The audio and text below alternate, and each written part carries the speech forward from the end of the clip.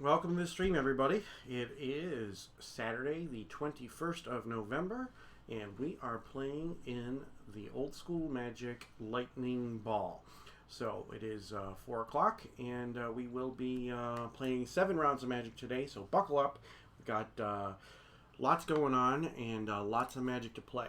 So what I will be doing, just so everybody is aware, that in between rounds, I will be switching over to the official stream so that you guys don't have to flop back and forth, or you can flop back and forth. Do what you want.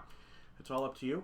But I will be having the official stream on in between my rounds here today. So if you have not been here before, thank you very much. I appreciate you joining the stream. My regularly scheduled stream is each and every Tuesday night at 8 p.m. Eastern. I play 3 rounds of Old School Magic with the Northern Paladins as part of the Tuesday night gauntlet.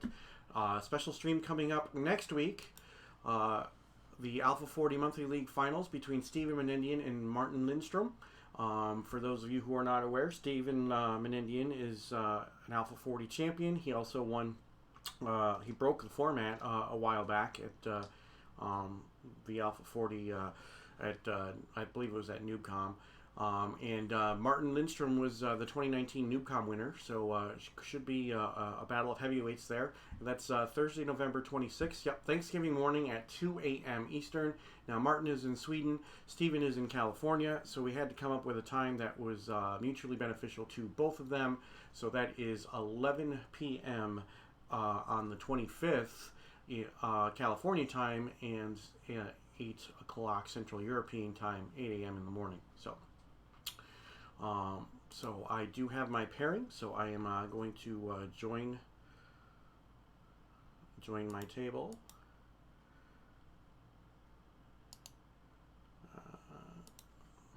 And we should be getting ready to go here in just a moment.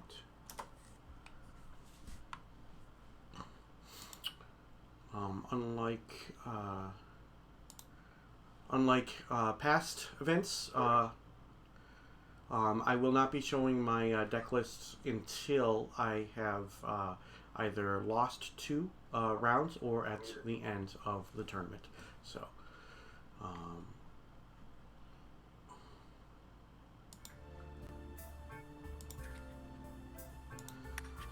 Hey, how's it going? Good, how are you? Not too bad, not too bad at all. How was your day today? Not too bad. Woke up, threw a deck together, I've been working on this deck for a little while. I made the decision what I was going to play a little while back, but got some inputs from other people and decided that make some changes, and here we are. So I am streaming our match live on Twitch. So say hi to everybody.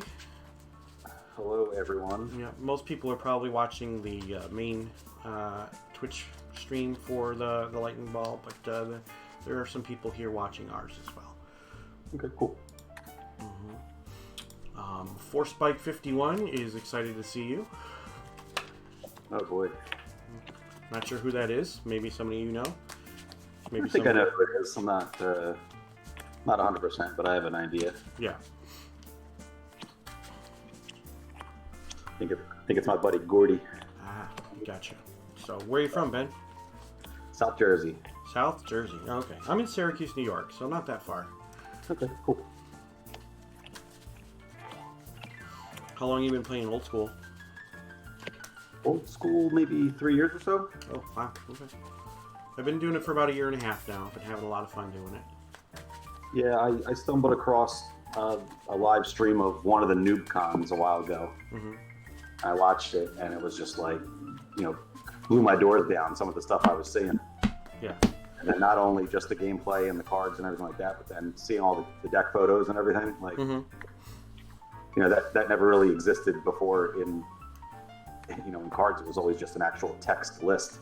Right. So seeing all the old cards and everything like that laid out just really got me going. And Oh, yeah, definitely. do it and haven't looked back. You want to choose even or odd? Sure, I'll take odd. It is 4. So it is even. So I will play first. And I will cut. Good luck. Good luck. I'll do the same. I'll cut.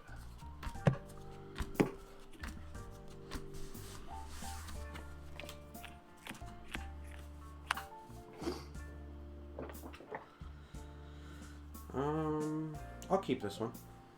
Let's take a look.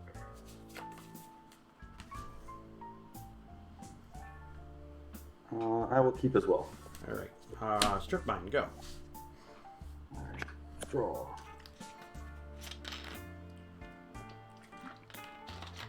Strip mine, go. Okay. So I usually play on Tuesday nights with the Northern Paladins. So people on my stream aren't used to me having strip mines in my deck. Let's see. End step, I'm going to strip your strip. Okay. Alright, I'll draw for turn. And I will play a factory, and I will say go. Alright, I will draw. Play bad lands and say go. I will draw. And I will play a shop and ice manipulator. Okay. And you can go. Alright, I will draw.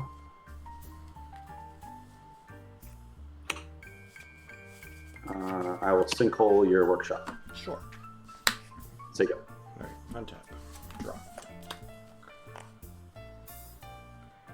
I will... How many cards do you have? I have 6 cards. 6 cards. Okay.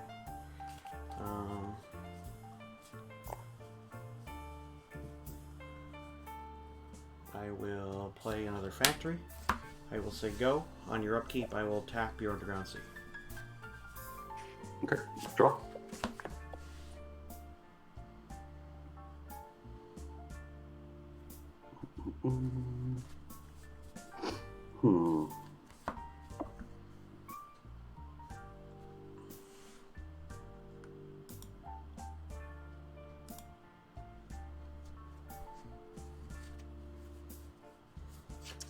I'll strip your factory.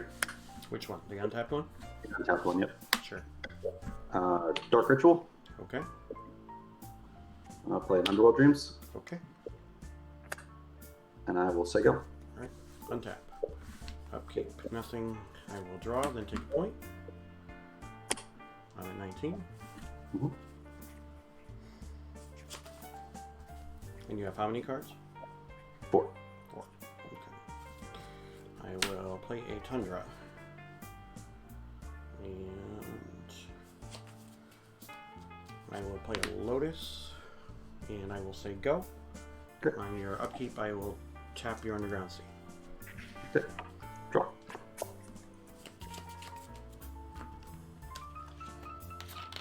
I'll say go. Alright. Untap. Upkeep. I will draw and take a point.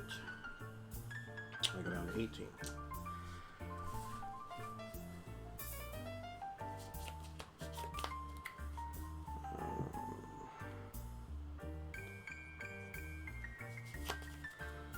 I will say go.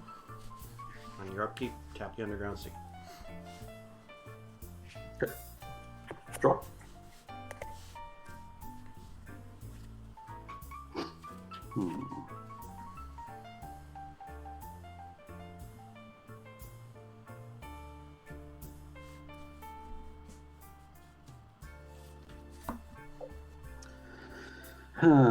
Thinking.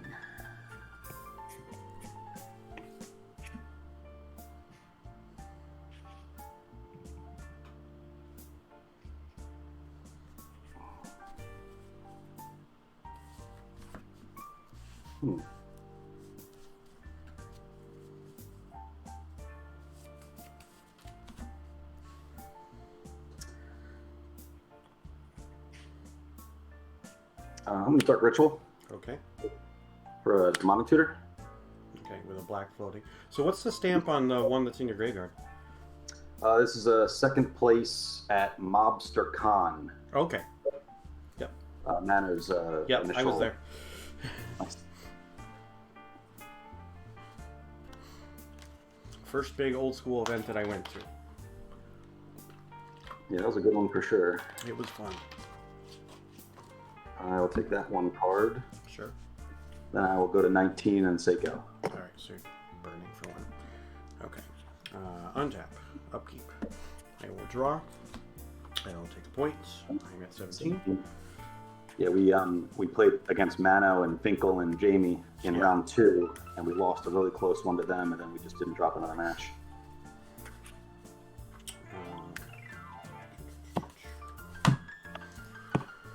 And you have how many cards in your hand now? I have 5 now. 5 now. Okay. I'm gonna crack the Lotus and play a second Icy. Sure. Because I got nothing better to do. And go ahead. On your upkeep, I will tap your Underground Sea again. Your camera went blurry for some reason. Not sure why. Yeah, it happens occasionally.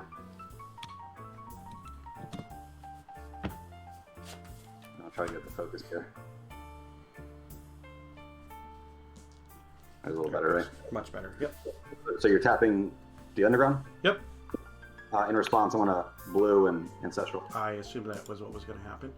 Yep. 1, 2, 3. Yeah. Draw phase. Yeah. Good.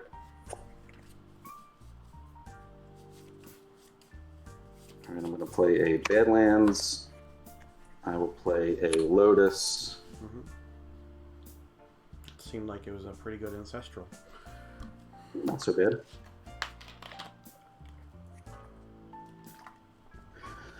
And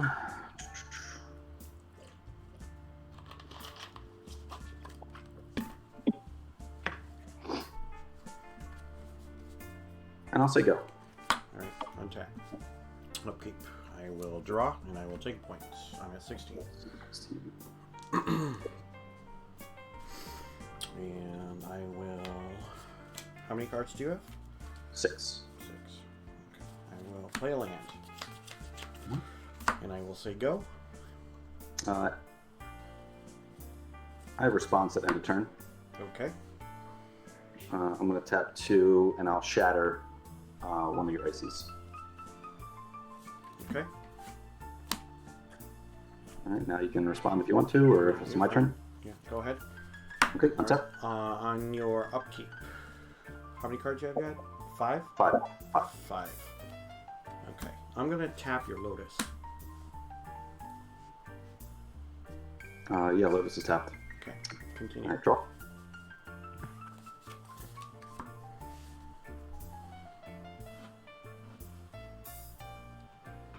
Strip mine a Tundra. Sure.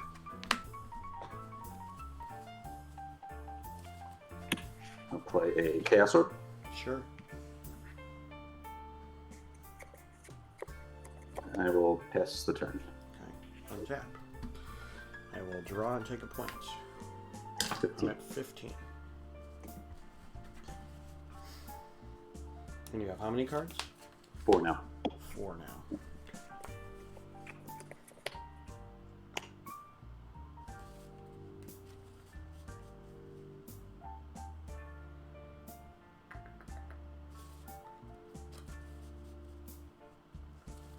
I will play a Mox Jet. And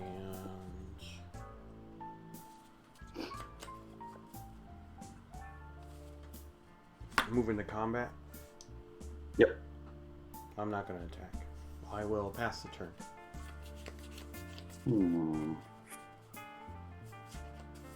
Okay. Untap. Okay. On your upkeep, I will tap your Lotus.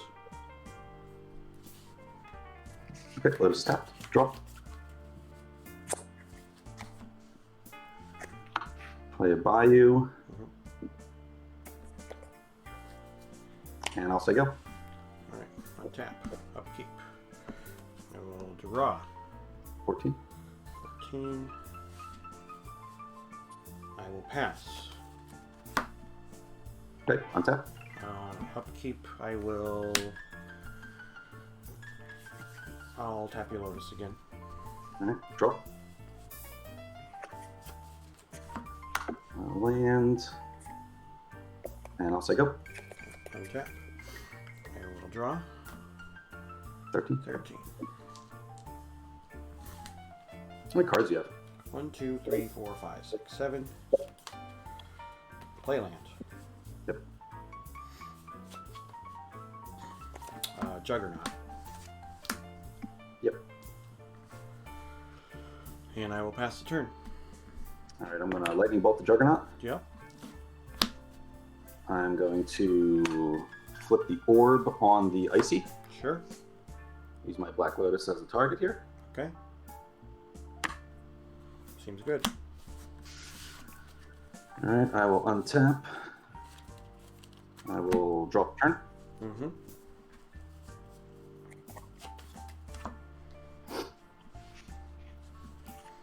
Play a Jusm. Sure. And I'll say go. And you have how many cards? 3. 3? Okay. Untap. I will draw, put on 12. Mm-hmm.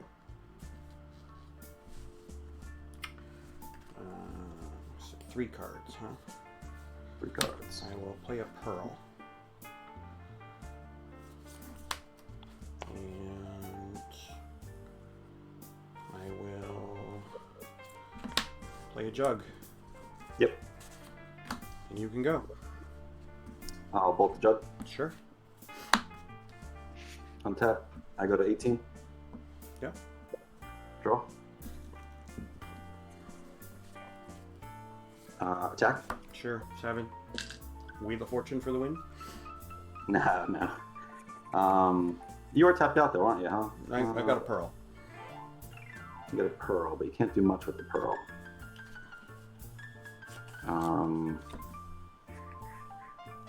Alright, I have 8 mana, huh? Yeah, that's a lot. Alright. Fireball. Fireball for 7, and then I die. Oh yeah, I'm at 7. Okay. You're at yeah. Yeah, you destroyed every single permanent that I played, and I I got mana screwed anyway. Like I got stuck with a bunch of stuff in my hand I couldn't cast, which is pretty brutal. So good game, thank you, sir. Yeah, good game. I mean, that's what happens with Eternal Central. It really warps the way that people build their decks, and it really warps, what cards you're basically allowed to play, and cards you probably shouldn't play. Right. So right.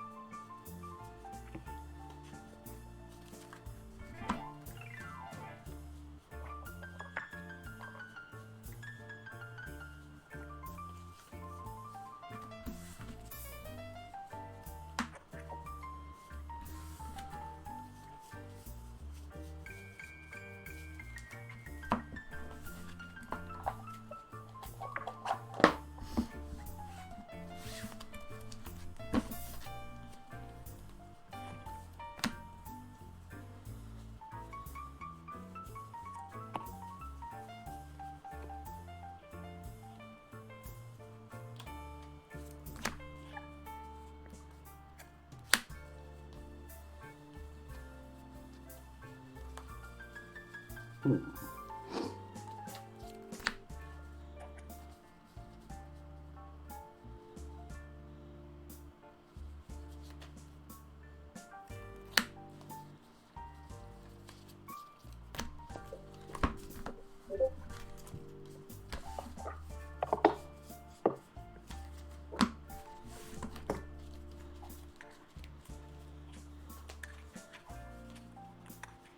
I like your playmat, by the way. Well, thank you. Yeah, I don't have a Ball Lightning playing mat, or else I would play that, but I figured something else by Hoover was appropriate. That'd be pretty funny if it was a Ball Lightning playmat. Yeah.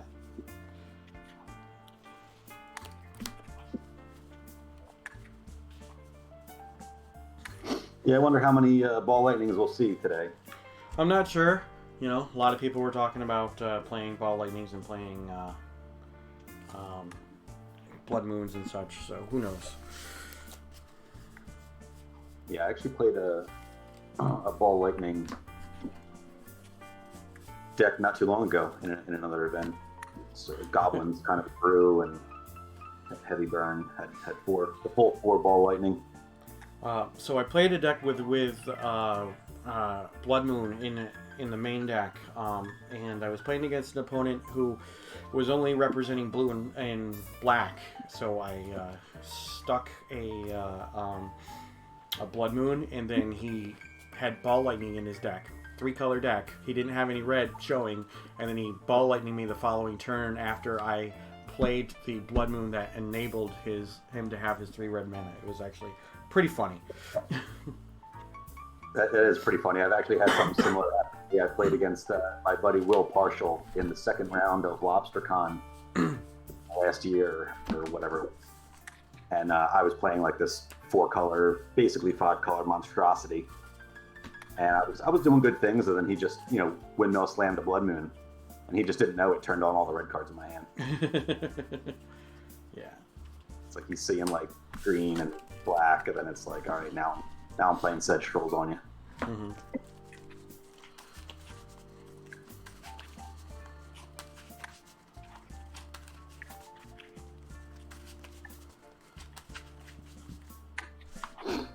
All right, I assume you'll be on the play? Yes.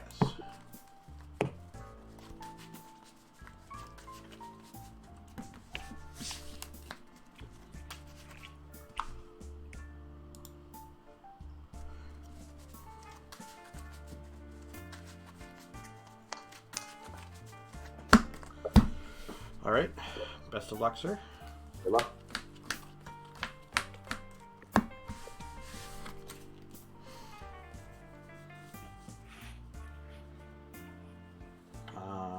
I will keep.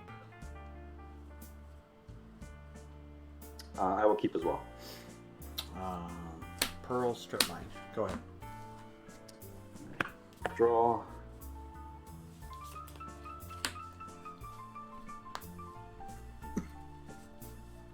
Badlands, Lotus, Cracker for black, and we'll play a Juzzle. Yeah, that happens. And I'll say go. Draw.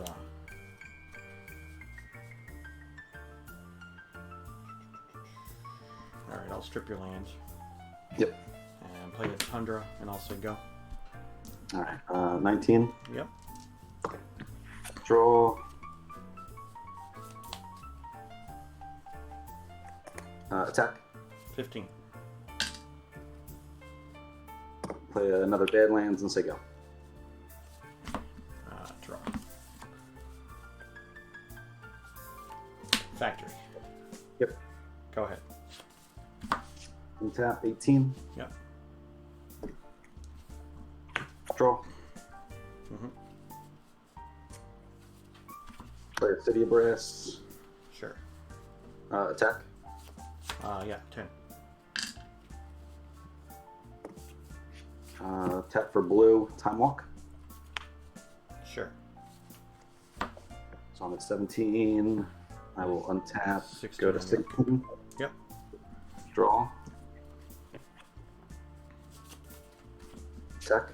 5. Another City of Brass. Say go. Draw.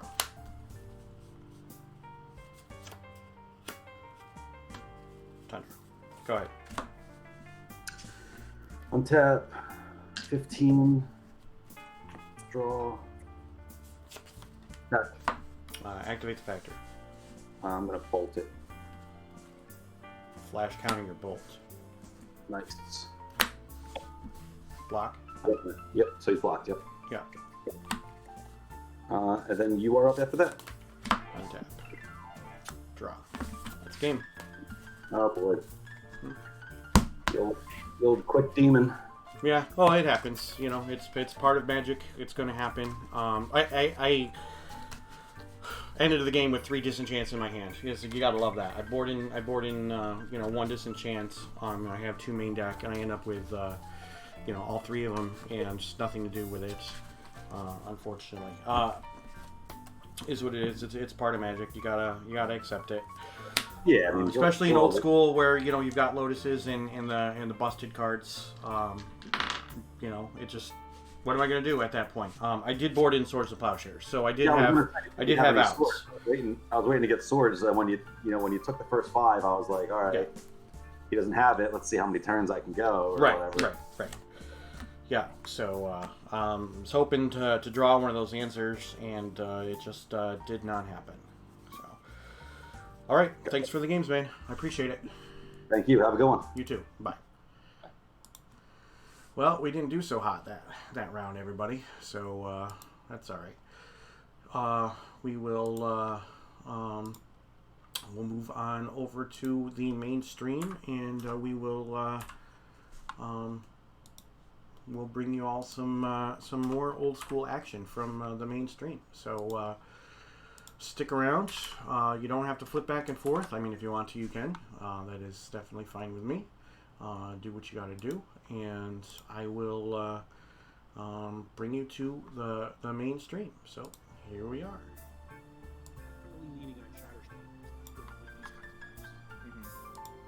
It looks like he's also sideboarding strip mines, which is fine. I actually am fine not playing main deck strip mines with or you don't want to trade mana when you're trying to play 6 drops and fireballs, and you can't afford to play more colorless mana, and you're blood mooning anyway. So I didn't even play. I played a version of this org deck in the Winter Derby last year and did pretty well with I think it was a 4-strip format, and I might have played just 1 strip just to keep them mildly honest for library or something. But I didn't max out on strips at all, and it's definitely a deck where you don't have to. I kind of love finding decks that you can play in EC and pack rules 4-strip formats where you do not have to play the 4 strips, and this is certainly one of them. I have honest to God garbage tier variants, so anytime I don't have to play 4 strips and 4 factories, I try not to, because I'm the guy that's like, oh, I've never seen a colored source this whole game. Whoops. No. All right, well they're about to get going, so I will switch us on back to the match view, and we can get a look at game 2. I'm interested to see how this goes.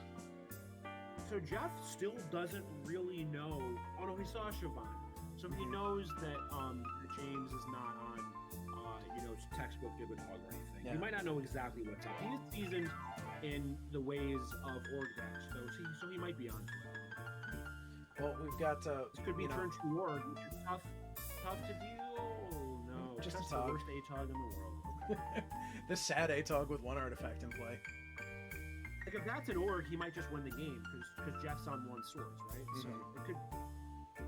Maybe he's saving it for a Siobhan. That could be it. This is probably a turn 3 Siobhan. I mean, that also seems pretty good. He's gonna feel terrible casting that Siobhan into presumably 4 swords, but little does he know Jeff only has 1.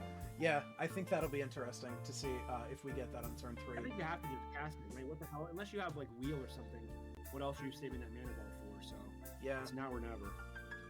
Looks like Orb doesn't have it. And that's sad. Let's see how many fatties is he actually playing. Why does this keep going away? Let's see. He's playing 7 fatties, the full 4 Siobhans and 3 orgs. He only has that single ATOG, which he draws every game on turn 1 or 2. Go figure, right? Arborea. One of my tried and true favorites. It is. It's something that I haven't I've dabbled with a tiny bit. I haven't really put in the energy to get to truly work. It's a pet card of Jeff's, though. He likes playing one Arborea in a lot of decks. So we'll see how it works here. Right now, it's obviously not doing much at all, but when he starts getting his engine going and getting some Howling Mine stuff going and all that stuff, it can be quite a potent threat. Or, I mean, I guess it's the right word, but... Oh, Blood Moon. There we go. So that's really bad for Jeff. Yes, it is. That's really bad for Jeff. He has no basics in his whole deck. Oh, God. He has a Chaos Orb, and he can play his Howling Mine, Relic Barrier, Icy Engine, but it doesn't really do anything. Mm-hmm. He also has no Moxes because he's playing fully unpowered. Right? Yeah. He's playing 3 shops and 1 library, but no actual Power 9 cards. That could do it. I think someday we're going to have to reevaluate what power means. Because I agree. There's certainly corners you can cut to qualify as a powerless deck while still playing uber-powered cards. Mm-hmm. I don't think he's doing that here. He's only playing 3 shops, first of all. He's not shopping out Suchis and whatnot. He's just... Oof. So I don't think he's trying to cut corners. Wait, no, did that... Why is that Blood Moon in the graveyard? So we're just wrong. That Blood Moon's in the graveyard. Oh, it's not. What happened here? I don't know. Did he float mana? He didn't have any mana to float to disenchant, so what are we missing here? I don't know. I don't know why that's in the graveyard. Chat, help. Did anyone see why that's in the graveyard? Oh, I think that it's not in the graveyard. He put the Shatter on top of it by mistake. I hope so, because I want to believe that's in play. It was tapped out, and he has no way to kill it. There's no way. Yeah. I guess we'll see if Jeff casts a colored spell. Right. Yeah, should not be in the grave, says Slant Fan. Also, hi, Slant Fan. Yeah. It looks like he played the Bloodborne down a la the way he played that Soul Ring kind of right in front of him. Yeah, just blop. And ended up being where his graveyard, traditionally is, and he probably just threw the Shatter on top of it. Jeff's probably... Just a messy battlefield. If you were an angle shooter, you could just be like, oh, well, you just start playing your cards and pretend Blood Moon's not in play, right? Because it doesn't look like it's in play. But, look, if you're gonna angle, I was gonna say if you're gonna angle shoot in this tournament, I think we're gonna have to ride you out of town on a rail. We don't like that. We don't like those types around here. Of course not. What's surprising here? He has not. If he finds a fatty, this game ends in 5 seconds. It's just. It's kind of funny that he's found this 1 ATOG every game. And one thing that I do like about Blood Moon decks in general is you don't want to nickel and dime damage with Blood Moon decks, right? You don't want to do the bolt chain slow grind. Oh no! Jeff almost threw his whole deck across the room again by knocking his little TV tray. Is that an actual TV tray? Get a proper card. I don't know if that's a TV tray, but it's real tiny, whatever it is. So, I don't know. I mean, I think this is, alright, so he's got the tower, and he's got the Howling Mine, so he's kind of holding on with the Arborea and everything else, but, how much... Are you just delaying the inevitable at this point? Again, now I'm looking at it from Jeff's side, whereas we were looking at it from James' side last game. Are you just delaying the inevitable? Yeah, I think it's almost a complete reverse. I mean, Jeff's drawing live to almost exclusively Chaos Orb at this point. Mm-hmm. I guess you can, because Chaos Orb is on the board. James has it on the board, so we can just kill the Arborea. Yep. And there's no other color. I guess he doesn't know. The thing is, James doesn't know that Jeff is colorless. Yeah. Oh. Or is basicless. That's yeah. There's an ancestral. Yeah. Put us out of our misery. Yeah. Let's just move this on to game 3. Because I don't see a world, because you're right, he's going for one of the one outer, and I just don't see it being good enough. Oh, there we go. He found the Blood Moon. He remembered it wasn't in his graveyard. Alright, there's the Siobhan, so... Oh, Siobhan Dragon. Okay. About that fatty we were talking about him digging to. Finally got there. Mm-hmm. So Arborea... I have to read Arborea. Let me read it again just to be sure. Yep. I'm relatively familiar with it. I played it last Christmas. The Philly crew had a red, white, and green themed Christmas gathering, and so I played Naya Arborea. Gotta tell you, the card's real good with Sylvan Library as well. Or actually, yeah, because you can just not take any damage and sit around and do nothing and draw cards. Didn't put a card onto the battlefield. Huh? Okay. So, I mean, either way, sure, it can do something here. But first of all, James does have Chaos Orb, and second of all, unless Jeff actually gets his Chaos Orb, he's just not casting the spell for the rest of the game. So this is all kind of a Yep, and then eventually the orb, once there's like 2 Shavans on the battlefield, the orb takes out the Arborea, and then James goes to town with the Air Force.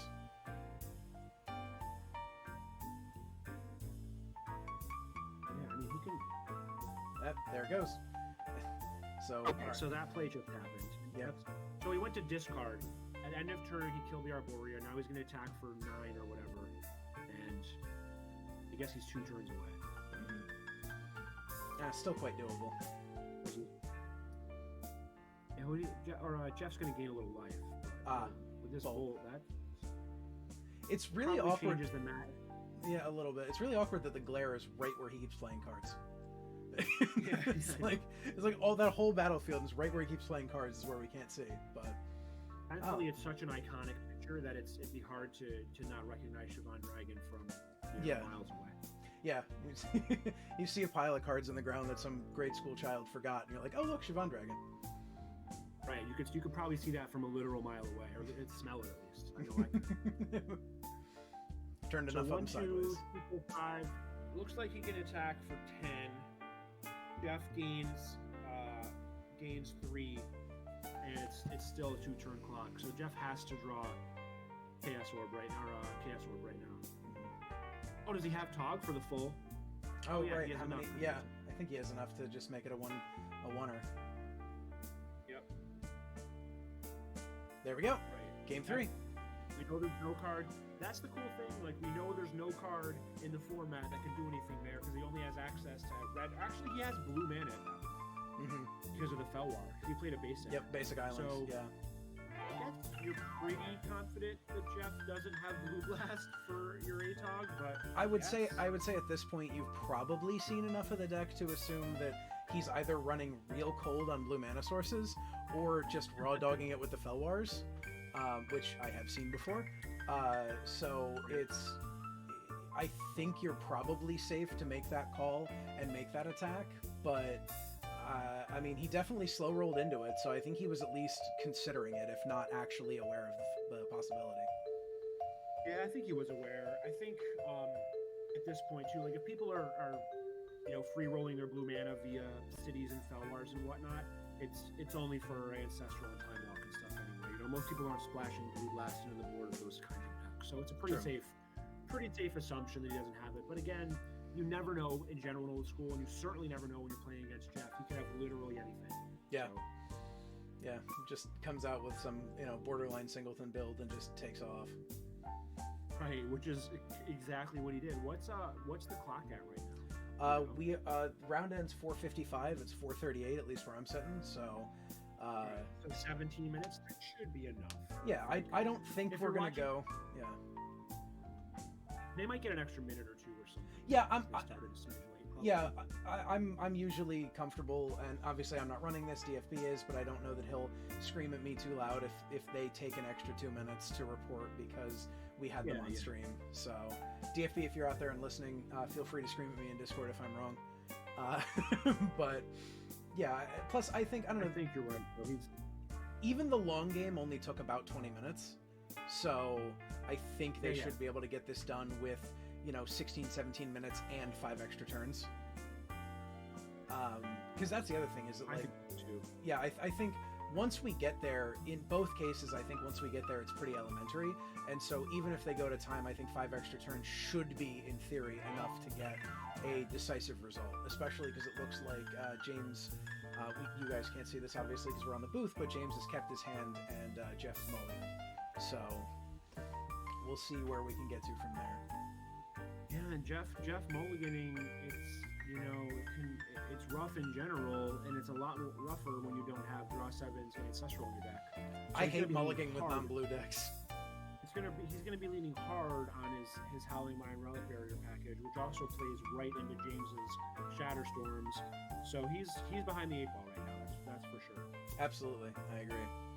I'm just gonna wait until he makes his decision on whether he's keeping and what he's bottoming. And ooh boy, we are going back to the mulligan. We're going to 5. No, Jeff, not like this. Your deck's so cool. I know. Put on such a good show in game 1. Yeah, and honestly, even like held in and gave us a bit of a show game 2 as well. Right, yeah, this was a wonderful match to feature round 1. There was, granted, we have seen some ATOGs, but like because there's one ATOG total between the two decks, and he draws it every single game. Yeah, that must be nice. This is not a common matchup at all. Like Jeff's deck is just like literally an assortment of various prison style cards. Mm-hmm. And Jane, like this org deck isn't very commonplace. If you play in a I would expect probably 0 copies in a 50-person tournament. Yeah. We have one or two out of 85. Yeah, exactly. So we're gonna, we're not gonna see this kind of thing often, and it, just so happens. I wonder if he decided to play this after it was announced that you'd be broadcasting the tournament. gotta play to the broadcaster. To plant a seed to get on the stream, that's entirely possible. What do you think? So I guess Jeff, he's hoping for like shop into Relic Barrier into turn 2 Howling Mine. I think that's like really his only real chance here. It's the only way his deck on mulligans itself. Assuming he has balance, right? Okay. Yeah. Okay, so So there's he can 2 always come ways he back on and mulligans do himself, basically, is by having the Howling Mine early or by having the balance early. He's still in the tank over this mulligan, so alright, we're keeping this hand, we're putting cards on the bottom. Yeah. He's eking out every little piece of edge he can get, which he needs to do here. I really don't know. What do you think his chances are in this game at this point? I don't think they're high. 10% maybe, 15%. I'm not gonna call him a dog here, but it's oh boy. Okay, Oh. never mind. Never mind. Now it's probably 5%. If that, man. You Like, have to play Relic Barrier right now. nope, it's Howling Mine. Half of us. Okay. Yeah, I mean, it helps a little, but If James doesn't have Shatter here, or maybe he might wait to build up to a Shatter Storm, but if he doesn't have a way to kill that Howling Mine, then all bets are off. Anything could happen from this point. If he goes Shatter Howling Mine and still has 7 cards in hand for Library, it's just insane. yeah, or if he like, even if he lays out that ATOG again, like anything here, any card here, Right, just something. get us to 7 cards in Nerve. hand, and I think this You game can goes tell away. he's nervous because he's so far ahead and he doesn't. He's under the bright lights. He doesn't want to punt this one. Don't No. worry, James. You got it. You got it. Okay, we're down to 7 cards in hand now. So, Yeah, they go. I guess give. oh, just one gonna for draw another 2. card. Massive. Okay. Orb. Okay. Oof. And then you got Orb Howling Mine. You got to. Nope, he let him draw. Oh God, I guarantee Jeff was like, please don't on my mind. Please don't on my mind. Please, please, please. That please was, don't." I mean, that was the thing that killed him in game 1 too. Was letting the an orb. That's Was letting big, the so now Howling he Mine can live. respond- He can respond to James's orb with his orb, and nullify that. So one thing that's going on here that's a little bit awkward for James is that he has a big Mox draw, which kind of sucks when your plan is likely to Shatterstorm at some point. Mhm. As the game goes a lot longer, it's going to matter a lot less, and with all of these extra cards, it's probably going to matter less. But it is a little awkward, I'll say that. Yeah, I mean, if I'm him, especially with mana up, I'm orbing that mine 100 times out of 100 because, like, I agree. letting Jeff Mulligan to 5, you kept 7 and you had Aloha. Like, even that's not enough card advantage to beat out the unmulliganing that Howling Mine is going to do for Jeff, in my opinion. I completely agree. I think that's something you just have to do. And Jeff's only chance to come back in this game is to draw a bunch of cards via Howling Mine. Mm-hmm. And Let's it's see here. oof. Lightning Bolt. Yep. Okay. I mean, what? Like, Oh still have all these cards. He's just like trying to get down to 7 cards. Oh, Yeah. He main phase library and then That's the second.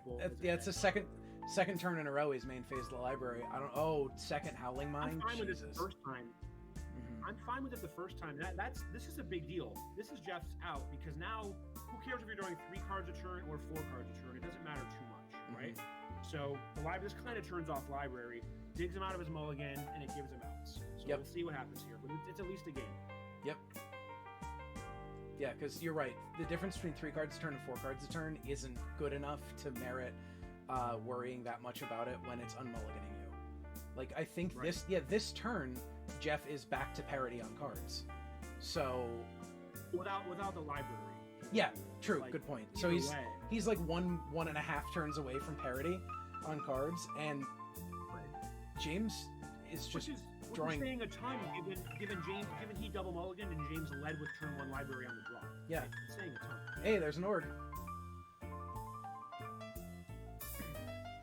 Look at this awkward Shatterstorm draw, though. Yeah, Like, yeah. Jesus Christ. If Jeff next turn unloads Felwar plus Icy or something and he wants to blow up the board, it's going to destroy his mana. Absolutely just leaves him in the dust with 4 mana to Jeff's 4 mana. It's not. Right. There's no mana benefit to Shatterstorm now, and that's why you want to run it. Yeah. Jeff would be up card at that point if that actually happened. Yeah. Which again doesn't need to happen now, but it is theoretic. I guarantee those Shatterstorms are in his deck, and they're likely to be drawn when you're drawing 4 cards a turn. So. Yep, and there's an Icy. So we Alright, are. So Jeff, for the rest of the game, is very likely never going to tap out. That was the last chance that turn to tap out of 2 mana to end of turn disenchant. Mhm. So I don't think that's happening for the rest of the game. He's too scared of Blood Moon. He knows he can't win if that thing hits the board. Or I guess he has Chaos Orb, but I guess James has Chaos Orb in response. He could do some like tap your Chaos Orb first, then use my Chaos Orb play, I guess. So he's not drawing totally dead, but I guarantee you do not see Jeff tap under 2 mana for the rest of the game. Yep. And just like even that detente, right? The Chaos Orb detente. That's just a psychological game at this point. Like you're not even really cool. That's keeping your opponent from activating his Chaos Orb, but you're burying him under card advantage anyway. Like Yeah.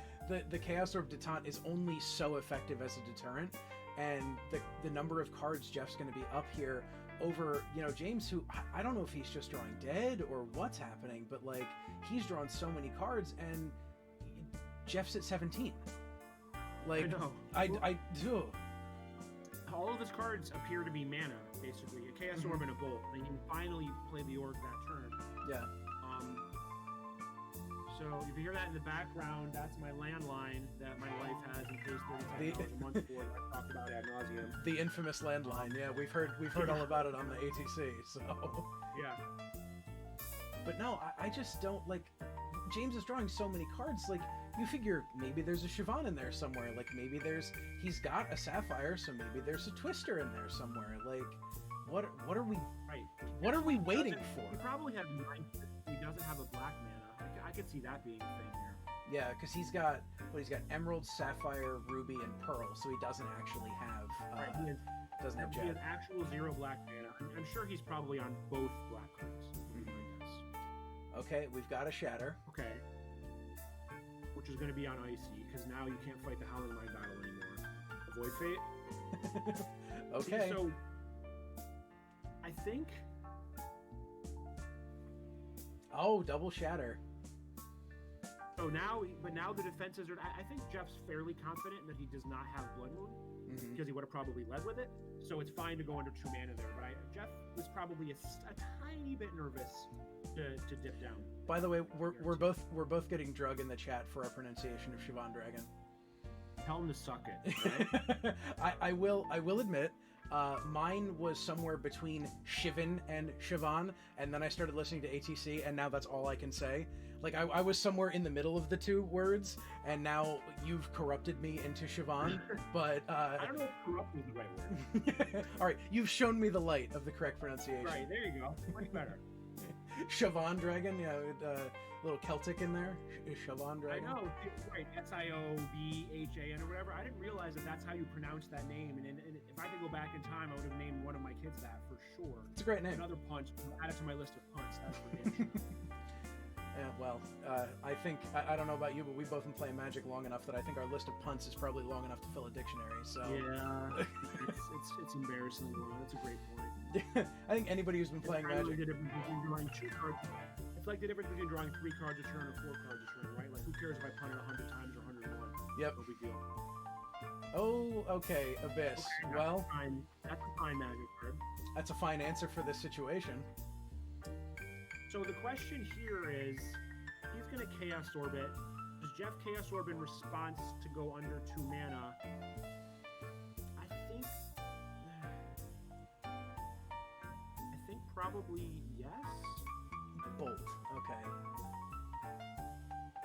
Damn that. Is he guy. not going to enter turn Chaos Orbit? No, That would be very big for Jeff. yeah.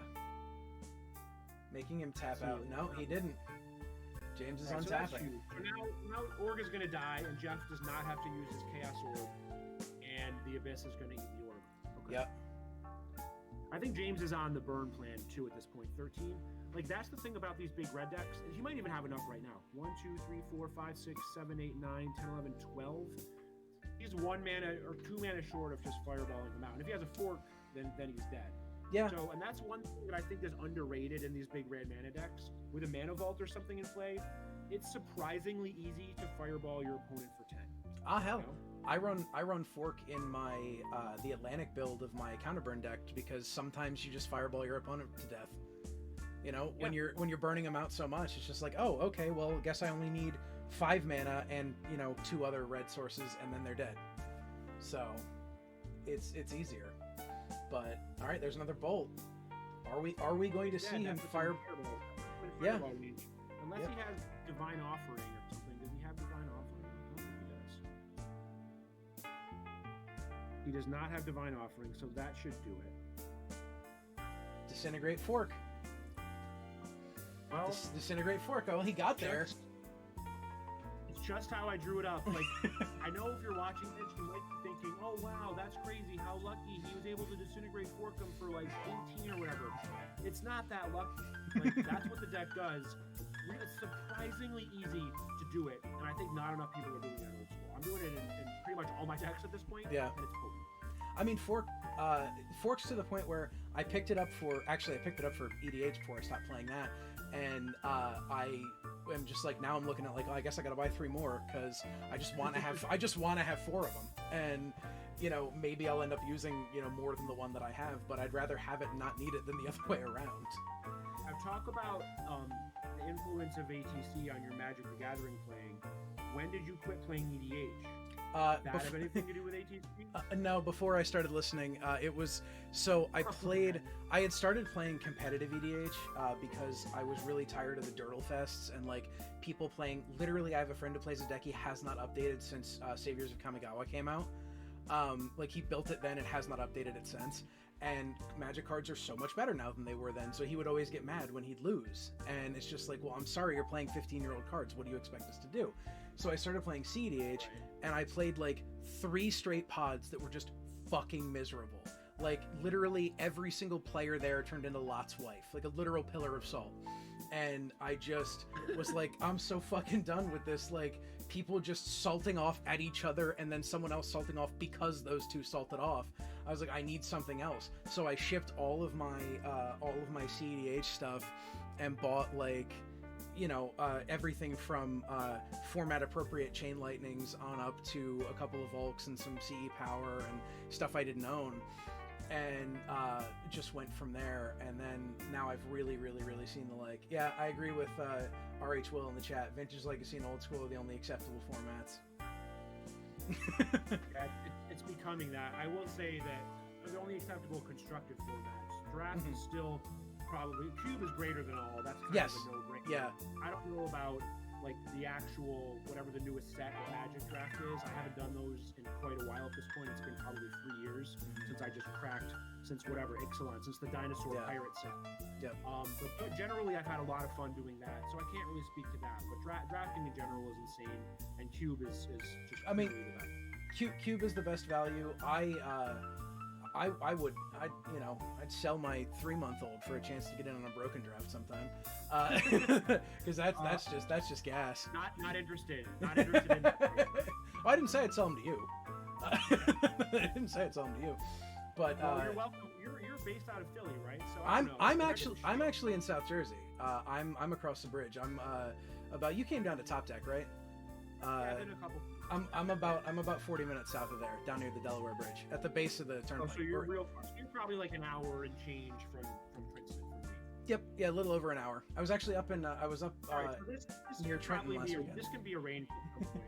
Whenever COVID, whatever. Whenever Well, the shit yeah. stops hitting the fan, I'll give you a buzz and you can come down and do one. All right, you've certainly earned it. Oh, I wasn't all about that, but yeah, that'd be great. It's just like, Cube was actually I maintained a fully powered Cube for about 2 years, and then my group started breaking apart, and I was like, well, that was right when dual prices started spiking in like 2011, 2012, 2013, and so at the end of 2013, I was like, well, I need a new computer, and I need some other stuff, so I just shipped my CE powered Cube, gorgeous revised duals, and just was like, all right, well, I'm out, and I was just like, whatever, we'll get back in when we get back in. Boy, was that a 6-year mistake, because the rebuying all that shit that I owned was just like, oh god, I've made a horrible mistake. Oh, CE boxes were like $40, dude, right? I literally $30. So the most expensive one I bought was right when the prices started coming up. I bought a gradable Sapphire for $95, and it literally should have graded it. Instead, I just played it, and I was just like, okay, I guess I'm paying $95 for this. I bought a beat to shit poorly clipped one in July for $375. So That's a pretty good deal compared to where they are right now. Well, so I guess that's not 8 years, 4x the price. Yeah. It's bad, but I've seen worse. What happened to me though was I knew, and this was a bit of a personal scummy thing. I knew my local game store had one in the case since before COVID, and I knew they weren't likely to have updated the price on it, because it's I knew it was still in the case. I called the guy. I was like, hey, do you still have this in the case? He's like, yeah. I was like, what's the price?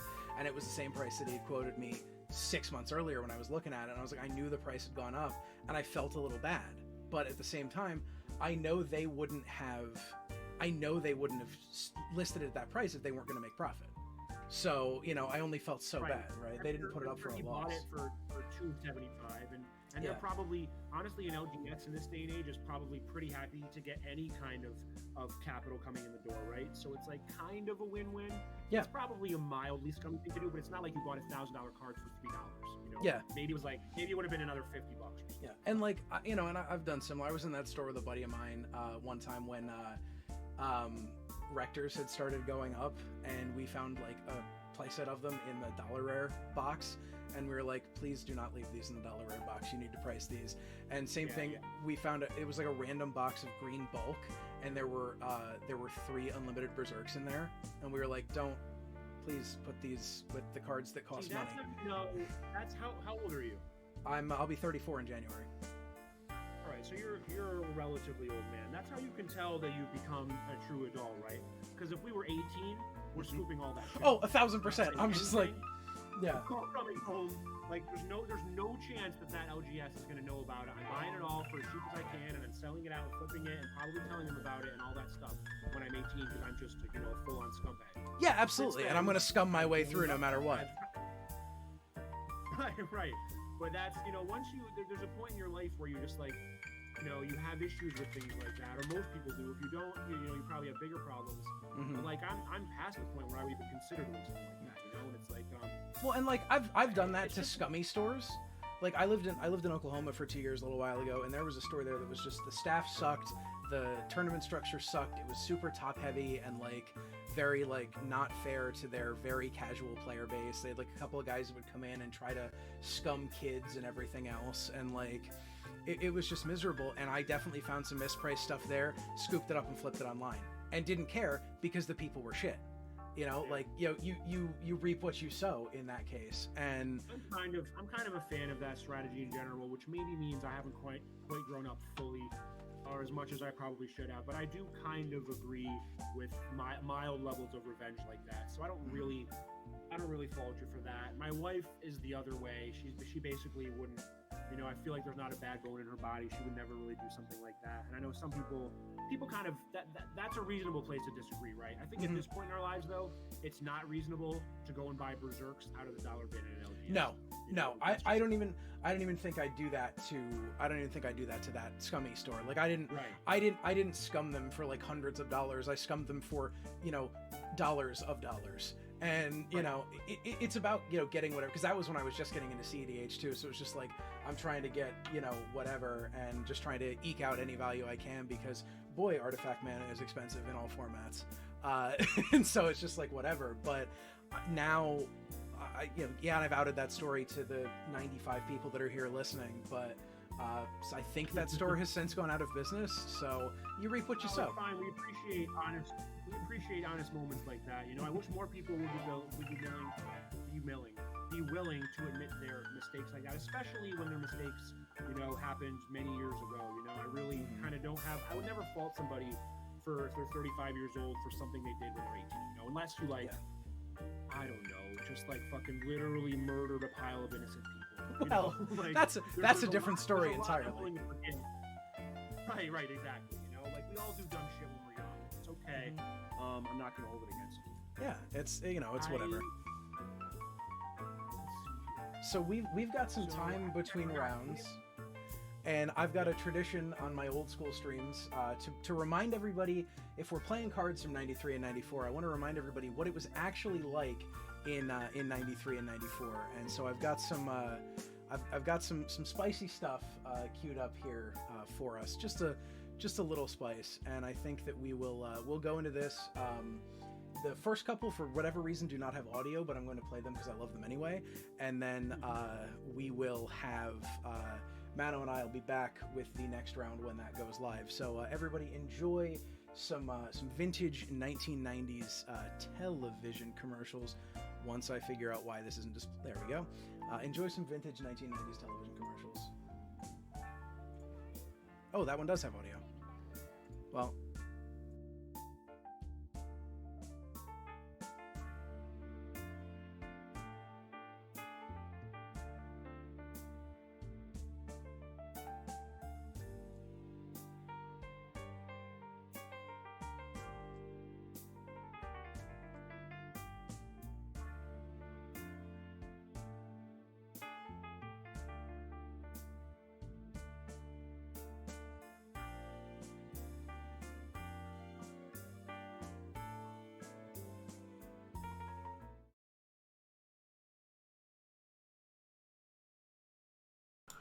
All right, everybody, it seems like they're having some audio issues and they took a break. So I just wanted to thank everybody for sticking around. We didn't do so well in that first game, that first match. Turn 1 Juzam is obviously a thing. Can't be all that upset because of the fact that if you haven't figured out by a couple of cards that I'm running, I'm trying to do big things on turn 1 as well. Game 1, it was he was able to take care of each and every one of my my permanents, you know, whether it was Strip Mine or Sinkhole or Lightning Bolt or whatever. So I really didn't get to have much on the table for all that long. Like, I held them off with a couple of Icy Manipulators for a little while, but I didn't draw any mana sources, which is obviously pretty unfortunate when that happens. But you know, we'll see what happens for the rest of the day. I'm hoping that's not indicative of my luck for the rest of the day, but we will see what happens. You know, we might be in for a long day if that's how things are going to continue to go.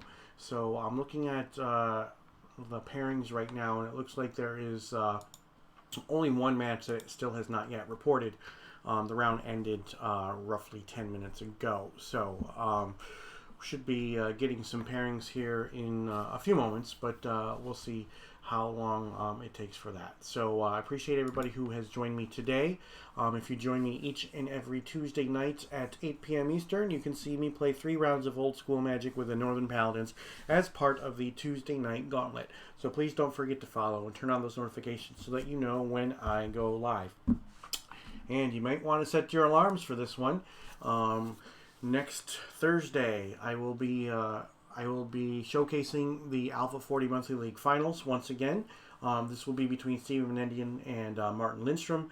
For those who are not aware, Stephen Menendian has won some Alpha 40 leagues. He also broke the format a while back, hence the reason the league started, when he had a deck that never lost and won on turn 1 over and over and over again. Hence the reason the league was created, and they made it the fun league as opposed to pay to win. Martin Lindstrom is a Shark winner. In 2019, he won NoobCon. So it's pretty exciting. Now, it will be Thursday morning at 2 a.m. Eastern. The reason for the time is Steven is in California and Martin is in Sweden. There's quite a time difference between the two of them, so we had to work on a day and time that worked for both of them. Because Thursday is Thanksgiving, and this is actually 11 o'clock on Wednesday night for Steven, his normal restrictions are not in place, so we were able to figure that out. If it wasn't for that, we would have had to wait for quite some time. So Thursday morning, 2 a.m. Eastern, that is 8 o'clock in the morning on Central European time, 11 p.m. on the 25th if you are in Pacific time. Again, my regularly scheduled stream, I play 3 rounds of Old School Magic on Tuesdays with the Northern Paladins. If you want some more information regarding Paladin Magic, the Tuesday Night Gauntlet, or Paladin Magic, go to northernpaladins.com. All kinds of information there. I have not yet put shown my deck list because I prefer to wait until after I have my second loss or at the end of the event, whichever comes first. So it is possible that I could show my deck list as early as the end of round number 2, depending on how quickly I get my butt kicked. That was quite the beating. And just as happened after this round, I will be switching to the main stream and making sure that you do not have to miss any of the action from there. If you want to, you feel free to flip back and forth or whatnot. I'm posting the link in my stream right now for the main stream for the Lightning Ball, and it is Superliminal Entertainment and Superliminal Films, and they are hosting over there, and you have commentary by them and by Brian Manalakis. So they are just killing time right now. Let's take a look and see if we have our pairings yet. Round number 2, we do have our pairings. I am at table number, let's see, it looks like table 24, and my opponent is Joshua Volker. So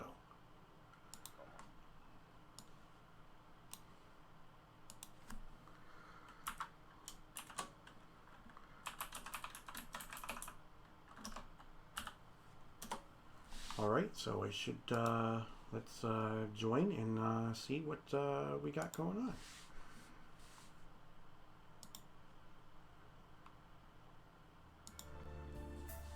Hey, how's it going?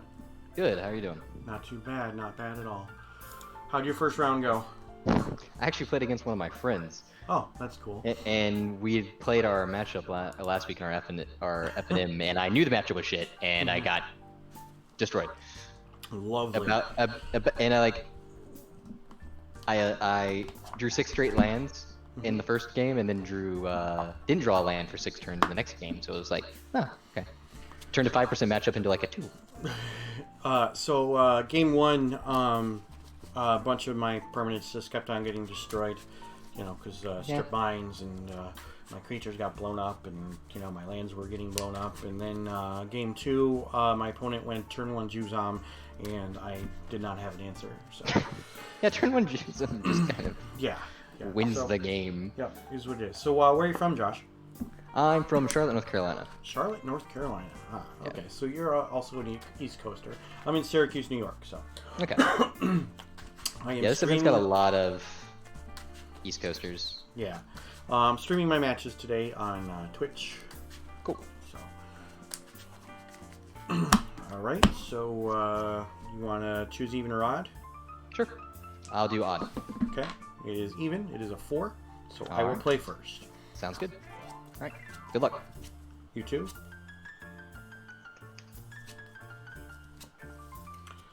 I will keep.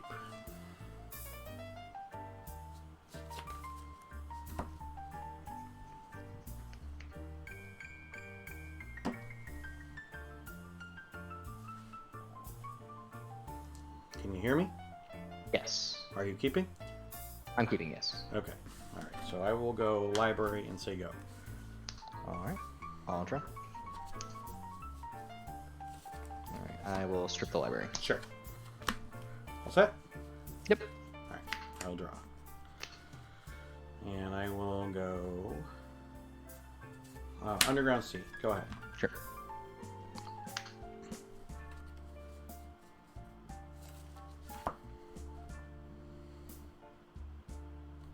All right. I'll play Plateau Okay. and Savannah Line. Sure. Good. All right. I will draw. And I will play a shop and a juggernaut. Sure. And you can go.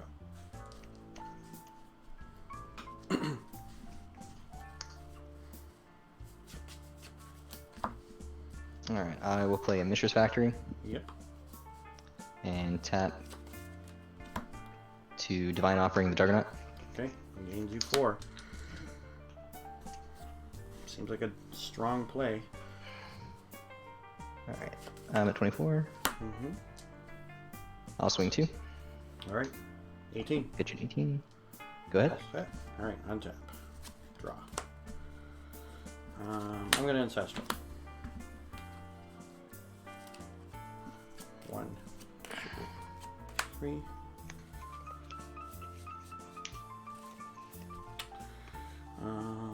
I will play a Tundra into an Icy, and I will Sure. say go. Alright. Draw.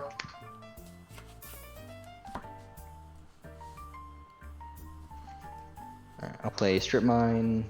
I will strip the factory, strip your workshop. Yep. And disenchant the manipulator. Wow. Doing the same thing to me that my last opponent did, just getting rid of all my stuff. Yep. Go ahead. All set? I'm Thank at you. 16. Untap. Yep. Draw.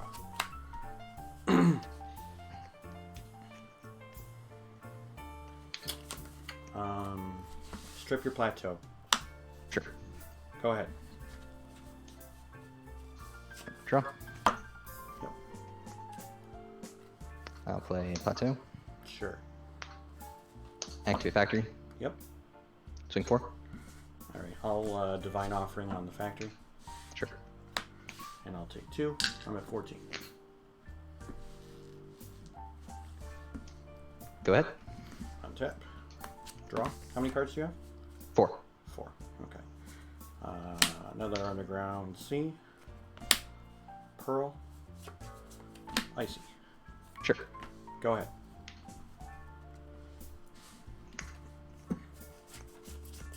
I'll play City Brass. Sure. Ruby. Yep. I'll take 1 for white. Make another white. I'm 23. Cast White Knight. Sure. Swing 2. All right. 12. Go ahead. Untap. Draw. Copy the Icy. Sure. And you can go.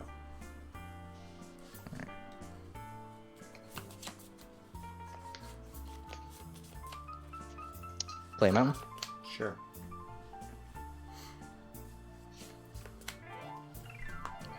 Tap. Ruby mountain. Play an orb. Sure.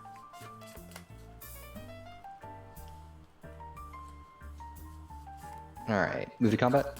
I'll tap both your creatures. Sure. Alright.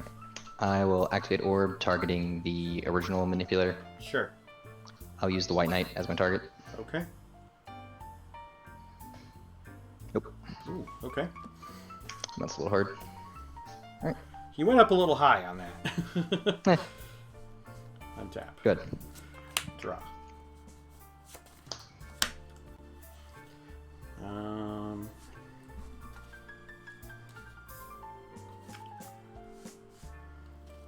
I'm gonna make a Mox Pearl. Sure. Go ahead. Alright, I'll play Plains. Yeah. Can move to combat. I will tap both your creatures. Alright, go ahead. Untap. Cards in hand? 1. 1. Okay. Draw. Well, that's a thing. Juggernaut. Sure. Go ahead. I will Swords the Juggernaut. Okay. I will gladly accept that. I'm at 17.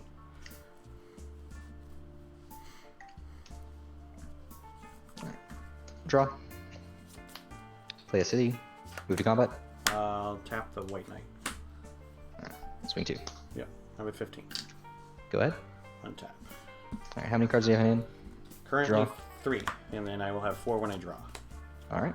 There we go. Alright. Trike. Sure. Kill both your guys. Alright. Go ahead. Another city. Yep. Go ahead. Untap. Draw. Attack for 1.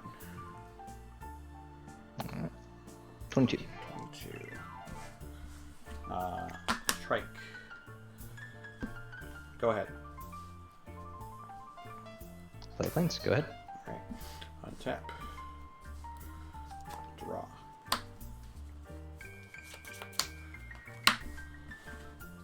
Copy of the trike.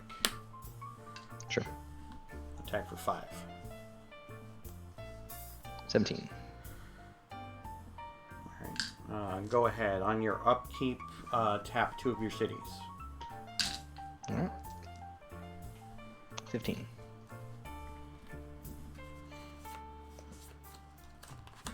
Alright, Plains.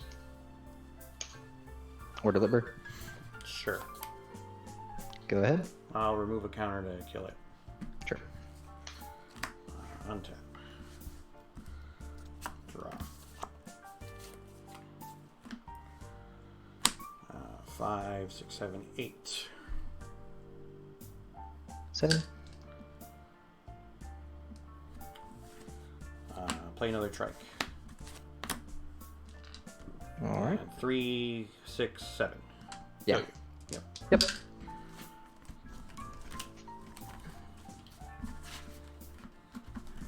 Alright, I'll be on the play. Alright, sounds good.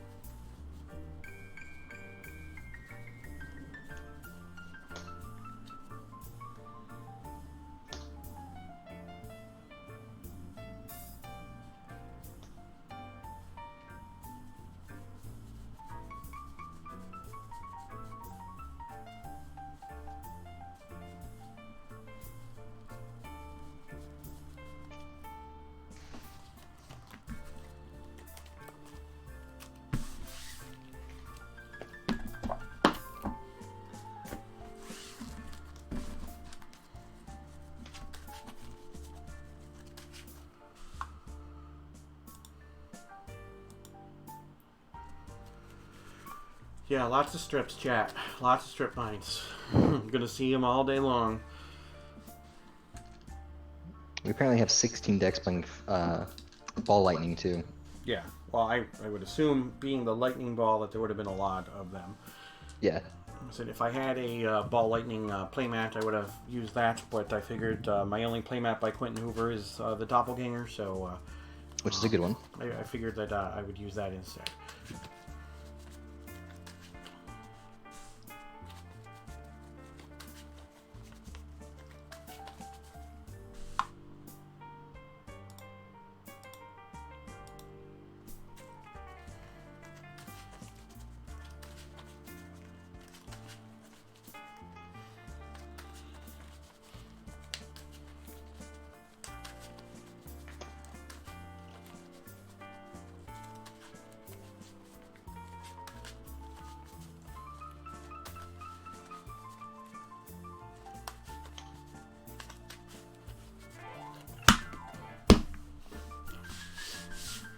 I assume you're playing first? We'll be on play. Yep. Alright, good luck, sir. What?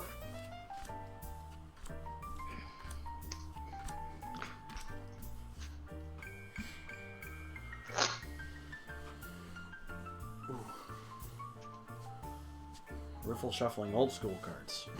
Yeah.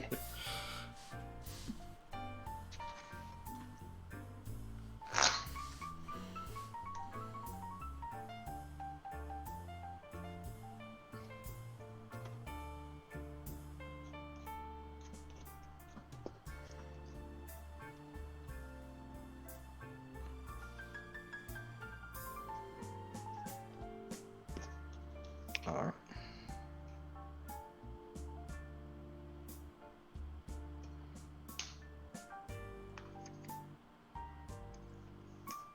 I will keep. Alright, let's take a look.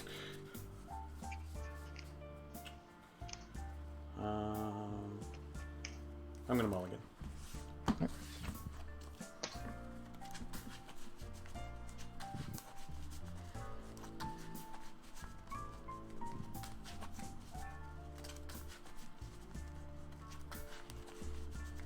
I don't think that the hand with a single strip mine is the only land is going to do much against you. Probably not, no.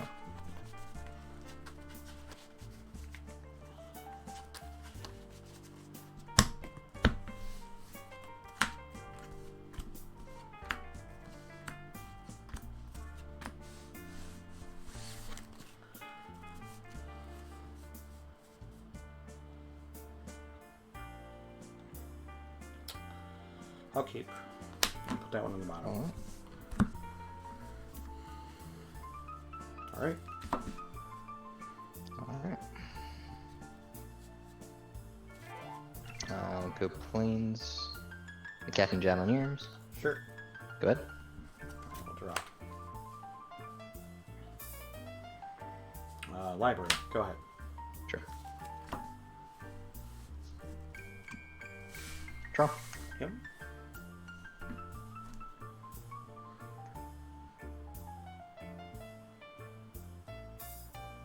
Play planes. Ooh, no strip mine. Swing 2. Alright. Or swing 1, rather. Yeah. 19.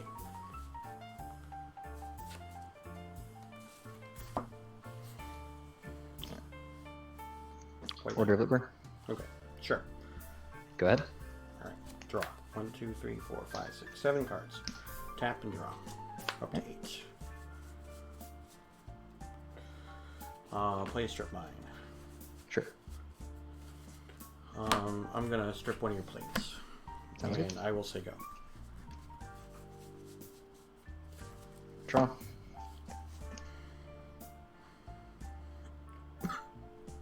I'll play Mistress Factory Sure. and Pearl. Yep. I will swing. No blocks. I'll pump Knight. Okay, so I'll take 4. Yep. Put you at 15. Yep. Go ahead. Alright, untap. Upkeep. 1, 2, 3, 4, 5, 6, 7 cards. So I'm going to activate the library now. And then I will drop a turn. Well, that's pretty crappy.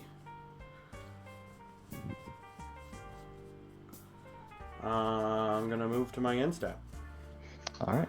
I'm going to discard an Icy and a Juggernaut. Sure. All right. Draw for turn. I will play a City Brass. Sure. I will tap the city, take 1. Yep. 19. Activate. Yep. Swing. 5. 6. 6. I'm at 9. How many cards are Go you ahead. at? 3. Okay. Untap. Upkeep. I will draw a card from the library. Sure. Then I will draw for my turn. And then I will play a Tundra. And I will play a Mox. 1, 2, 3, 4, 5, 6, 7. I'm going to Time Walk. Sure. 6 cards. Untap. Draw 7 cards. Draw the library. Up to 8.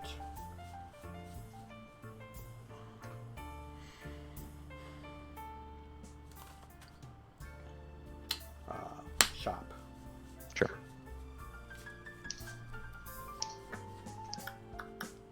Juggernaut. Sure. Go ahead.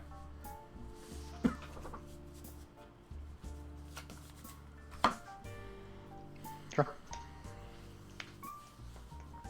Plateau. Yep.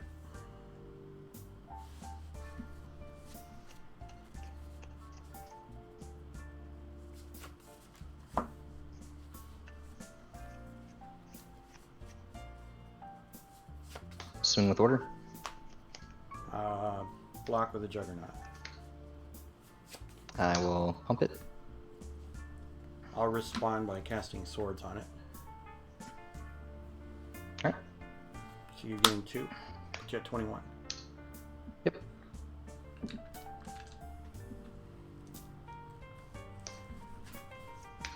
Go ahead. Untap. 5 cards. Draw. 6. Ancestral myself. I will Red Blast it.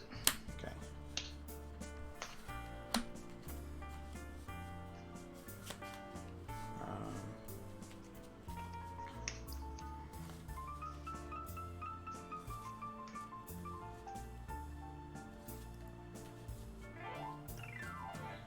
Strip mine.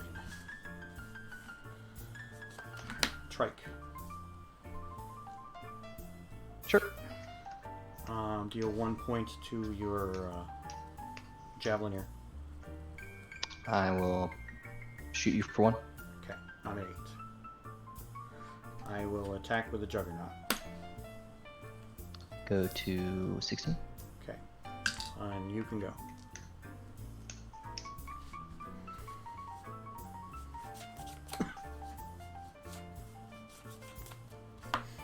Alright, draw. Play planes. Yep. Span line. Yep.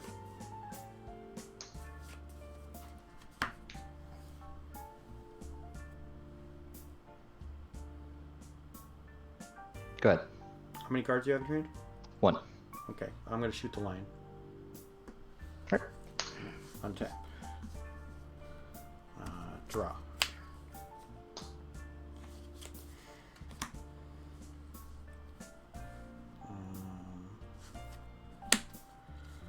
I'm gonna play another Trike, Sure.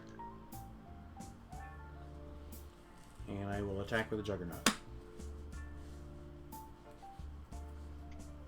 Alright. Activate factory. Sure. Block the Juggernaut. Okay.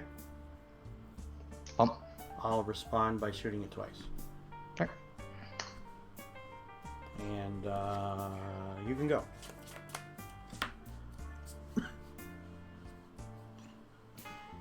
Draw. Yep. Mountain.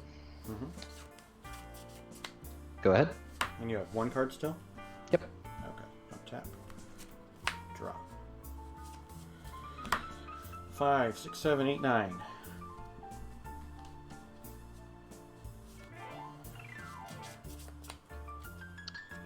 Go to 7.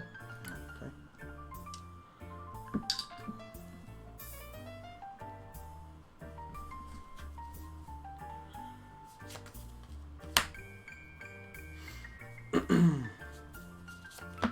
trike. Yep. Go ahead. All right, end of turn. Bolt target you. Sure, I'm at 5.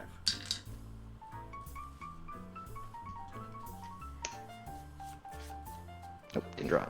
Good games. Thank you for the game, sir. Good luck with the rest of the day, okay? You too.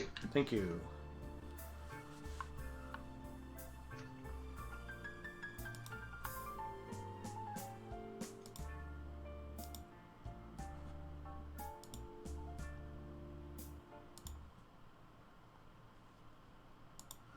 All right, well, we won.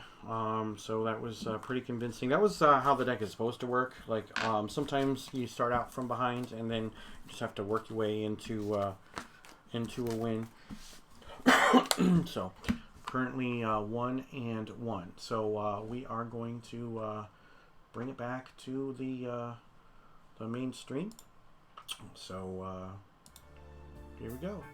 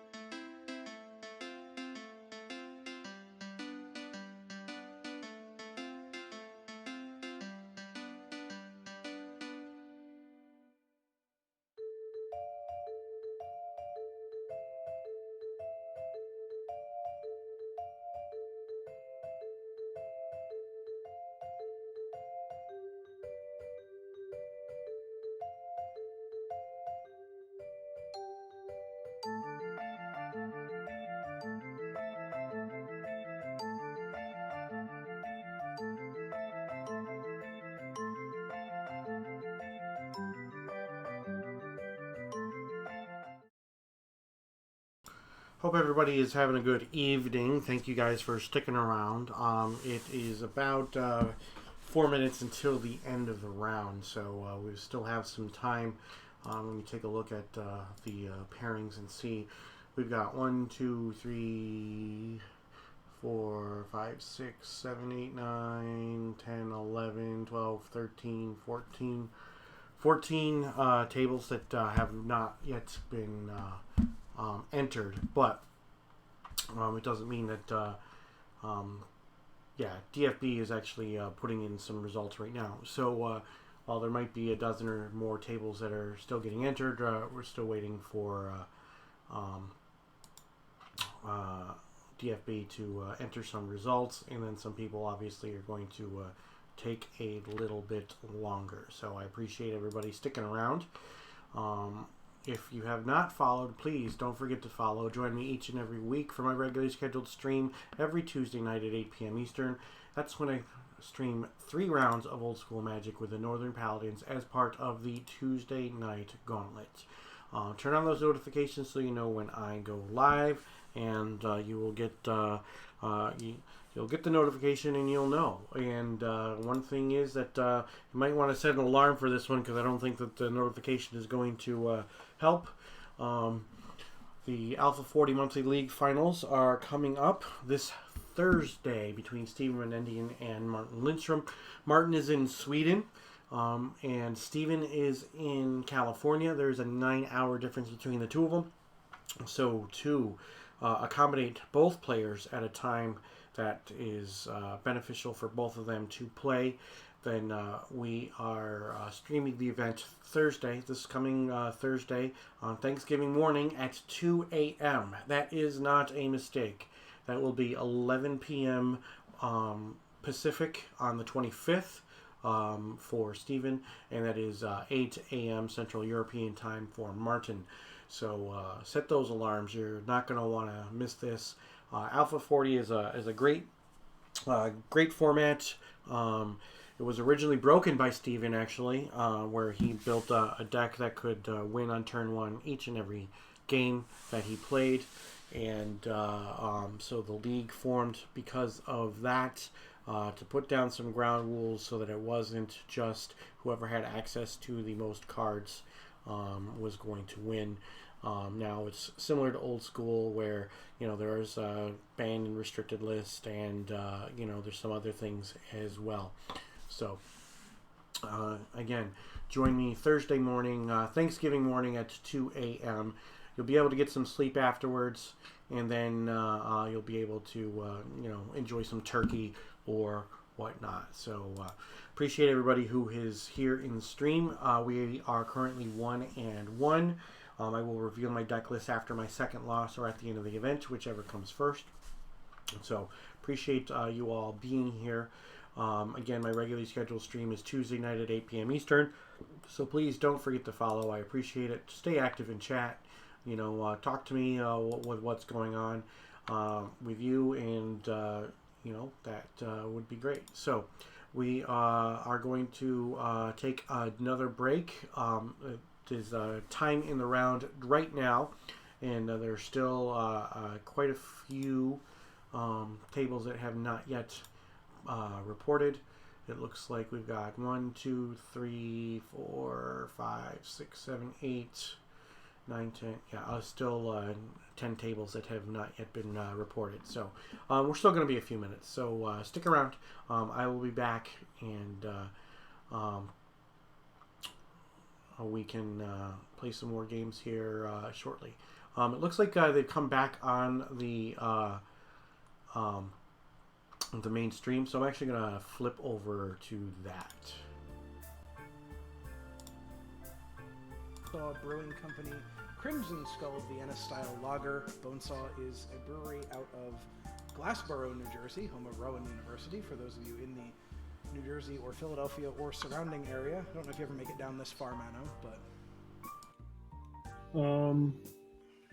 Not that often, no. But I'm not, despite the fact that I'm drinking a fancy double IPA, I'm not really a beer snob at all.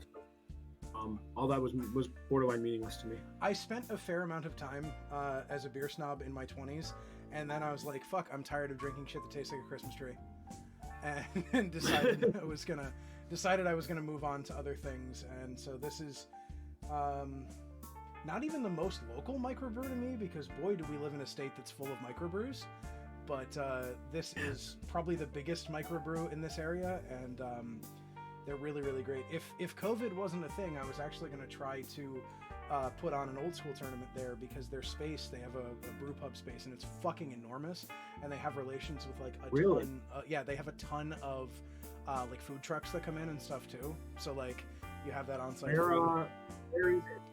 What town is it in? You know where it's located? Glassboro. It's called Bonesaw Brewing. Bonesaw Brewing, because I'm also always in the market for locations for old school tournaments. It's about 30 minutes exactly from Philly International Airport. So, and it's a college town, so there are actually hotels there. Oh, it's by Rowan. Okay. Yep. Yeah, it's right around the corner from Rowan. Okay. Their space is huge. I see, but it's pretty much due south of Philly, so it's probably an hour, hour and a half-ish from me. From you, yeah, it's about 30 minutes from Center City, Philadelphia. Yeah. So it's a bit of a hike for you. That's where they hold. I'm picturing it like the venue for old school players ball in Chicago. At any lords watching this are going to kill me, but I don't remember the name of the venue. But it's fucking awesome. It's another craft brewing spot where it's humongous. There's infinite space. They have a million awesome brews on tap, and it's just like the perfect spot to hold the tournament. And they don't have the food trucks like you mentioned, but they have a million places right around there that deliver awesome food, and it's an absolute tier 1 venue. And I'm wondering if maybe we could replicate it out here. It sounds like we probably could. There's actually 2 locations that would come to mind for me personally, and that's this one, Bonesaw, and Yards Brewing Company in Center City, Philadelphia. Also has a very nice space. That was actually the first Philly old school meetup I went to, was at Yards. They have a private room upstairs. I know Nate had talked to I believe the bar manager there or someone similar about having like what would it be like if we wanted to have a social event here. And basically the only negative that he could come up with was the lack of hard liquor selection for degenerates. Is there an actual zero, or is there? I don't remember entirely. Nate, if you're in chat, I can get it from him at some point. But I believe the selection was limited at best. But their beer selection is astounding. Yards is a wonderful venue. It's a great space. The people there are great, and the brewery is also makes good beer on top of everything else. Being in Center City, Philly is actually pretty insane location-wise, right? Yeah, it's Philly's reasonable destination. People would fly to that. It's easy to get to from anywhere north, south via train. Philly's easy enough to drive to too. It's not like driving into Manhattan and spending $80 to park your car. So this has real possibilities. You're right. Once COVID ends, which hopefully is sooner rather than later. I can smell it a little more than most, although maybe that's just me being optimistic. Well, no, I think it's our place in the world, actually. I think it's being in New Jersey, near New York, near Pennsylvania, the states that did it right back at the beginning of this. I think we see the light at the end of the tunnel a little bit closer than others. By the way, Cam is in chat. It says, I don't care that I lost. I got to fork a grenade into him today. So I told you that. I said he doesn't care what happens. He just forked a grenade. Yep. But yeah, so Yards. I'm sure you've been to the convention center in Philadelphia at some point in your Magic playing career. It's literally 6 blocks from the convention center. So Yards is. Wow. It's right there. So it's running Terminal Market. It's all that stuff. You can do all those things. It's right north. It's basically right north of Chinatown, right north of the Ben Franklin Bridge. It's a big space. It's great beer. And, Philadelphia, as we've discussed, is easy to get into and out of for people everywhere in the country because we have a real airport. Right, and there's a lot of reasons Philly makes sense, and it makes more sense than Manhattan. I told you, I looked to originally hold the original MobsterCon in 2018 in Manhattan in this pretty nice space. The guy who ran it, it's actually like a space, they just hold charity events. Oh, wow. And I told the guy kind of what you're about. Are you on mute or I'm on mute? You shouldn't. Am I on mute or? You shouldn't. No, You're transmitting. Yeah. I clicked something wrong. I'm fine. But he quoted me on it, and he's a Magic player, and he tried to work with me, and he understood. He didn't play old school, but he understood what we were all about and all these things, and he was kind of on board. And he's like, the best I can do is like 5,000 for the room, and I'm like, Jesus Christ. And then he's like, and the best I can do after that is I'll give everybody 2 drink tickets, and drinks after that are $18. And I'm like, I gotta draw the line somewhere. There's no one who's gonna come and play old school is gonna go. Am I gonna cover a $5,000 cover, and B, charge people $18 for their Coors Light? No, it's just not happening. No, and that's the other thing is that Yards they are a brewery, and their beers are really good. I mean, like I cut my teeth on some of their brews. They also have, I don't know if you're familiar with a Black and Tan, the kind of mix of they have one.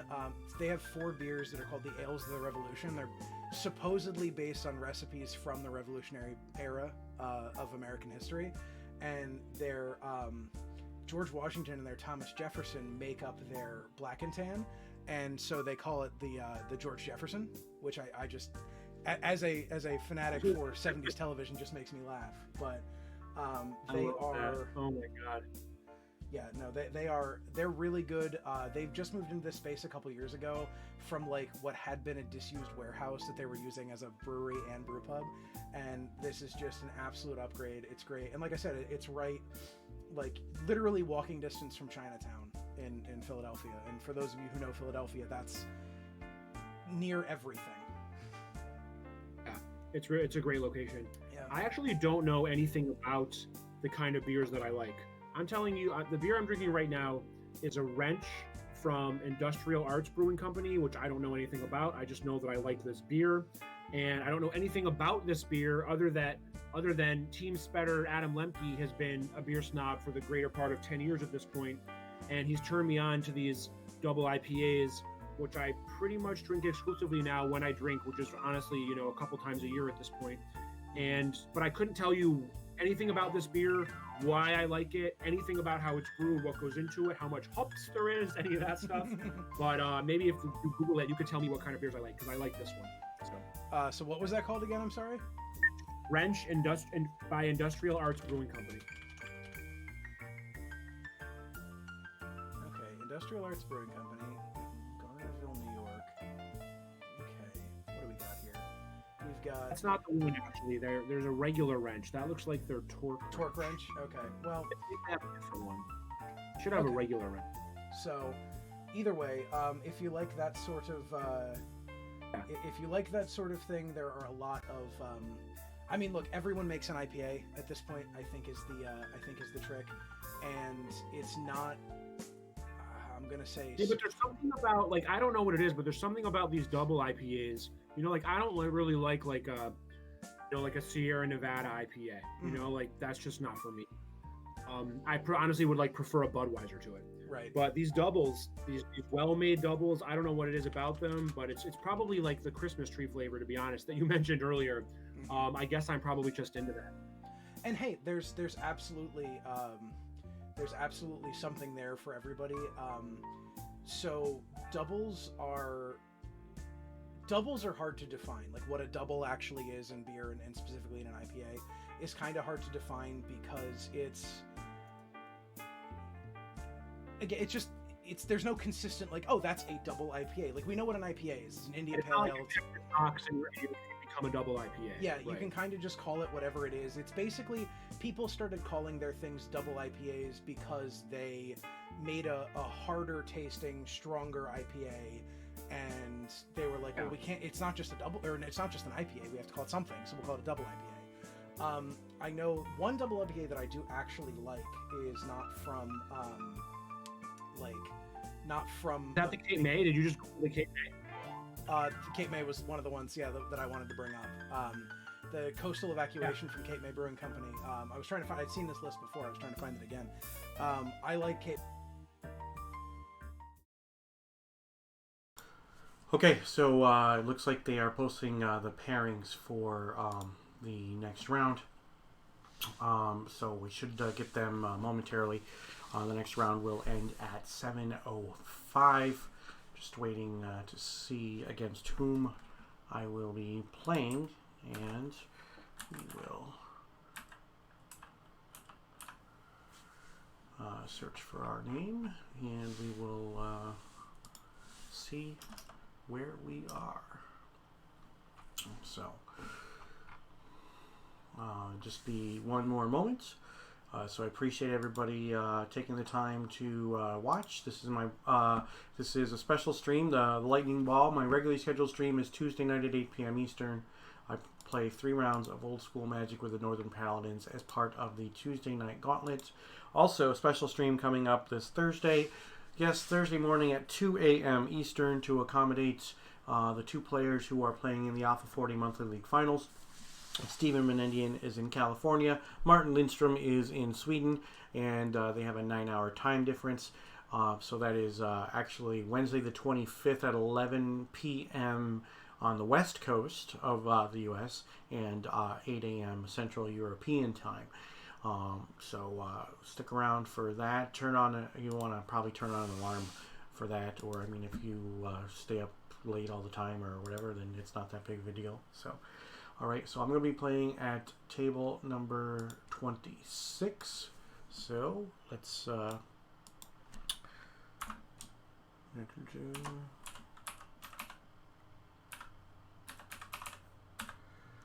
We will join, and we should have an opponent here in just a moment. I will be playing against. I don't have an opponent yet, but I do have a listing as table 26. So we'll see. Okay, Peter Simpson. Peter Simpson is our opponent. I'm not sure if I played against Peter before. I recognize the name, but I'm not sure if it's because I played against him or what. So, and as I've said before, I will reveal my deck list after my second loss or after the tournament ends, whichever comes first. And I'm hoping that to have some more wins. Last round ended pretty quickly. Game 1 took a little bit longer. I had to establish a board presence and take some damage, but I was able to pull it off.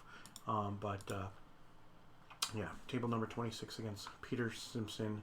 So I should be getting my opponent here in just a moment. So appreciate you all joining the stream today. We have 7 rounds. We are in round number 3. So I am currently 1-1, and I will hopefully bring you some more W's. And then in between each round, I will bring you over to the main stream, and you can watch that as well. That is, I'm going to post the link in chat just in case. This is Superliminal Films is hosting the main stream for the Lightning Ball, and obviously I have my own stream as well. You can also join my friend Simon, who is streaming as well. So if you want to join Simon, you can watch his stream. He is playing in the tournament as well. So it looks like we have an opponent. Hey, how's it going? Good, man. How are you? Not bad. Not bad at all. So I'm streaming our matches today. So. All right. I'll try not to misplay. Oh, no, that's fine. You can misplay all you want. I've probably made some misplays, but love that playmat. That's Thanks, pretty man. great. So where are you from? Denver. Denver. Ooh. Okay. So how are things out there? Good. Pretty cold? No. No? Oh, okay. Yeah. How's the COVID situation out there in Colorado? It's great. What is that No, noise? it's getting better. It's not good. I work in a hospital, so I know how bad it is. Oh, geez, that sucks. What's that noise? That was my wife walking by with a fart machine. Oh, okay. I got you.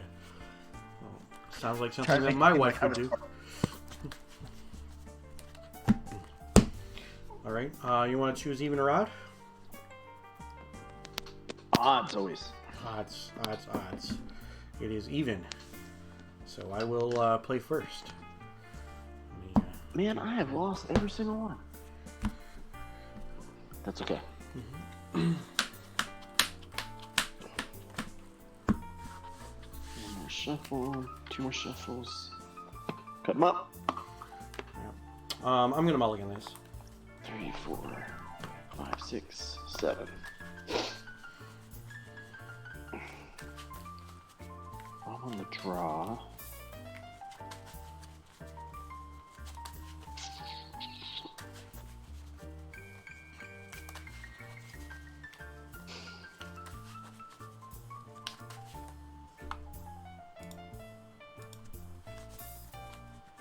Now keep it. Okay. No, I won't. No. Okay. 2 moxes and no land, right? You think about it. Well, yeah, that hand was colored spells and 2 lands that didn't produce colored mana. So. I'm on the draw, so a mulligan's not that bad. I'll keep this one. Okay. I let's see. will. Let's see. We'll put, 1, 2, 3, 4, 5, 6, 7. yeah, I'll put that one on the bottom. Okay, we'll keep this one. I'm gonna put one on the bottom. We'll put this one on the bottom. Okay. And I'll play a factory and say go. Okay. Draw for turn. Play a library and say go. Okay. I will draw. Tundra. So you have 6 cards in hand, right? 6 cards in. Yep. All right. I'm gonna time walk. Okay. All right. Untap. Draw. I'm going to play a shop and a Suchi, and I will say go. Okay. We'll draw into 7. Mm-hmm. Draw again. We'll play a city. Tap it into a script sprite. Okay, so you're at 19. Yep. And say go. All right, untap. Draw. I'm going to tap that for 3, use one of it for a soul ring.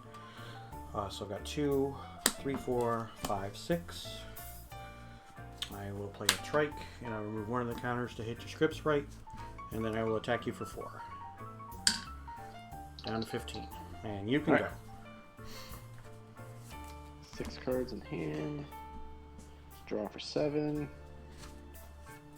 Draw at the library.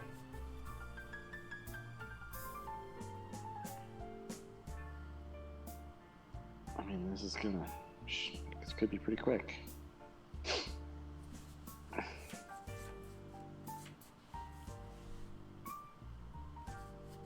We'll play a factory.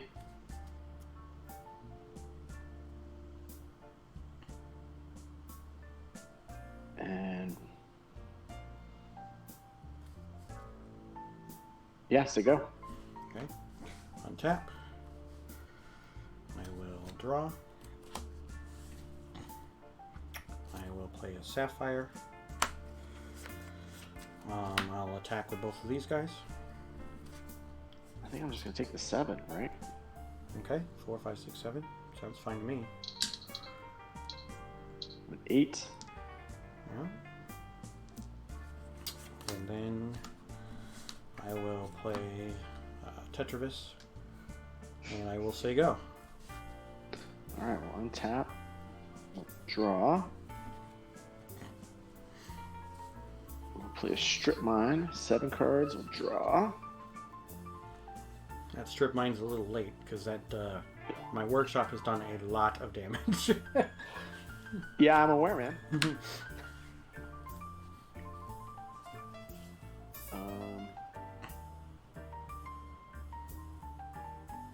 see, I'm at 8. The Tetravis.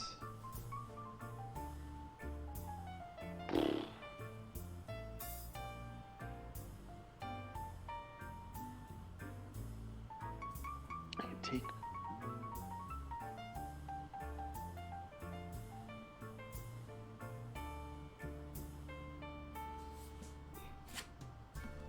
Tap that to put out that. I'm trying to see if I should just give up now. Go ahead. We'll just see. Untap. Draw.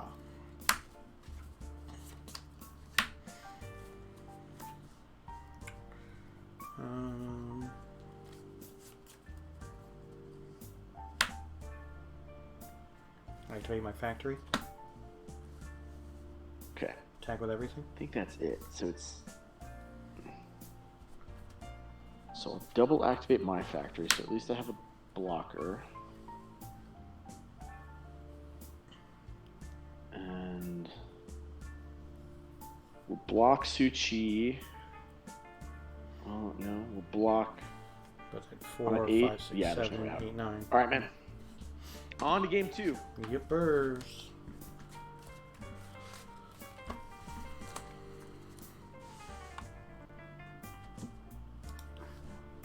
What am I gonna put in? Put that. Those.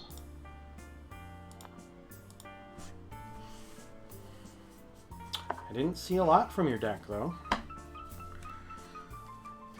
No, so you're flying blind. Yeah.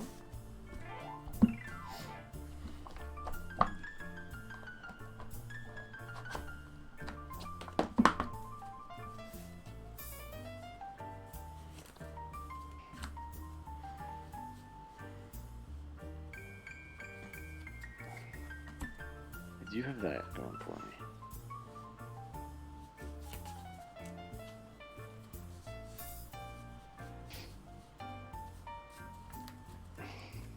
So we put in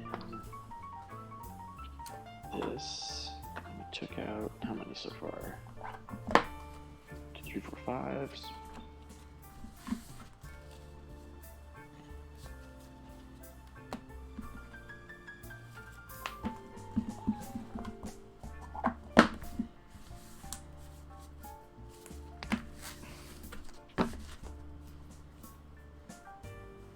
that right?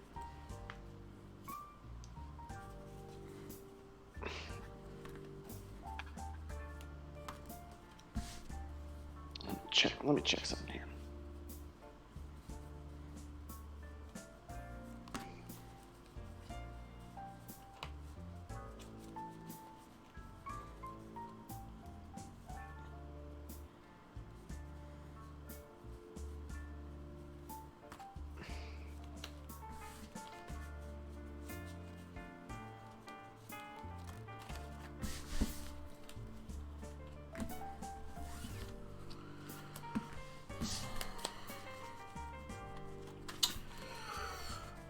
Damien, hi, welcome to the stream.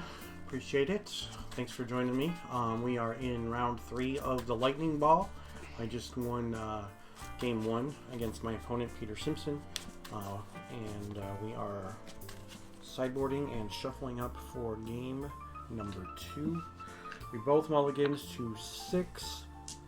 I had some early beats. He had a Library of Alexandria on the line, but I just put a lot of pressure on him, so he was unable to deal with all of my dudes. But I didn't see a lot out of his deck, so I'm not sure if I'm sideboarding correctly. So we will see. We'll see what happens.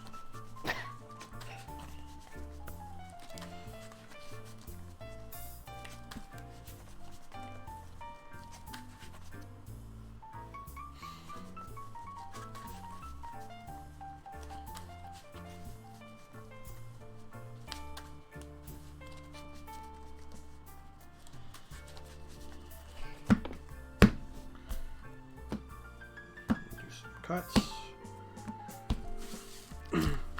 Assume you're on the play. I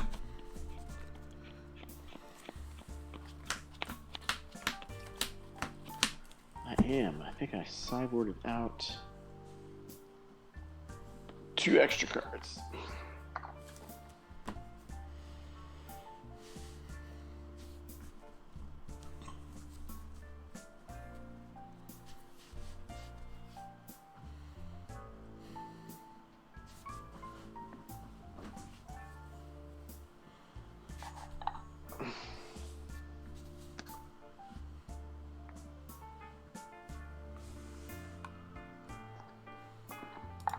so confused.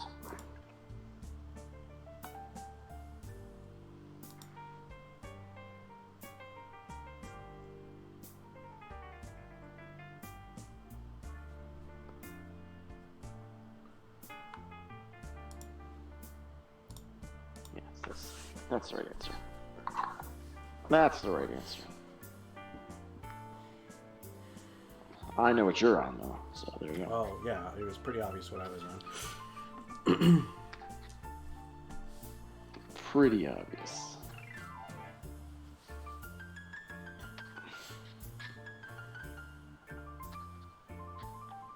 So you went 1-1 as well, though. Yeah. Round one, game one, my opponent destroyed like 6 of my lands. I ended up the game with like no permanents, basically. And then game 2, he went turn 1 Juzam, and I didn't have an answer. So, a few turns later, I was dead. Turn 1 Juzam does that to people, so what are you going to do? Juzam will do it. Mm-hmm. Yeah. Okay. You got 7? I have 7. 6, Your camera's 7. frozen. Yep, there you go. Okay. All right. I'm on the play. Okay. Okay. You ready, sir? You're keeping? You're keeping, yes? Your camera's frozen. Are you there? Yes. Sorry. Can you hear me? Sorry. I can hear you, yes. Oh, it's frozen. Your camera's frozen, yeah. So, But...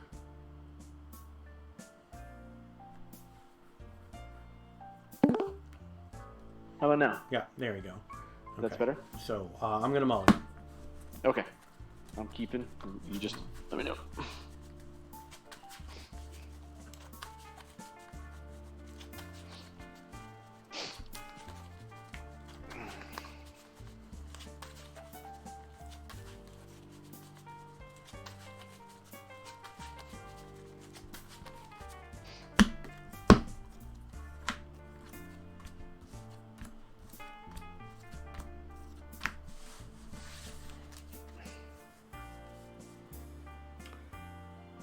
I'll keep this. Okay. And I'll put that on the bottom.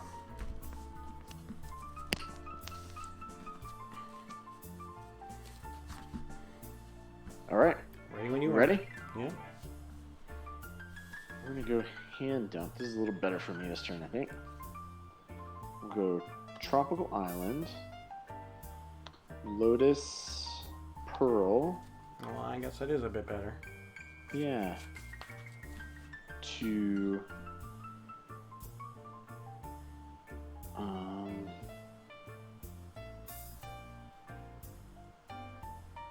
we'll let's see.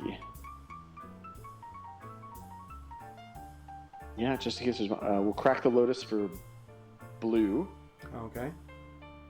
Do Ancestral. Right, so you got 2 blue left. Yep. 1, 2, 3. Yeah. All kinds of goodness going on in that hand. Yeah. Then I've got 2 blue left. We'll use 1 of the blue and a green to do a Pixie. Okay. And then the other blue and a pearl to do a Time Walk. Okay. This is a busted turn. We'll untap. We'll end the turn. Untap. We'll draw. We'll play Volcanic Island.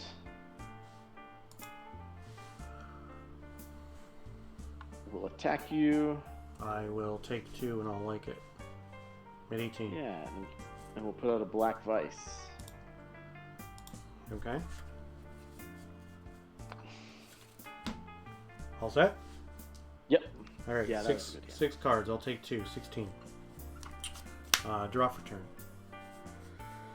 I will play a shop, an emerald, an icy, and I will say go.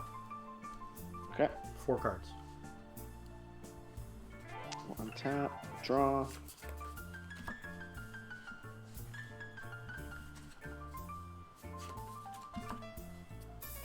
I'm gonna shatter the icy. Sure.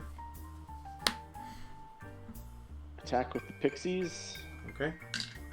14. And go to you. Untap. 4 cards.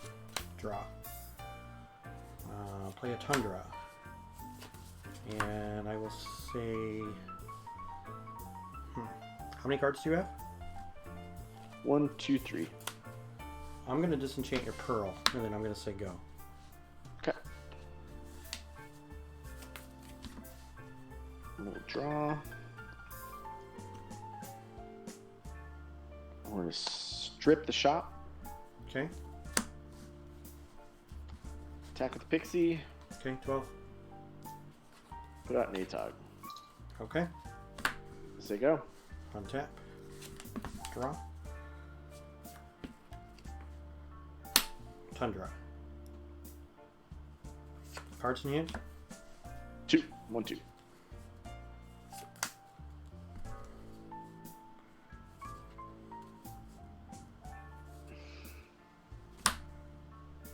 Go ahead. Untap. Draw.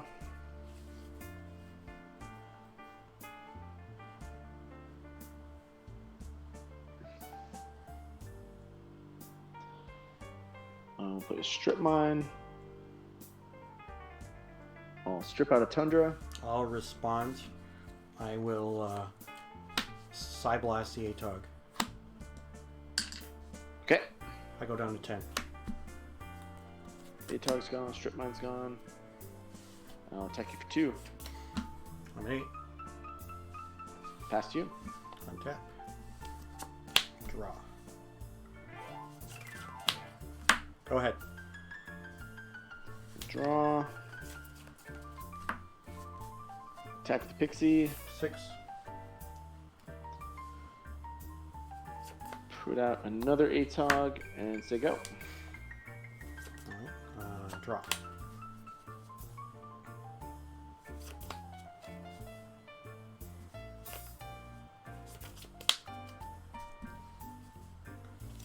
Soul Ring. Go ahead. We'll untap. Draw. Attack. No blocks. 1, 2, 3, and I can show a bolt. Okay.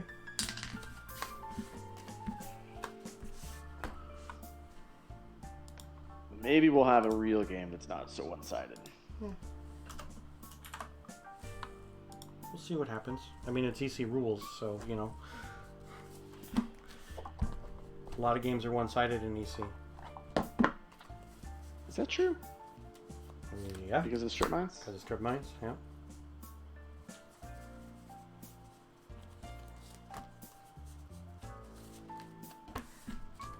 I guess that makes sense.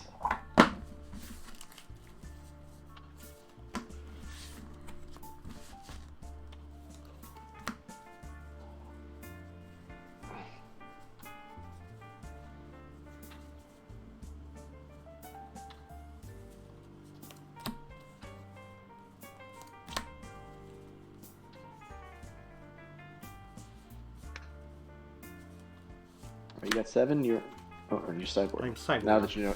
Now that I know what what you're playing, I can sideboard correctly.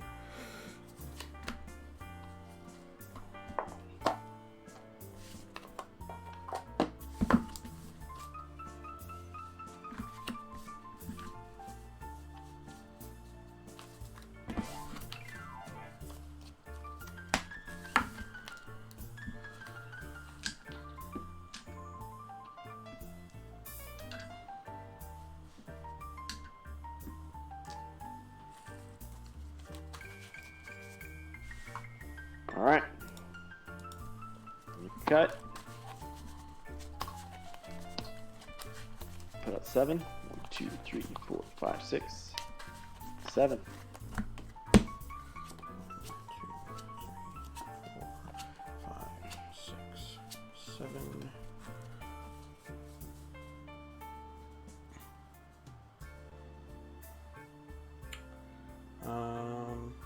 We're gonna mulligan. Me too. Yeah, Damien, the music in my stream is courtesy of patrickdeartega.com. That's PatrickDeartega.com.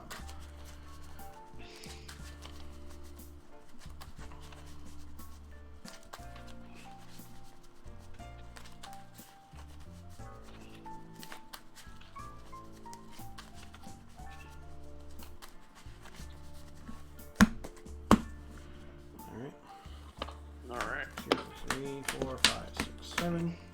1, 2, 3, 4, 5, 6, 7. Oh, I can't keep this one either. Shit. I'll hold on to this. Put that down there. Drop the card. Uh-oh.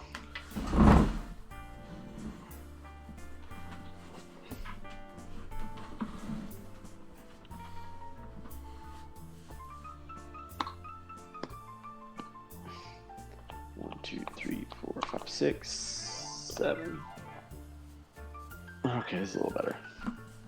Okay, so I have to keep Throw back 2. up 2. Yeah.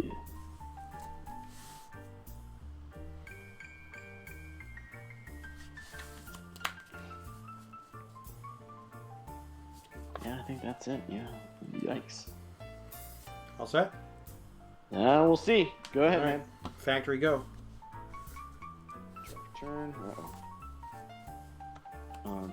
Pearl Taiga to Pixie, go. Emerald, but okay. Yeah. Draw. What did I say? You said pearl. Oh, that's enough. Sorry. Tundra. I will also get an emerald, and I'll say go. All right, on. Draw. Pixie coming. Sure.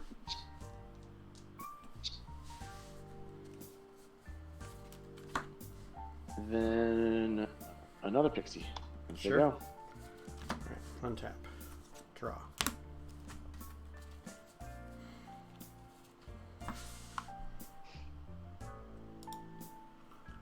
So, Argothian Pixies can't be blocked by artifact creatures and prevent all damage that would be dealt to Argothian Pixies by artifact creatures. And so it's almost protection, but not quite. Yeah. I'll play another Tundra, and I will say go. Tap, draw. 2 Pixies. I'll sword one of them. Okay. So Remove from the game, sideways. You take 2, you're 16. I'm at 16, and you are at 22. Yeah.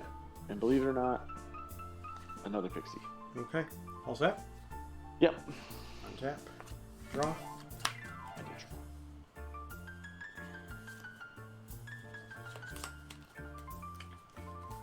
I will.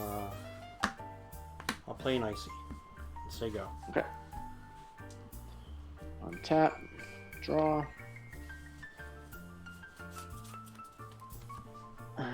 2 Pixies. Sure, I'll take 4. I'm at 12. And then an ATOG. And say go. Okay. Untap. Draw.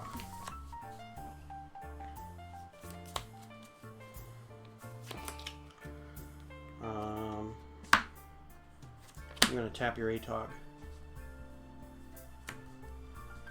And then I'm going to Time Walk. Okay. Untap. Draw.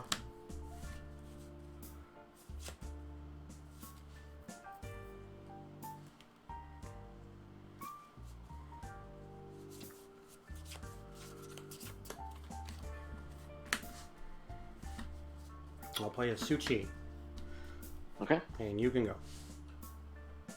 1 tap. Draw. We'll play a Pearl. Mhm. And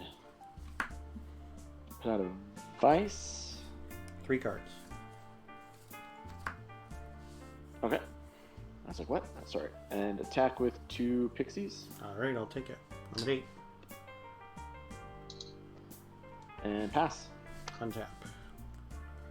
Draw.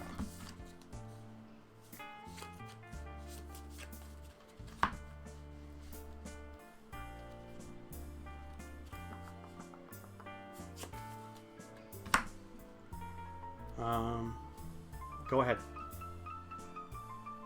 Untap. Draw.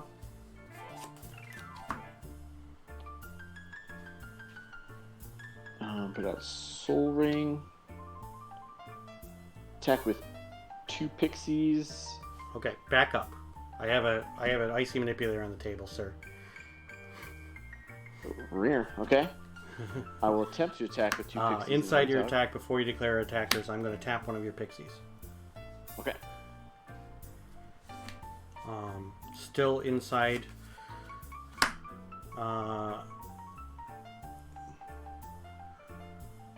Yeah, no, that's fine. That's it. Okay. Okay. So you have a tap pixie, but coming at you is an Atog and another pixie. Okay. I will block the Atog with a Suchi. Okay, I'm gonna feed it a emerald as well as a black wax. Okay, so those are in your graveyard, correct? Yep.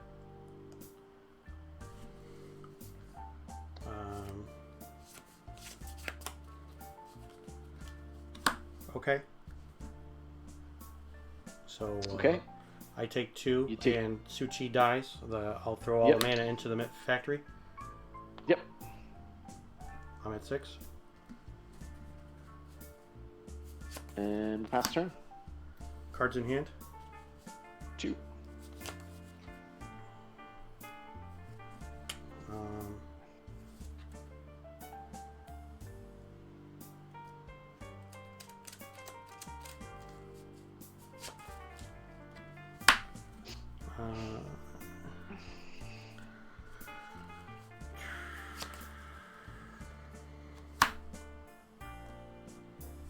How do I slow you down? Balance. Yeah, that'd be great.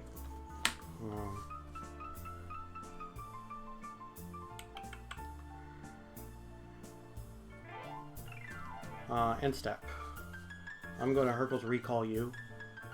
Okay. Untap. Draw.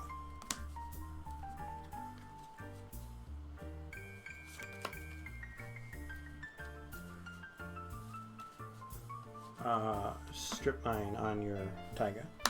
Okay.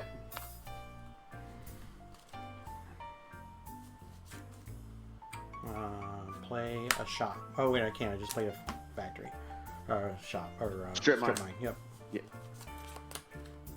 And I will say go.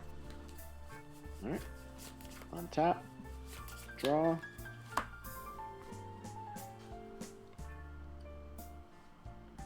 We'll play Taiga and a Pearl.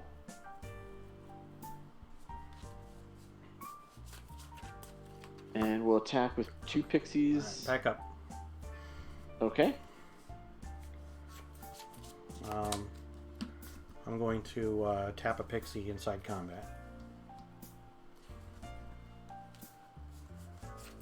Okay. I'll attack with an Atog and another pixie. I will activate my factory. Okay. I will block your Atog. I will sacrifice the Pearl to the Atog. Okay. Alright, so I'll take 2. Yep. I'm at 4. And I'll tap then.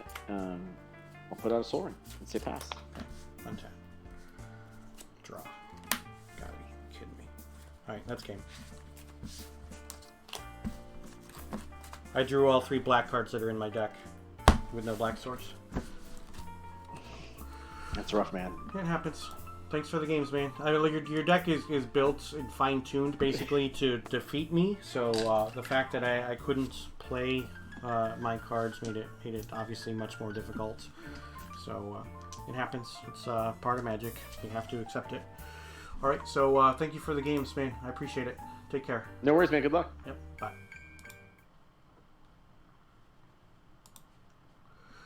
All right, so as promised, I'm going to show you what I'm running today.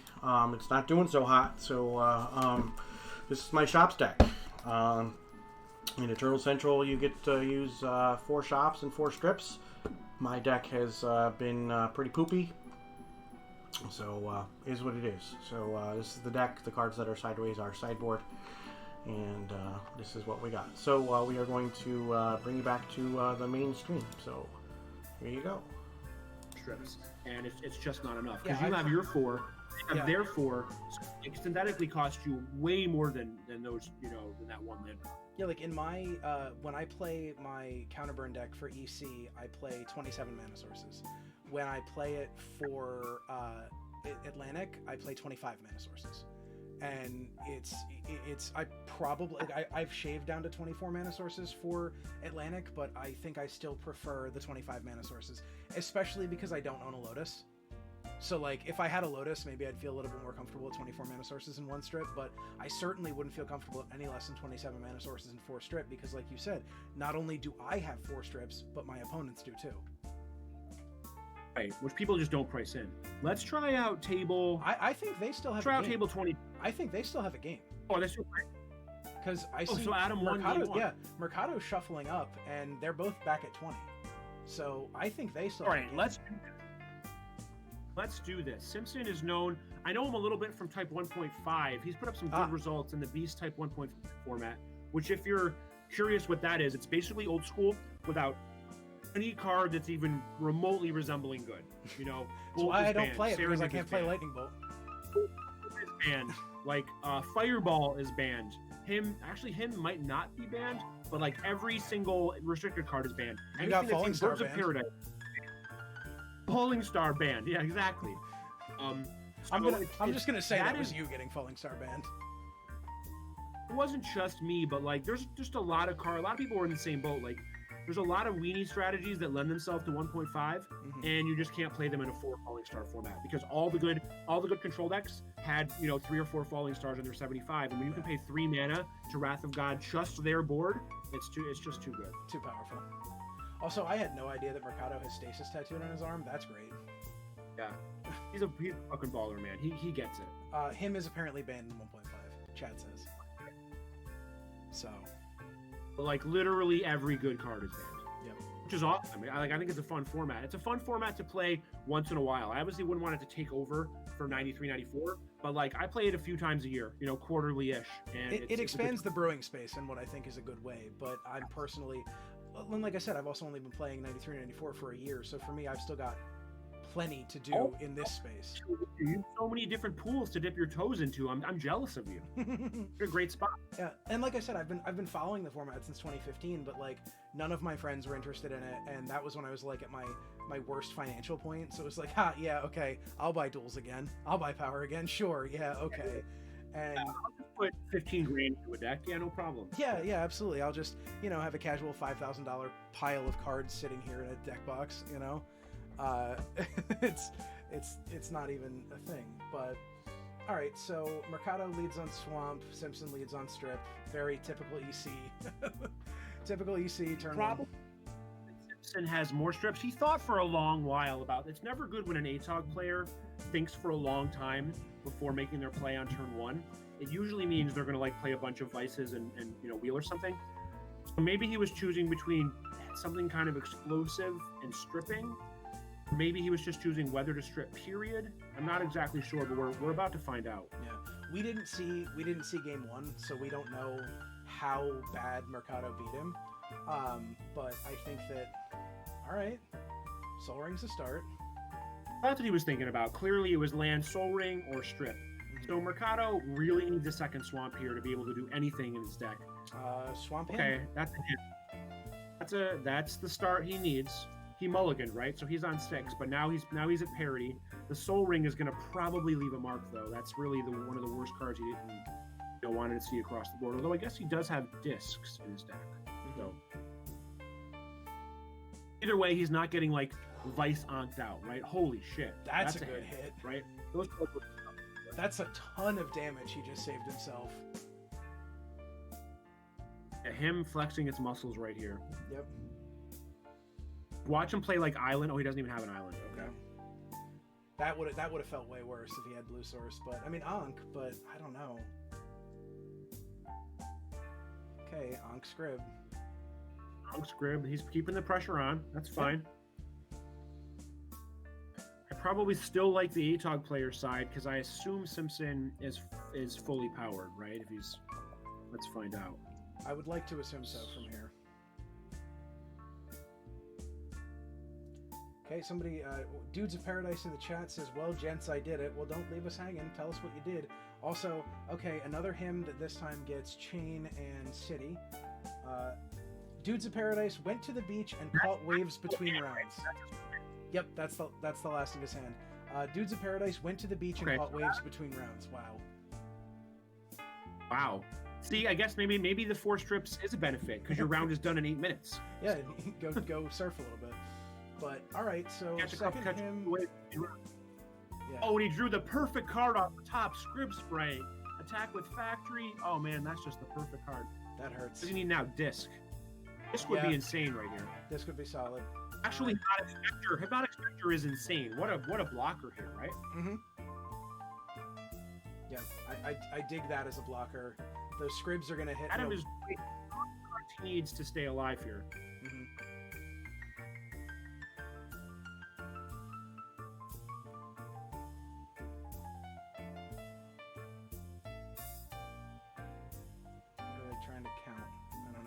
Maybe they were trying to counter somebody who had checking life totals or something. Life totals or lands played. If you're Simpson, you want to draw like Wheel of Fortune, you know, like that's, or clearly any bolt here would be amazing. Yep. Would be absurd. Bolt, even a playable creature here, I think looks okay. He clearly didn't draw a blank because he's okay. Drew Mistress Factory. That's pretty good. He gets to attack for 3. He also needs to take 2, which he has not done. Yeah. Because that Ankh is still out. I trust he doesn't Mikado take to catch that, so...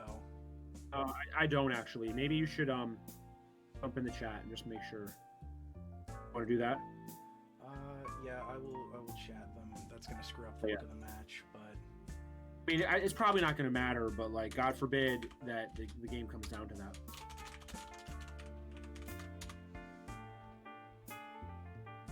Well, they did it. They're doing it right now, I think. Yep. They remembered. Yeah, okay, good. I don't normally like doing that while commentating because... Oh, I agree, but I generally don't as well, but that's like just like that a very could matter simple in this error. game. Yeah, and that could matter in this game, so... Alright, Order of the Ebon Hand. He's got blockers. I mean... So he's going to get to attack with his factory one more time and put him down to 9. After that, next turn, Adam is going to get to... You know, have a 3-power first striker to block with, and a 2/2 in the air to block everything. Mm-hmm. The problem is that Ankh. Yep. You know, like he'd love to be able to develop his board here and not take damage doing so.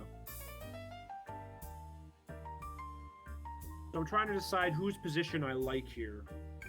I think I slightly like the Atog players just because, you know, he has so many great outs to draw into. I think I like. He also has some Mercado's dead just ones because... too. Again?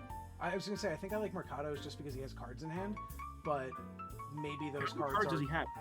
I think he's got 2, maybe 3, but those cards could also be Hymns or Twist, which are dead to his opponent's blank hand. So you might be right. I think maybe Simpson might have the more live draws here. But I think power over the top, honestly. Like any bolt is really good here, although the factory helps a ton. Bolt is really good here. Obviously, you know, Wheel is insane here. Eventually, the blue power cards will be insane. Yep. But it's close. This is a battle. This is a true battle. So it's a clear attack for 3 here, I think.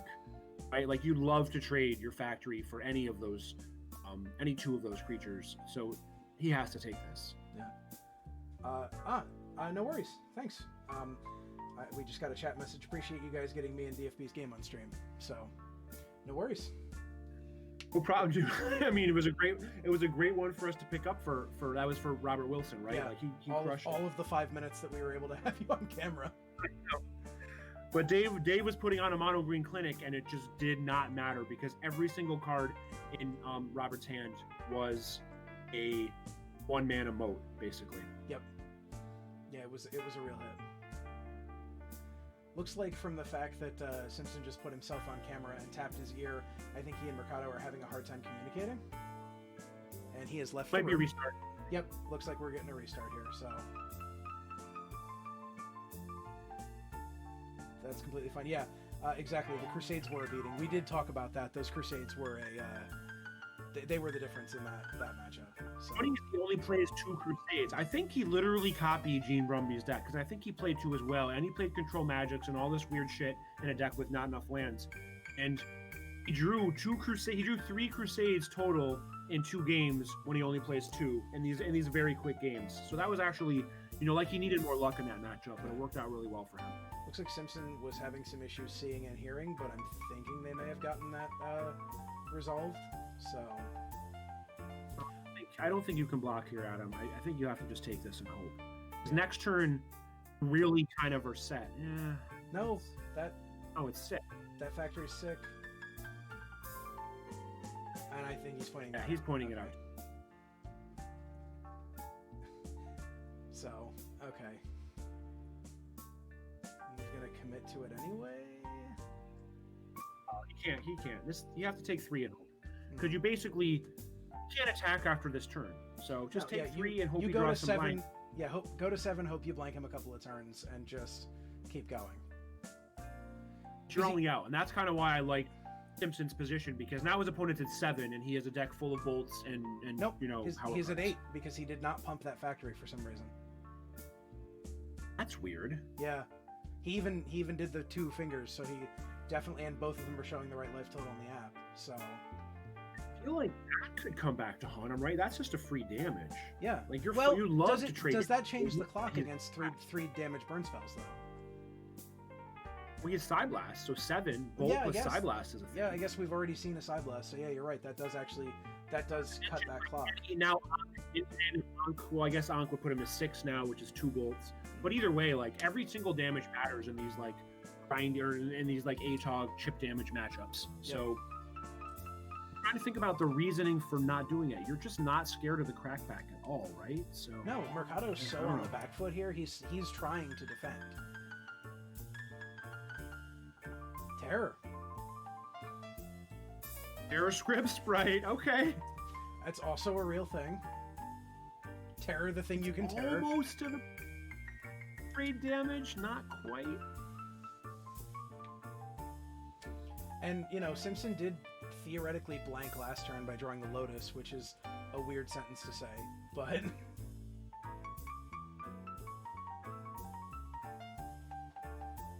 And that's a good one, though. Yep. That is a solid response. Because now he's almost... So now he's going to have to take 3 more and go to 5. Yeah. Which if he'd with been at that Ankh 7... in play, he yeah. basically...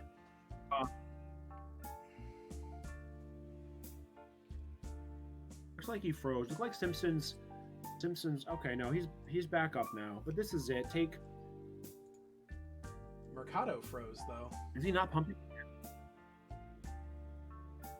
I'm going to refresh, because it looks like Bear Mercado with us, froze. guys. Yeah. These things... It would appear that we're having internet connection problems all over the place. Right. So now we just have Link. Mercado, because Simpson's coming back in.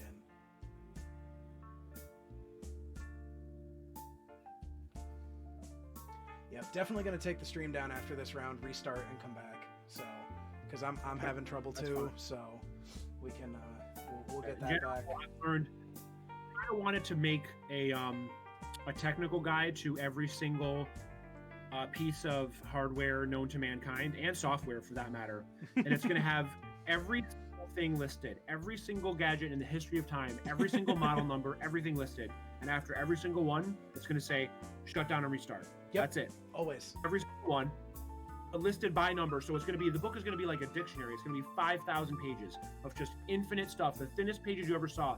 and you're gonna look up your model number, and it's gonna say shut down and restart next to it. So I've always kind of wanted to do that. Okay, a sinkhole on one of the factories. That's pretty good for Mercado. That's big game. Now he can block. Now he can block everything. Yep.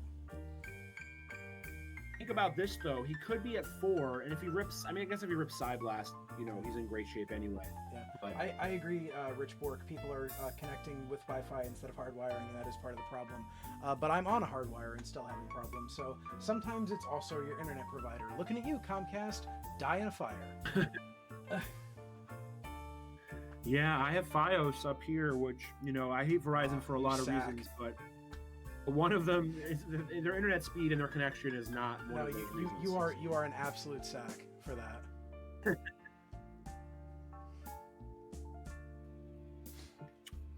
So I think. Oh wow, we're jamming with the hippie. Offensive.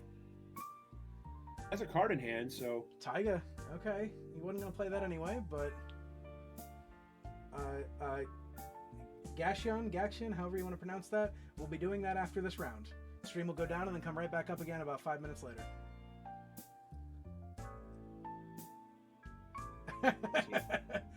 4. Why did he get 4? He was at 5, no? Yeah. He Yeah. was at 5. Yeah. And then he took a script's right side. Okay, so he's just Mercado's trading just you? going on the offensive. This is amazing. Does he have another thing to block with?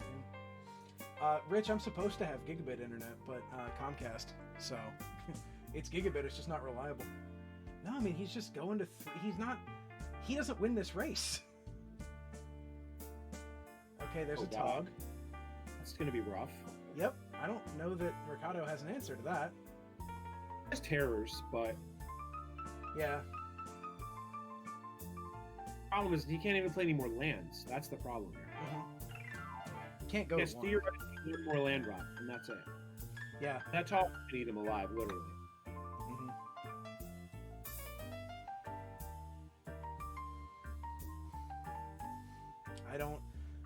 I don't see this coming out in Mercado's favor here. He has to have a terror. That's his only way. All right, so I will say Simpson's given him time in that he has drawn 3 pieces of power with no other cards in hand to make those matter. Right, he's drawn his last 6 draws have been like Tog, Factory, and 3 or 4 blanks. Yeah, 3 So- blanks. Yeah. I think it's best.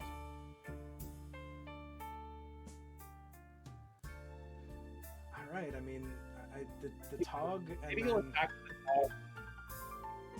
Maybe he'll attack with the Tog and sack his Ankh, and Adam will chump block. That'll give him a way to play a 4th land and do anything. That's like the only thing I could think of. But I think Simpson's savvy enough to not sack his Ankh of Mishra here. I'm also not entirely certain what a 4th mana does for Mercado right now. I mean, it could play a disc, or could play like a Drain Life for 2 once. I don't know. Let's see what he actually has. Is he just drawing dead? Let's see.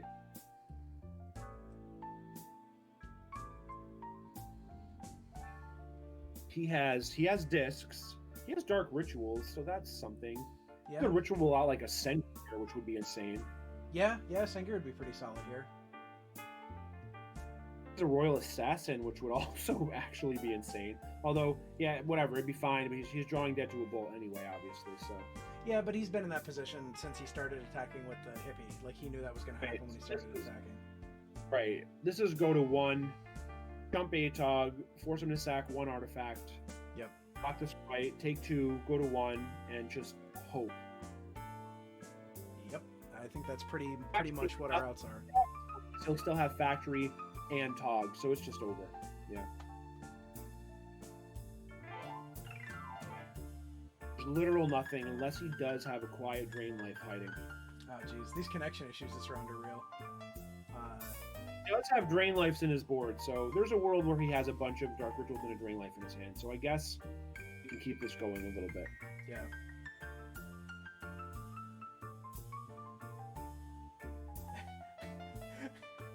Hey, Rich Shay's in chat with Atog victory. The Atog Lord himself. It's always Atog always gets a victory in Old School, Rich. Come on, everyone knows that. Except for when you played in the tournament that shall not be named. Boom.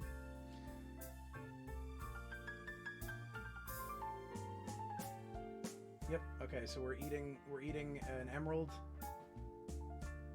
Yeah. Okay. So we ate emerald over the Ankh of Mishra. Who'd have seen it? You know. Yep. gives Mercado one Now- turn. Yeah, I think it's still draw nearer because Spectre trades with Factory well enough. Nope. Packing it in. Oh, that's it. All right. You want to just restart the stream right now? Yeah, I'm gonna do? bring the stream down while we're still waiting for this round. Give me 5-10 minutes and I should be back. Got it.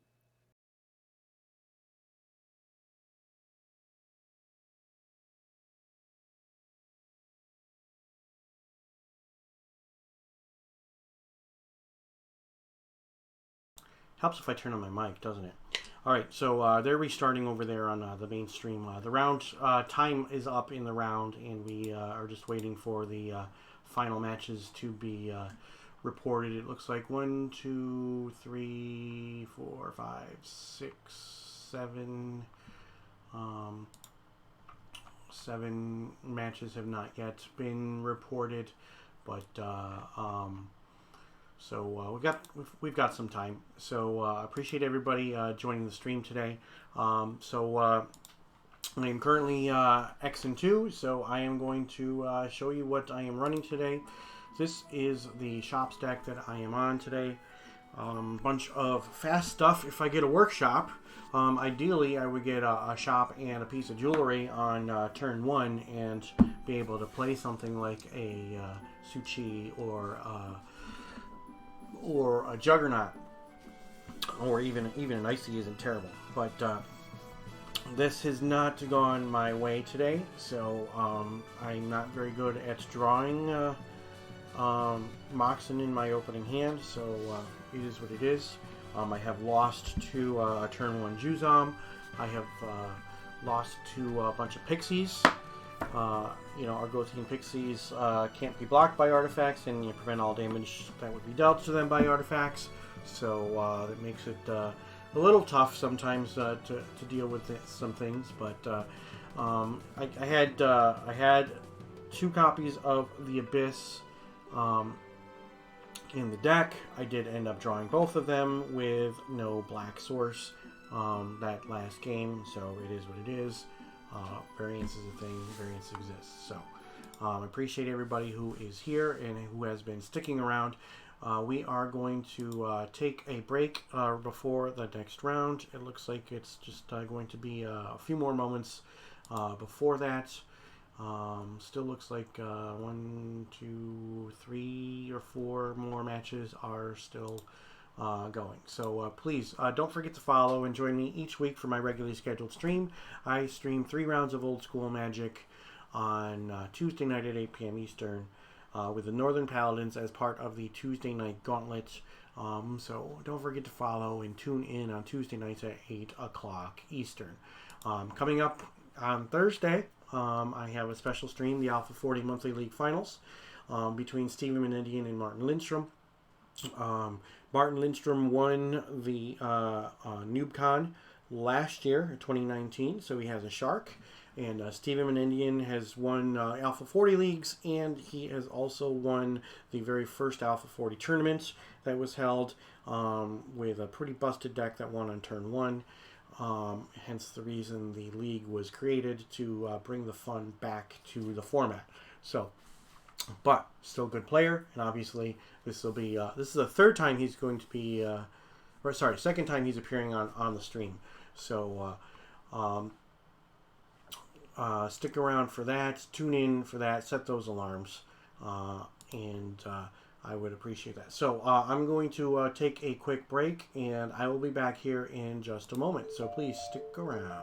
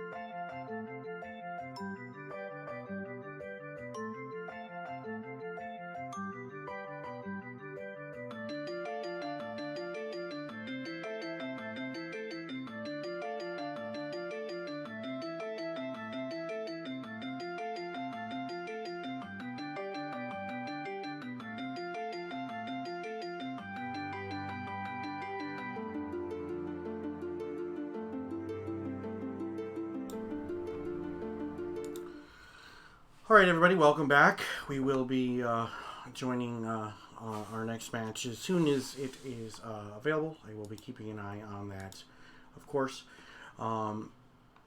So let's take a look at the deck that we are running today. I am running shops. So the object is to use Mishra's Workshop, which taps for 3 mana to cast artifact spells. And to get a bunch of stuff on the table early and often.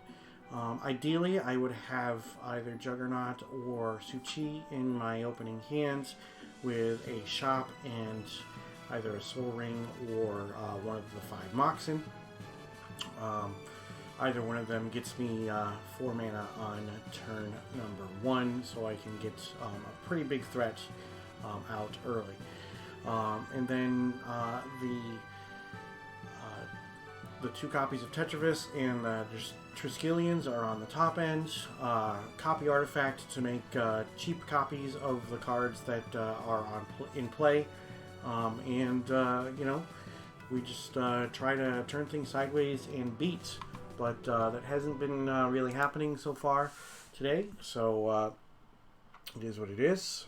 We just play the hands that we are dealt. I've been doing a lot of mulliganing, trying to get to the point where we can, you know, play some decent hands, but that has not been to our advantage.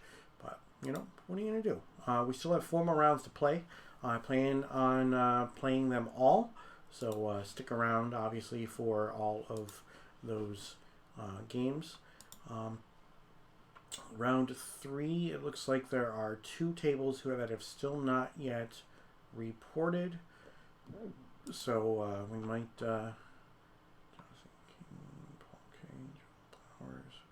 Oh, okay. So they just have not recorded them yet.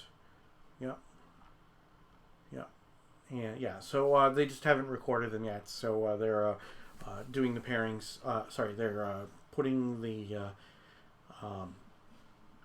results in, and then they will pair the next round. So just be a few more moments. So appreciate everybody sticking around. Appreciate you all joining the stream. Please don't forget to join me for my regularly scheduled stream each and every week on Tuesday night at 8 p.m. Eastern. I play 3 rounds of Old School Magic with the Northern Paladins as part of the Tuesday night gauntlet. For more information on Paladin Magic, the Northern Paladins, or the Tuesday night gauntlet, jump on over to northernpaladins.com. Basic overview: you take the Eternal Central rules, you subtract Mind Twist, Library of Alexandria, and Strip Mine, and then you restrict Factory, Shop, Tabernacle, and Maze. And that's how you get Paladin Magic. So that is what we've got. This is we're playing Eternal Central rules today. That means we get to play 4 Strip Mines, which is pretty cool. I'm playing this Shops deck, and you'll see that 4 Mishra's Workshops, 4 Mishra's Factories, 4 Strip Mines, 4 Tundras, 4 Underground Seas, Library of Alexandria, and a City of Brass as my 22 lands.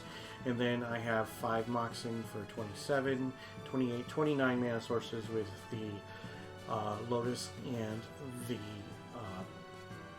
Soul Ring. A couple of Disenchants and the Divine Offering. A bunch of restricted cards, of course. And then a bunch of 4 and 6 drop artifacts round out the deck. So we will see what happens.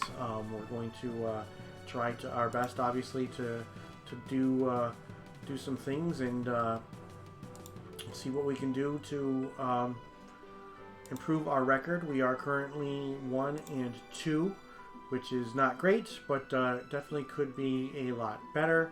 Could be a lot worse. We could have been 0-3. So appreciate you all joining the stream.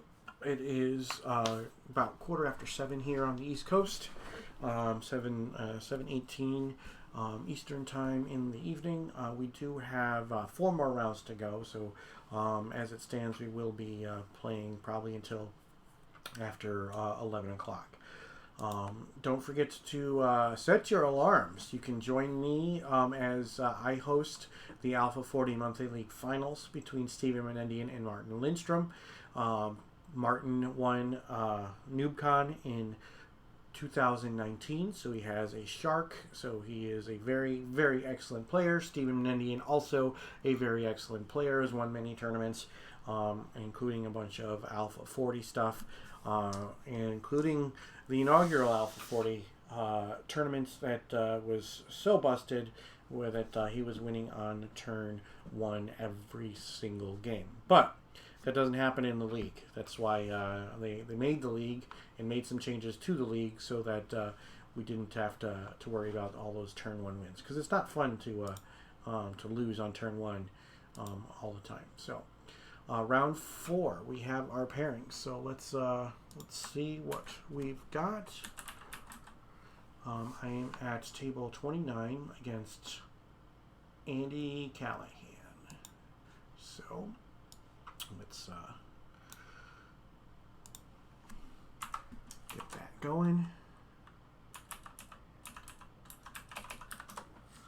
And we should, yeah, I'm just waiting for my opponent to join.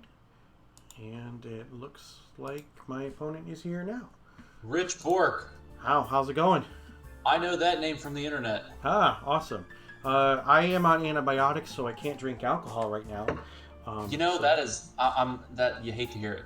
Yeah, but it's my second sinus infection of the fall, which is absolutely horrid, but is what it is. I'm sorry to hear that. I sound a lot better today than I did on Tuesday, but I just started the antibiotics on Tuesday, so I was feeling kind of crappy and sounded like hell, but. All right. Well, I hope you the best in that regard, I guess. Thank you. Yeah, I'm feeling a lot better, obviously. I just have to wait 7 days, so that means that I will technically take my last pill on Tuesday. So I still won't be able to drink for my stream on Tuesday, which, whatever. Is what it is. Yeah, you'll be okay. Yeah, I'll be fine. I'll be able to drink on Thanksgiving, so that's the important thing. You know, the holiday season is really what's important. Right. Regarding alcohol. Mm-hmm. Oh.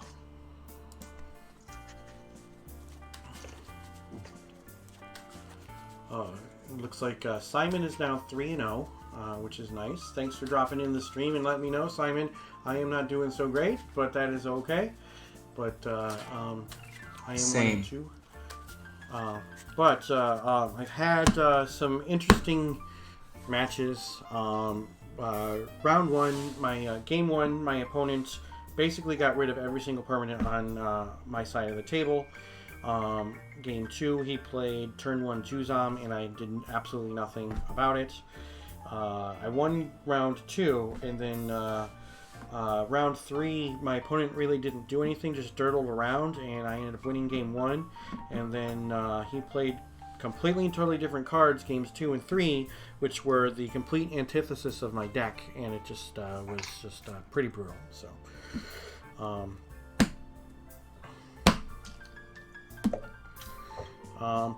put 2 on top of 3, and put both of them on top of 1, please.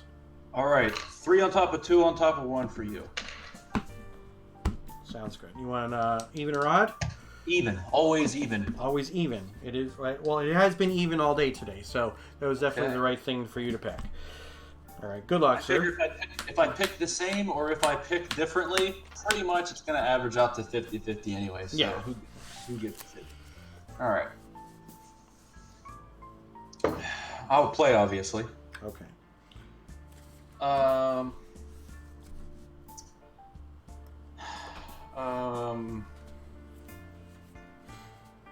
Love the playmat, by the way. I appreciate it. Thank you. I suppose I'll keep this hand. Okay. I will keep this as well. So, who did the playmat? Was it collaboration between artists, or was it one artist, or? No, this is I printed out an 11x17 copy of Beauty and the Beast, but I erased their bodies and just had the background, or their heads, and just had the background and stuff. Mm-hmm. And then I printed out a scaled Juzam head and a scaled Sarah Angel head, and I placed them on top of each other with a light a light table basically for tracing. I traced all that onto one sheet and then I sent it to a company to print it out. That is so cool. It's been pretty nice. That's one heck of an idea. All right, I'm going to take my turn. I'm going to play these 2 cards, this card, Dark Ritual, and Underworld Dreams. Awesome. And that will conclude my turn. Okay, I will draw for my turn, and I'll take a point when I do that. Sure, That's how that 19. works. So you have do you have 2 cards in hand? 2 cards in hand left, yep. Outstanding. I'm gonna play a strip mine, and then I'm gonna say go. All right. Draw for the turn. I'm going to play Volcanic Island. And I'll tap the Jet. I'll play Black Vice. Outstanding. 1, 2, 3, 4, 5, 6, 7 cards. Go ahead. Okay, so upkeep. I take 3, and then I'll take 1 on the draw. I'm down to 15. All right. And you have how many cards? 1? Just 1. Okay. So why don't I do this? I'm going to go with a shop into an icy, and then I will say go. Okay. And your cards in hand are 6 now? That is correct. Okay. Draw a card for the turn. Play an Underground Sea and pass. Okay. There we go. So I'll take 2 down to 13, and then 1 to 12. Sure. 1, 2, 3, 4, 5, 6, 7. So let's see what we can do. I'll play Tundra, I guess. 1, 2, 3, 4, 5, 6. And I will play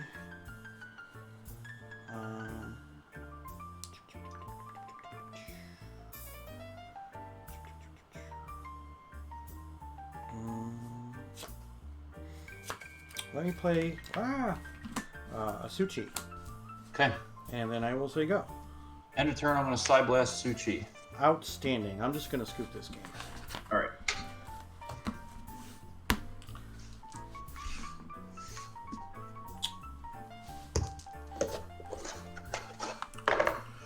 That was wonderful. I didn't have much after the Underworld Dreams, but then I drew the Black Vice, and that kind of... If the 2 creatures in my hand weren't Suchis, like I think I would have been okay. Except I mean, if I had a factory or something like that, I could have taken the. I would have been in much better condition, much better shape, obviously, but.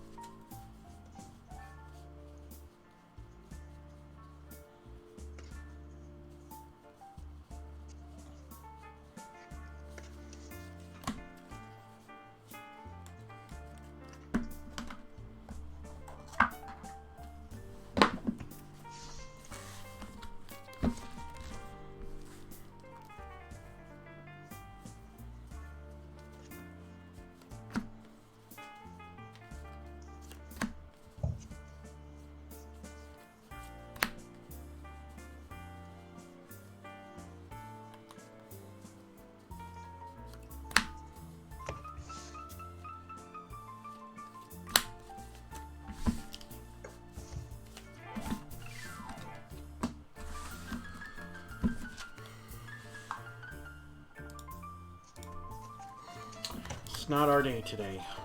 It's really all it boils down to. We've all been there. Yeah. I'm gonna do some file shuffling.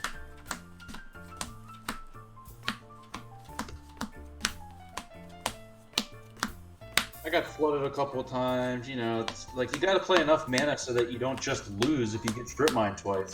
Right. Then if you don't get strip mine at all, it's like, oh well, I also now lose. Yeah. Yeah. So like I said, I've got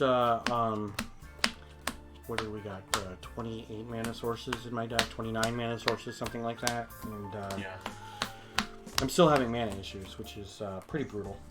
I saw you had a little bit of mana troubles there. You were using your Strip Mine as a card, you know. Right, and that's been the case all day. You know, I've been having mana issues all day, with or without somebody stripping my lands. I've been having mana issues all day long. You know, and it's just one of those things. You know, it's not fun to lose that way. It gets rather frustrating. It's not fun to win that way. Right. Right? Vinland says that I'm always so salty. I appreciate that. It's not salty when it keeps on happening over and over again. It gets extremely frustrating. And every single person, even the most positive person in the world, is going to get frustrated by getting mana screwed over and over and over again.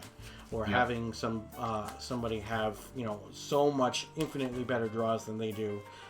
You know, Magic is a game that you're supposed to be interactive with. It's supposed to be a game that you get to do some back and forth, especially in old school. And when you don't get to have that back and forth, it makes it not very fun. Unfortunately, it's not fun for the people playing, and it's not fun for the people watching. You know, some people don't care. You know, they like to win no matter what. But I would prefer to win having a good game than win when my opponent does absolutely nothing. Right. So put 2 on top of 1, and then 3 on top of that. Okay, and I'll do 3, 2, 1 for you as well.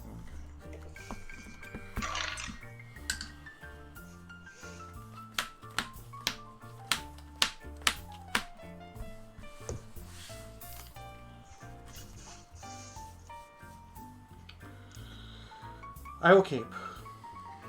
I will also keep. Shop, Sapphire, Juggernaut, go.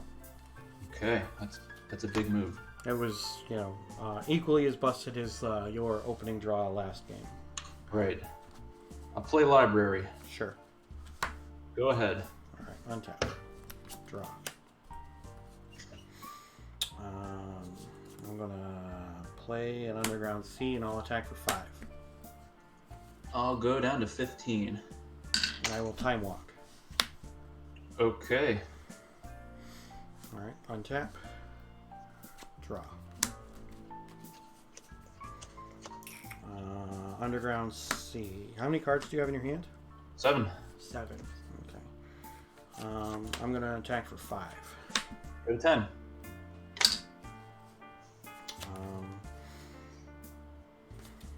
Gonna Demonic Tutor.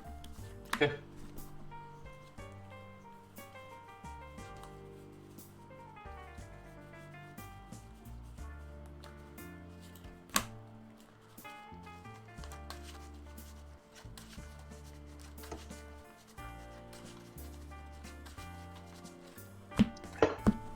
That's good. Yep. And then I will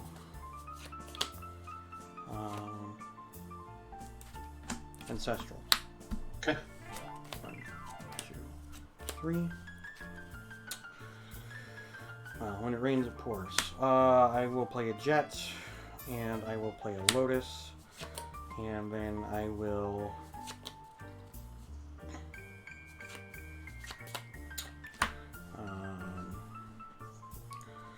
three, 4, 5, 6. We're gonna go blue. Icy with all 3 colorless, so I've got 2 blue left. I'm going to copy Artifact the Juggernaut, Okay. and I will say go. And in turn, I'll draw a card. Yep, And I'll draw a card for the turn. yep. Looking pretty slim.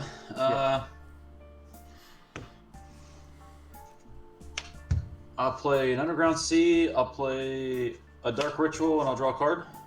Okay. And that's not it. Next game. Yep. So we've had 2 non-games, basically. one, That was like one one each turn. way. Yeah. I could have played an Underworld Dreams with my 3 mana, You could have. at least. Whoops.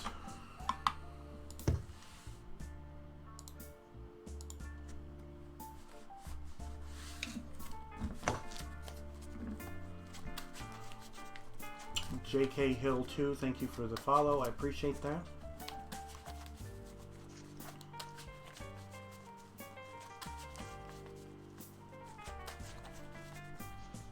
I really think Juggernaut's a little underplayed. It dies to Bolt, but like, who cares? It dies you to know? Bolt and it dies to a factory, but Yeah, but then it's factory removal. Right. At least. right. It's still a 5/3 beater, you Yeah. know. So And if they're on Wall of Heat or something, then they're really in trouble. yeah.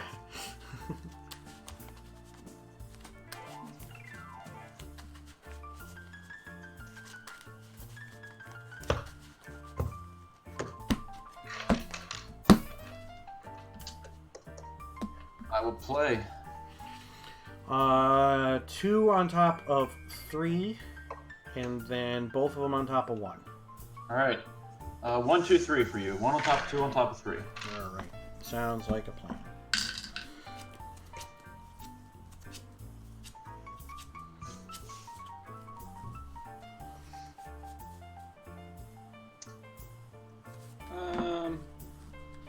I suppose I'll keep this. I'm gonna try it.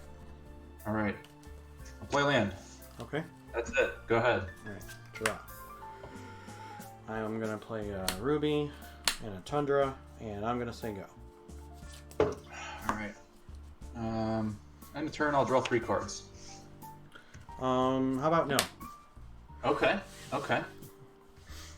Big mistake on my part. Should have done it during the draw step. My turn, I'll draw a card. Yep. I'll play Volcanic Island and Chaos Orb. Okay. Go ahead. Untap. Draw. Mistress Factory. Yep. Go ahead.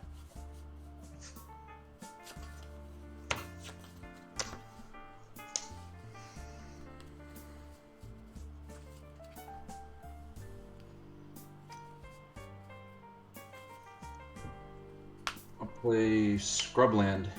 Go ahead. Okay. Draw.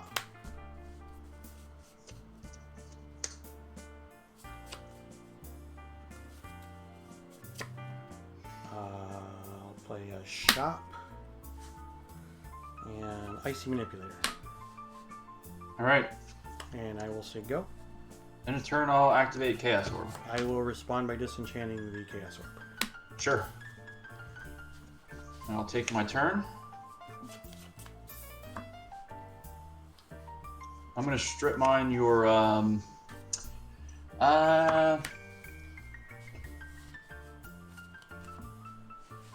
I think at this point it's the Mishra's Factory. Okay. And then go ahead. Untap. How many cards? 4. Draw. Pearl. Factory. Trike. Mm-hmm. Go ahead. Draw a card. Not a good card. Play land. Go ahead. End step, tap your white source. Okay. Untap. Draw.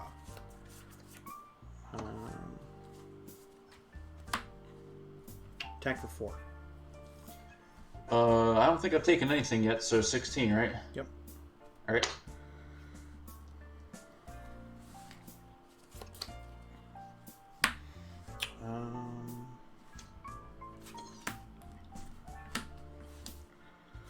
Twister. Yep.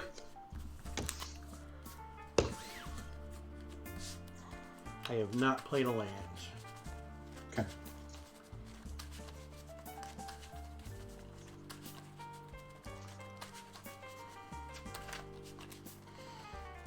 Gotta play that Twister before you get a Underworld Dreams True. on the table. True, now is the time. Although I have lost with the Dreams on board with my opponent. I think it was more. It was a wheel. Yeah. It was Chef. He said, "This sounds like a bad idea, but I'll wheel." He took 7 and then he drew like 6 bolts or something and beat me. 1, 2, 3, 4, 5, 6, 7.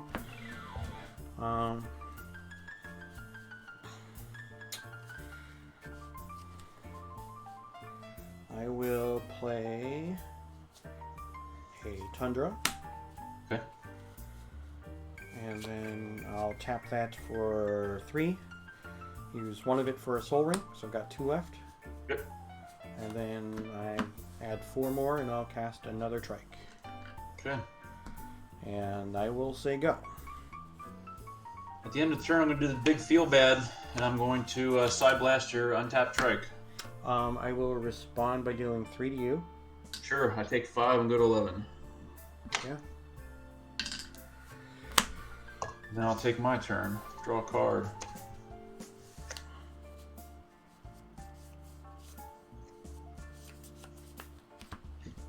I'll play a Mox. And I'll play a Scrubland. I'll play an Underworld Dreams. Okay. And then I'm going to side blast the other one. Same thing. Shoot you for 3. Sure, go to 6. Okay. And that's it for me. Go ahead. Untap. I will draw and take a point. I'm at 19. Sure. You're tapped out, correct? I'm tapped out. Okay. I will play another factory. I will animate the one that was already on the table, and I Yep. will attack and pump to deal 3 to you. All right. Go to 3. And I will say go. Card.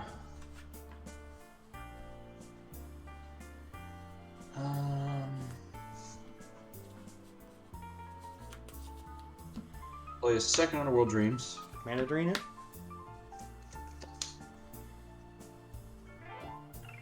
Okay.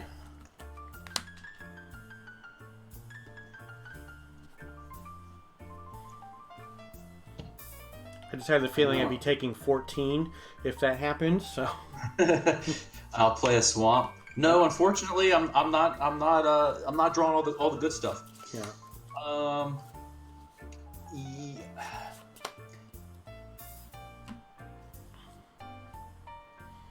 E- Yeah, that's it. Go ahead. End step. Tap your white source. Mm-hmm. Untap. I will draw and take 1. Puts me at 18. I have 3 mana to use. How many cards are in your hand? Factory to activate. Yeah. Yeah. How many cards are in your hand? 3. Okay. I'll use 1 to tap your red, your volcanic. All right. Yeah, I lose. By the way, I lose. I forgot about that. I messed up. Okay. Can attack for 4, right? Yeah. Yeah. Man, I got flooded again. Yeah. So those weren't actually games. Those were just, either It one of happens, us was. It was basically one of us playing solitaire for all 3 games. Yeah, it happens. Yep. At least I got a game win. Yeah. Well, I appreciate you playing the games, and I appreciate you allowing me to stream the game. All right. So good luck the rest of the day, and you have a good one. Take it easy. Yep. Bye. Yep. Bye. So we got there. We're back up to even at 2 and 2. So that's always a good feeling.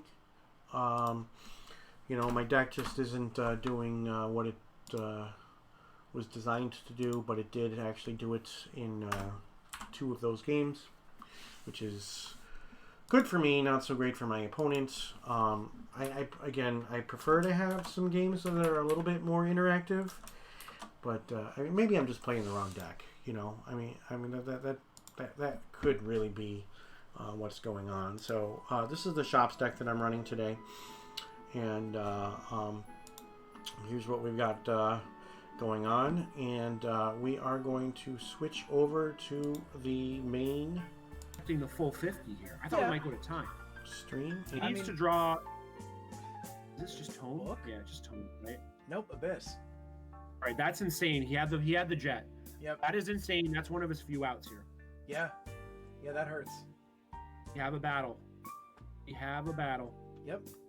I mean, unfortunately, he's going to be at he's going to be at 14, and It's not you the know, worst place to be, though. It's okay. No. He two dibs. Those dibs turned into bolts, right? Whatever. You bolted me Yeah. twice. the pile of lightning bolts on the other side of the table is actually kind of real, but and now a time walk turn. So I mean, if he doesn't have Abyss there, the game is completely and utterly over because he takes Yep. 12.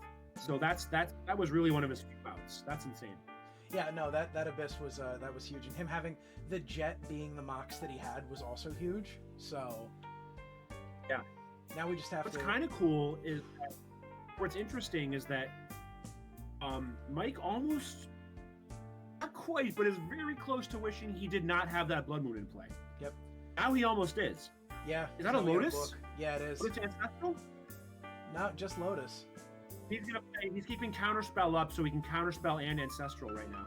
Counterspell the there's- Ancestral, play your own Ancestral. Nope. GG's. Nope. The ancestral landed. Why would he play Lotus? I don't know. Why would he play Lotus? I don't want to risk that getting shattered, right? I guess he's Trying gonna. to- Yeah, like, trying you don't to want to blow your cards out Lotus his chuck. I don't know. I mean, I guess he doesn't know that his opponent doesn't have Mind Twist. I guess that's something. Recall. Call for Recall 1. 2. Oh, for 5. Yeah, 2. Yep. Oh, Ancestral and Time Walk. Nice. Just casually black card. casually drawing 3 more cards and taking an extra turn. Yeah, no big deal. Nope. No big deal at all. This Any Mind chance- Twist any here would chance be we think off he the chart. DT'd for the Abyss? I mean, I don't think that he did. I'm sure he has it. I mean, I don't know because they would have probably pops off Ancestral there, right? Does he spend Lotus to play Ancestral? I don't know. Soul Ring. He tapped his 1 colored mana to play the Soul Ring, so I guess he doesn't have Mind Twist. Oh no! All right, so this is unless he drew Counterspell. I guess he has Book up, so that's fine. He's gonna be able to keep up with this. You gonna Counterspell it? Nope, Gonna we're draw book. and then maybe Counterspell. Book and hope it's Counterspell. Or Ancestral, I guess. He has to have Ancestral in hand. He's gonna Counterspell Ancestral. Ancestral first. He's gonna Ancestral first. Maybe he'll draw a Counterspell off the Ancestral. Do we have... He ripped Red Blast off the top? Holy shit!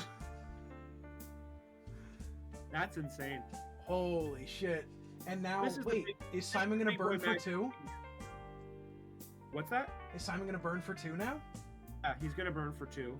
Ooh, Which is a free bolt. yeah. Not only that, it's a free bolt and his colored mana. Wow. And you've got Time Walk.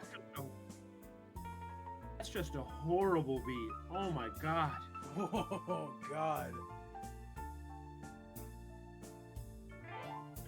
So now, Giuliani has drawn 3 extra cards and has another turn. And now he just gets to bolt. Is he handless now? I do believe he is empty, but he has a Time Walk turn, so... Yeah, but he's not in a great spot because No? Simon has Tome. Yeah. Simon can kill Blood Moon. Although honestly, killing Blood Moon. Oh isn't no, he that wasn't great handless. right He's got at least 2 cards in hand, it looks like. now. Okay. So he wasn't handless. So he plays Does he just Loa. have more bolts? I mean, more bolts, or does he run any X spells? Oof, there's the Flux. So he did bring in the Okay, Flux. That's a rough one. That's gonna hurt because there are 3 artifacts on Simon's side. And they're insanely important. Yep, every one of them. He's gonna puke the wall to draw a card right now. Yeah, this game was all about Blood Moon. Turned off the Ancestral, Simon's hand, turned off, just turned off everything. Turned off any swords or balances or counter spells that he had. Yeah. So we're gonna keep the book. Don't you and want to the tap your? Soul Ring. What is this? Upkeep? Yeah, that's 6 He's mana, paying so he for paid to everything. keep all 3 of them. Yep, and then plays a factory. Once again, you know, he's having his mana, just like game 1, he's having his mana completely ruined. Yeah. Which Ugh, is that the mountain way is to so beat the deck. gross. Yeah. It's disgusting. See, this is. I mean, wouldn't you rather keep the Soul Ring untapped? Oh no, you can't. You have to pay 6. Yeah, that's fine. So he must be flooded. He's just paying for it all. That's crazy. Yep. Paying for it all. I feel like at this point, waiting till he has book mana again. Just can't Start believe- drawing. the game is so different if he doesn't draw that Red Blast, right? It changes everything. Yeah, if he doesn't have that red blast, who knows where Simon is? Like, first off, Simon's at least 3 cards deeper into his deck, but. Alright, you said that was The Felwar? Felwar gets the blue mana. Yeah, once again, I couldn't tell you what that card was based on the altar. The altar's Felwar, gorgeous. it's honestly a reason to not bring in Blood Moon, right? When you play a bunch of basics of your opponent's colors, bringing in Blood Moon isn't the greatest, Bob, right? Oh yeah, now true, he 'cause has Simon's blue. now got blue. Yeah. Yeah, that could be something. This flux is just insane, though. Again, he has to spend, I mean, he has to spend ass loads of mana, and Giuliani only has 2 cards in hand. I think you have to just let that Soul Ring go and pay for the book or something. Pay for the Yeah, book, pay for the something. others, yeah. Because right now you're looking at paying 8 to keep shit around, so keep everything around. Right, so he's gonna keep those up. He's gonna pay for all of them? Oh, because he needs. And then Soul Ring's dead. He must have another land in hand, so he can spend all of this mana, puke his Soul Ring, play a land, draw a card end of turn, and hope to just draw his way out of it. So what was that? What was that, by the way, you were saying about this match going too quickly? Yeah, I know, right? It turned into a typical old grind fest. All right, there's a time walk. Right. It just does borderline nothing here. I would have honestly probably just said go and drawn a card with Tome. Yeah. I'm just Right, 'cause now he just has to do all this shit around. again. Yeah. So he gets Yeah, he gets the whole an point of extra that card. It felt like the whole point of that turn was to get a draw out of James Tome. But he's clearly flooded. So this flux, while looking good, isn't doing that much. The real thing it's doing is it's the colored mana that matters here, right? Yeah. All right. Well, here's the scepter. So he kept it in, which I don't agree So with. he did everything. He kept in moons, he brought in fluxes, he kept And his he kept scepters in. scepter. Yeah. He's gonna. I mean, he's gonna get a card here, but at what a cost? Also, I appreciate his Black Border Scepter. It looks very nice, but you just spent 6 Right. mana to get an uncastable card out of your opponent's hand. That It doesn't. actually feel doesn't even worth do it. anything because he has hits on board. Yeah, I guess what I meant. They're uncastable in 2 ways. You know, Right, right. like I don't understand why you do that. I think that if he didn't time walk that other turn, I think that's a big deal. Like he would have another card, he would have his time walk in hand right now in case, he happens to draw into his disenchant or something, or his pearl or whatever. Yeah. And now Giuliani has to pay to keep the scepter around, but again, so we're gonna pay and we're gonna, yeah, and so now Simon just books and I don't know. That just seems like a lot of mana to just Twister. Yeah, I don't think I'm going to be casting the Time Twister. Thank you very much. So Yeah, no, I don't think I'm casting that anytime soon, but I just don't. Oh, there's a shock there. Giuliani showing his hand, he's got a shock, and something else I can't see what it is, but so we shatter. So we shatter the book. yeah, that's probably it. That's it. I think now you've cut off, now you can strip out the rest of the cards in his hand. He goes to top deck Right. mode. And What's your sad top is deck now mode he much better. actually wants the Time Twister. Yeah, he pitches that Twister and then loses Like- his book. It's like the only thing he could. I mean, he has blue and black and red now. I guess white is the clear problem, Yeah. obviously. Thus why the first card he got rid of to the scepter was the uncastable otherwise sword. But shoot, I don't know. This just seems like Well, that this was all we were Con, hoping you can for, take right? him. Battle of Haymakers. Battle. To be fair, it's been Mike dropping every single Haymaker and Simon hanging on by a thread this whole match. But it's been the big boy magic that we kind of wanted, and we got it. Yeah. I just don't. Is Giuliani playing a wheel? Probably, right? He's got to be Menendian didn't. He really not? Yeah, he played Twister Really went Pinocchio. control, huh? Well, this will tell us if he's playing the true Menendian build. Okay, He's not so playing the Flux is the Flux meets a Reb. This is literally Menendian's exact deck list, I think. Yeah, that wouldn't surprise me. It's gotta be. Yep. 9 islands, 2 mountains. Let me see. As you can One, tell, two, I'm three. quite familiar with it. It's only 7 islands. Okay, or maybe it was So- 7 islands. but it 2 does have- mountains. Yeah, maybe it was 7 islands, 2 mountains. Maybe I was playing 9 because I don't have. I the don't list. want 7. 9 feels like a lot. Yeah. Yeah. When you can play the full 8 on color, or the full 9 colorless lands. Okay, well, there's the Lotus from Giuliani. I'm looking for any X spell out of him because this game would have been over 12 minutes ago. But It only has like 1 fireball, so it's not that. Okay, Mind Twist. Lightning Bolt you. Bolt you. Okay. So Simon goes to I think 3. Simon should actually be at oh no, there was a Blood Moon in play, so that's fine. Yep. That's fine. Yep. He's at 3, so whatever. Any bolt does it here. And he bolts off the top, and now he plays off the top of his library. Again, not that Oh, that man. really matters here, but so I think they're both in top deck mode now. But the problem is like Giuliani's top deck mode is literally bolt. You know, like bolt you, game over. Especially because he can answer any card Does it left in the count? hand. Is that? Oh, that's swords. Jesus Christ! How good is Scepter here? Yeah. So like obviously in the late game, it Yeah. becomes just insane. Yeah, because your opponent can't hold counterspells.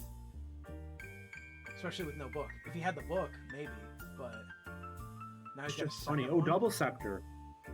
Nice. What does Simon need to draw?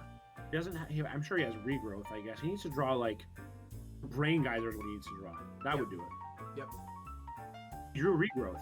Okay. Regrow Ancestral is step 1 of any plan, of any comeback plan. Where's his green mana? He has City Brass now, right? Oh, right. Yep. There's Because the moon is gone. no. The moon's still there. It was the flux that went away. Oh, you're right. Sorry. Yeah. So that does nothing. You're right. Yeah, does literal nothing. So he needs Recall obviously does nothing. which is the card. Which is the card that he drew. But oof. So this entire match is literally just waiting for Giuliani to draw a bolt. Right. Because So far, he Simon hasn't been can't able keep to. cards in his hand. Anyway.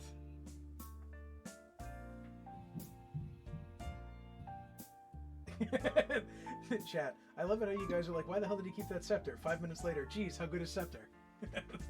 I mean, yeah, but I mean, specifically, I mean, you can say scoreboard, right? Specifically, and I could be wrong. I said I was on the fence. I honestly don't know the right answer here. My gut said that I don't like it, but I mean, my gut has been wrong many times. It's clearly wrong right now, yeah. I mean, my and it experience... just turned out that it turned. I mean, maybe it's better when you're blood mooning, because if you get blood moon, they can't cast anything, and you can slowly whittle away their hand. That could be his thought process. Maybe that's the right way to think about it. I don't know. I don't know. I mean, I'm learning things here because my experience is that deck players play differently after they see that card. And granted, Simon didn't see it until this game 3, but I just don't like it unless my opponent, unless it's a battle over Loa. Like, I want to keep my opponent off 7 cards, or I don't think I've ever gotten to this point against the deck when my opponent had no book and had no cards in hand. That's to what I where mean. This it is, was a very, valuable. this is a very weird game. This is not a textbook example of how this should play out, right? Yeah, because So like it's clearly Scepter's flexing its muscles here, but like this is not a standard game. Is this book? yep. Okay, that's step 1. That's Mhm. step 1. Assuming that I guess it resolved. Nope, it does not resolve. Counterspell. So Simon is almost has enough mana to fireball him out too if he like just keeps playing mana sources and rips a fireball. Yeah. 1, 2, 3, 4, 5, 6, 7, 8, 9, 10, 11, 12, 13, 14. So he's got a Is it so 13 enough? point He's probably- fireball. He's to draw like Lotus. Oh, he already drew Lotus, so no, that's not happening. No, we're not getting the fireball there. What do we got? All right, a twist. Oh, Oh, God. yeah. So this That'll just do it. has to get and lightning bolt, and we're good. That will do it. Well, no, because Simon could get He doesn't counterspell. have a counter spell up, but that's it. Yep. So You're basically saying I draw 2 lightning bolts, you draw you can only cast 1 counterspell. Unless you draw 2 blue blasts, which I guess is possible, but whatever. Like, I mean, Simon's been fighting an uphill battle for the last 30 minutes at this point. Chat has also icing on called the cake. draw 2 dibs. 2 dibs also does it because it gets around the abyss. Yeah, but then he gets on tap, so like, Yeah. who knows? You don't kill him right off like this. So we shall see. I mean, you could untap into Lotus, Disenchant, Swords, Mind Twist you. I like, guess God it is knows the what, deck, you know? right? Like, His 7 could be the it's most not- baller it's not 7. really different. This gives him. If Mike draws a pile of turds and Simon draws Lotus or Pearl at the very least, that it gives him a shot. Yeah, gives him outs. Well, he didn't just slam lightning bolts onto the table, so maybe maybe he spends 6 mana and takes 2 of those cards away from Simon. I know. I guess there's worse. No, there's the lightning bolt. Cast Lightning Bolt. Did You're he get dead. the blast or the counterspell? Because it's got to be one of those 2. Nope. Probably got one. Nope. He did get twist He got and the book. Disenchant for no color mana. He drew, yeah, He drew medium, man. and Giuliani just had to get bolt. So You're right. I mean, when he time twisters there with him as his opponent at 3, he's probably 96% to win the game, oh maybe shit, even he drew higher. the Lotus too. So like, what is that? That- Beta? Yeah, Yeah. beta, rush, Altered beta signed, Lotus. and altered. Holy shit. That's fucking insane. That is a powerful. I told you, magic. man. He has a baller ass collection. He's a baller collection. He runs a baller stream. I've had 2 full IPAs at this point, so it's all downhill from here. Yeah, that's a Cthulhu on his strip is pretty good. That too. Yeah, that's sweet. He's got some sweet altars and a gorgeous deck. And I'm glad we got to, and to be honest, Mike has a good looking deck himself. You know, Yeah. He has those 4 and black bordered volcanics. I think those are beta scepters.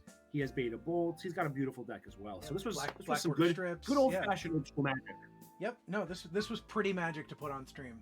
It really was. Yep. So I'm gonna switch it back to us in the booth here. Given the time, because this round ends at 8:10, I do not think it's worth trying to find another match at Agreed. this point. I think we're a little Agreed. late on into that. I've also not brought the 90s commercials back because I don't want to do anything that might chew my bandwidth. Let's talk about our favorite 90s commercials.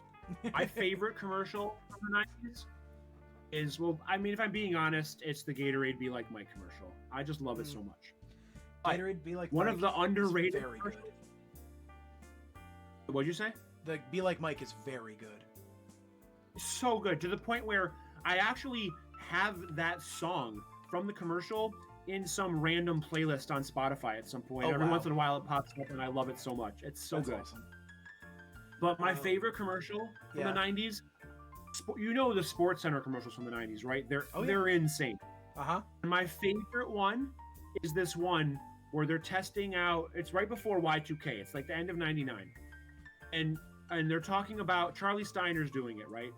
He's talking about, okay, here at ESPN, it's very serious. He's all dressed up in his tie. Oh, we're here to test out our, Y2K protection plan to make sure everything goes according to plan when the new year hits, and we're going to give it a shot.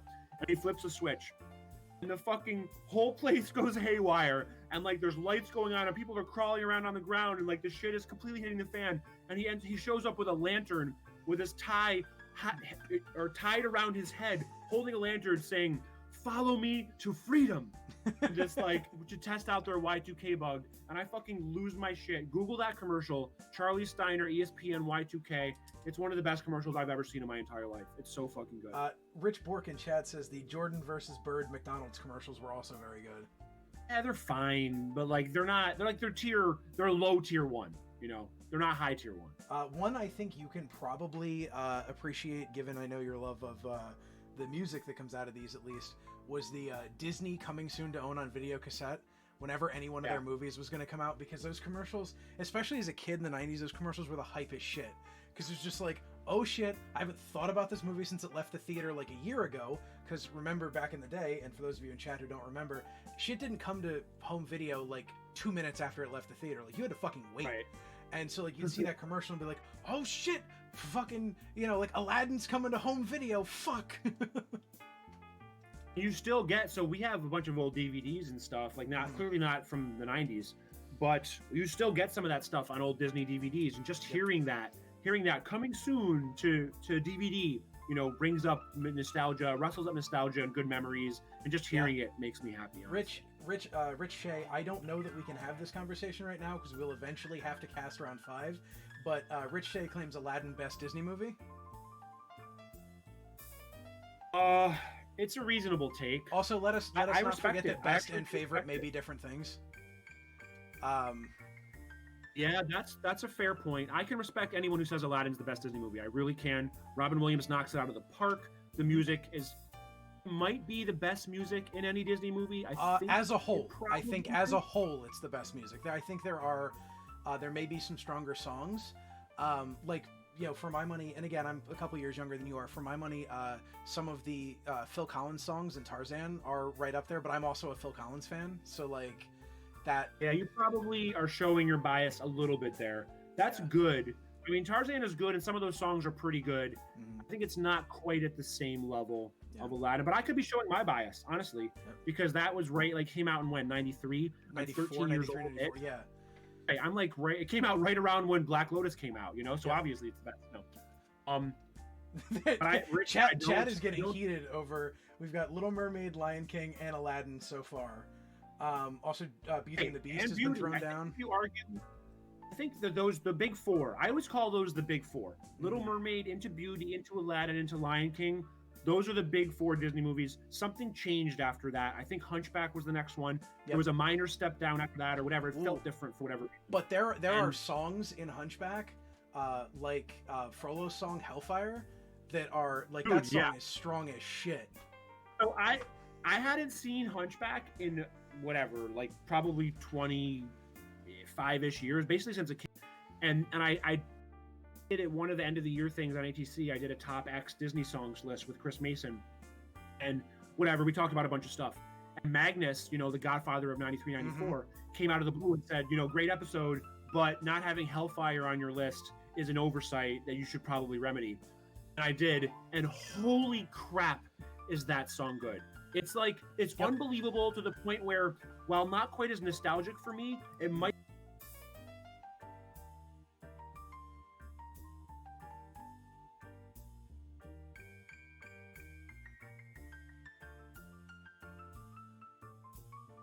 Actually be my favorite Disney song. I know it's saying a lot, and I'm probably being hyperbolic here, but I loved it so much, and he could not possibly have been more on point. It was phenomenal. I love it so much. I can't believe you know that one. I literally, when you talked about that on ATC, I was driving home.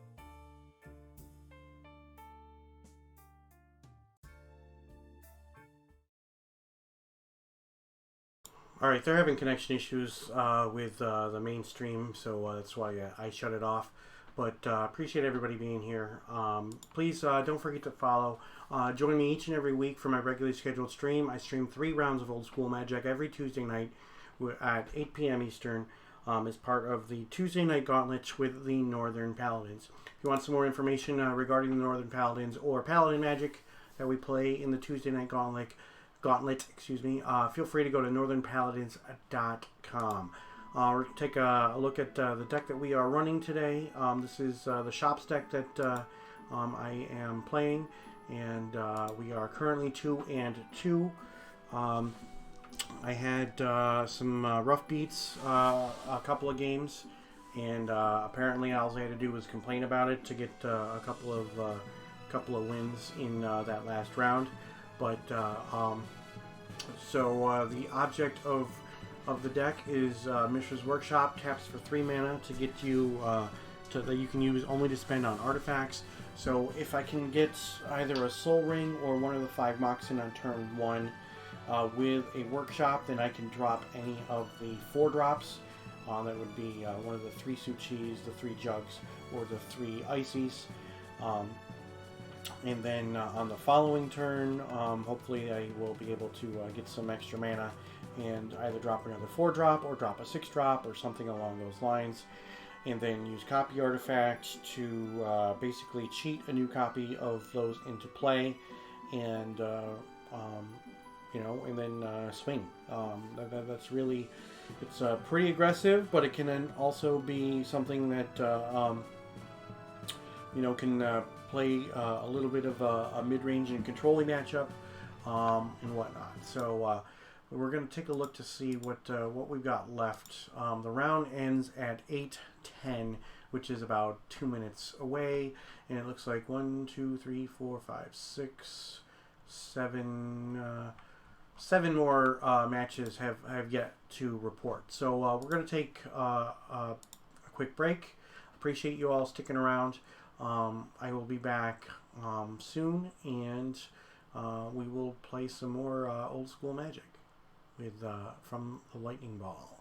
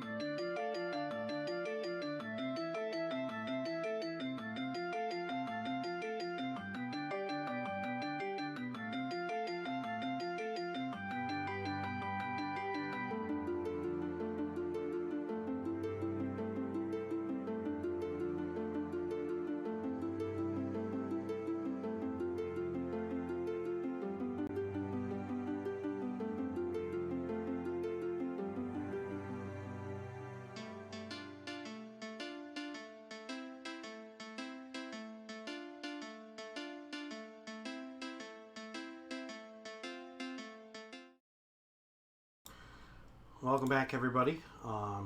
Appreciate you all being here. This camera is being silly today. We got okay. So we are currently 2-2, and this is the shop stack that we are running today.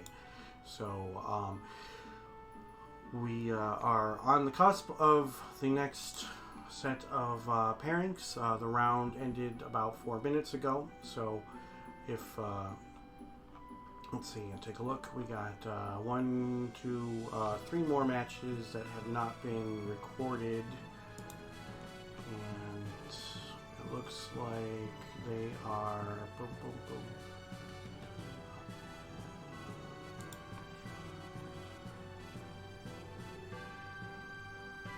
Yeah, so we don't have results yet for a couple more matches, but those should be here momentarily, and we should be able to play some more Magic here pretty quickly. If you are just joining me, thank you very much. We are in the middle of the Lightning Ball, which is a 7-round event today. The link I'm posting in the chat right now is to the main stream, and posting another link to a friend of the stream. This is Simon, and Simon is also streaming his matches today.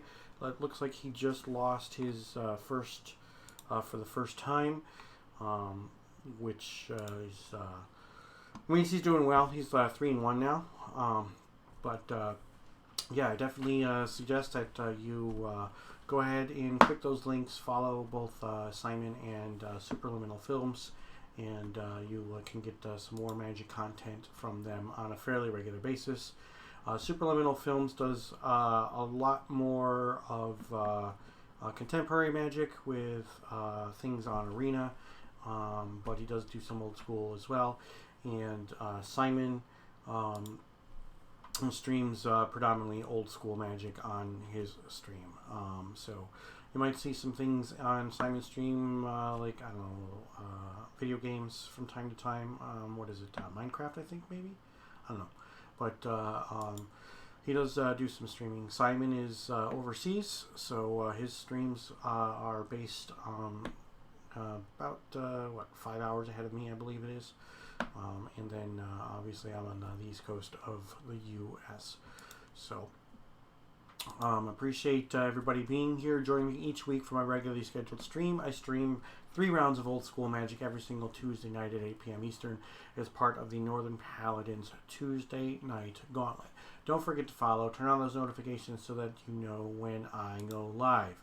But those notifications might not help you. You might want to turn on your alarm clock for next week's special stream on Thursday, Thanksgiving morning here in the United States. The Alpha 40 Monthly League Finals between Stephen Benendian and Martin Lindstrom will be next Thursday, November 26th at 2 a.m. Eastern. That is 11 p.m. on the 25th. If you are on the west coast of the U.S., that is 8 o'clock Central European time in the morning. There are 9 hours time difference between the two players, so this was a time that was convenient for both of them. Otherwise, we would have to wait a little bit longer, probably a week, maybe even longer than that, to do that stream. And we would prefer to get it done sooner rather than later, as opposed to dragging it on to, say, December or whatnot. So I appreciate everybody being here. So on Tuesday nights we play with the Northern Paladins as part of the Tuesday Night Gauntlet. So if you want some information regarding the Northern Paladins, Paladin Magic Tuesday Night Gauntlet, go to northernpaladins.com and you can grab all kinds of information there. So it still looks like we've got one more match going in the last round. So we are going to take another quick break, and I will be back here shortly, and hopefully we'll be starting up some more old school Magic soon.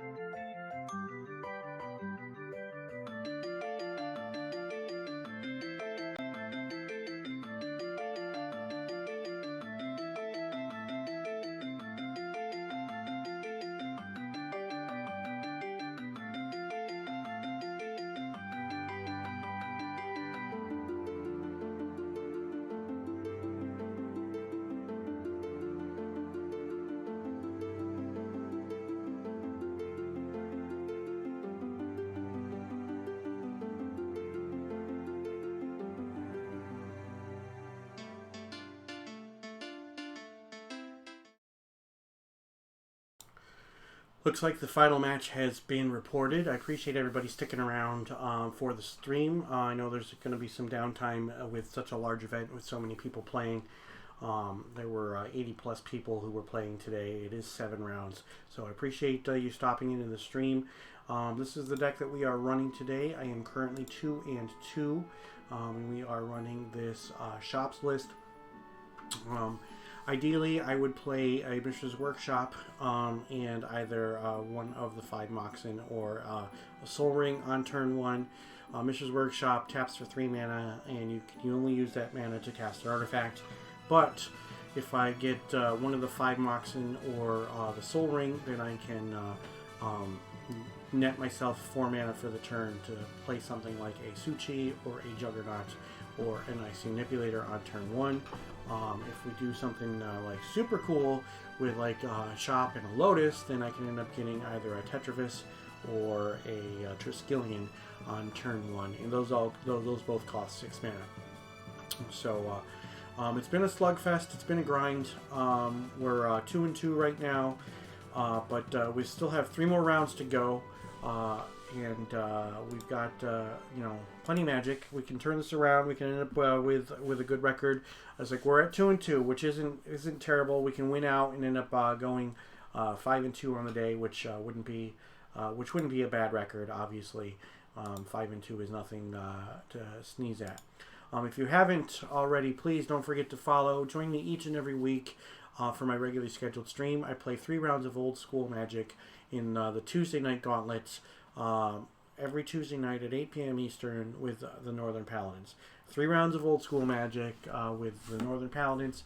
If you want some more information about the Northern Paladins or the Paladin Magic we play on the Tuesday night gauntlet, you can go to northernpaladins.com.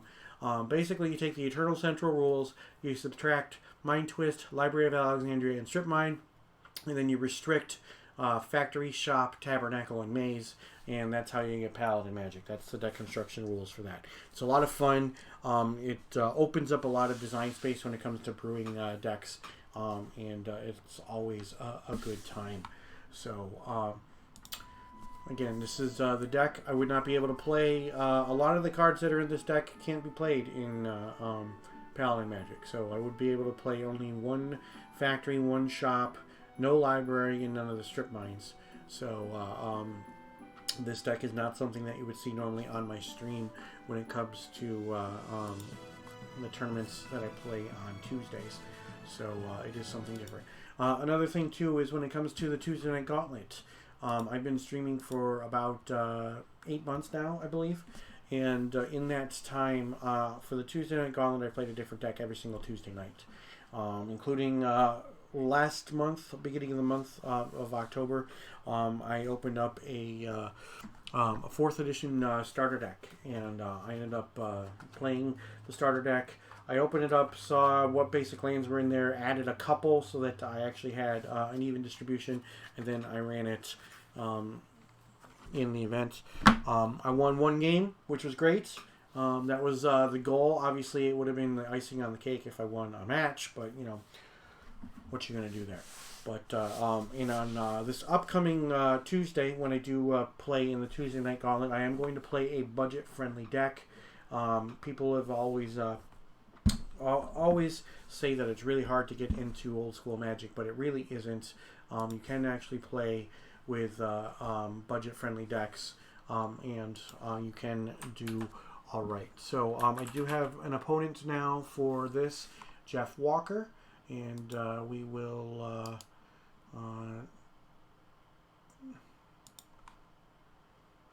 join that.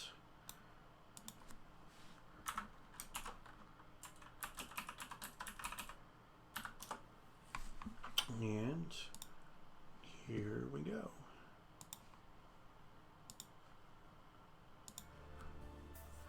Hey, how's it going? What's up, man? How are you? Oh, I'm doing great. How's your day so far? 2-2. So. Yeah, same. Could be better, could be worse. All my games have been close though, so a lot grindier than I was expecting. Yeah, I've had some grindy matches. I've had some that actually have not actually been good games at all, though. You know, they've been round one especially. Round one, my opponent basically took care of every permanent that I put on the table, and then in game two he went first turn Jews on, and I couldn't do anything about it.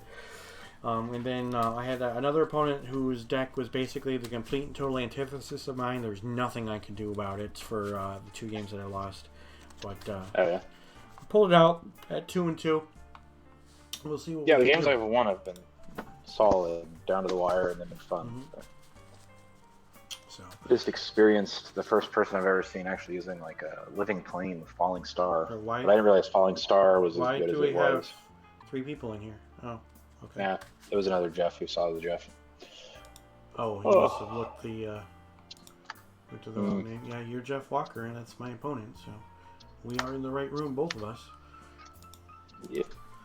So yeah. So what are your odd evens? yeah, that's fine. I'll choose odd. Okay, I'm streaming my matches today, so sure. 1. all right. So I will play Your choice. first. So where are you from, Jeff? Honolulu. From what? Honolulu. Honolulu. Oh, wow. Yeah. Yeah. Yeah. So this is that's what time is it there now? 3:30 in the afternoon. 3:30 in the afternoon. Wow. It's 8:30 at night here. Yeah. 3, 4, 5, 6, 7. All right. So let's take a look. I will mulligan this away. Story of my life. Let's see. I think your camera's frozen, man. Is it? Yeah, there we go. Yeah, sorry, I was just leaning back here, so trying not No, to show you that's my fine. cards. I think I'm gonna keep. Okay. Probably stupid, but we'll see.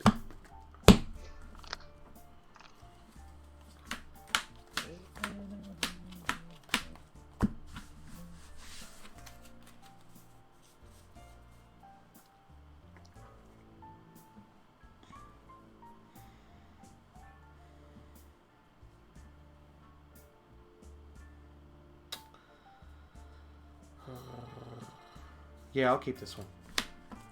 Okay. I will go Factory, Jet, Soul Ring. Go ahead.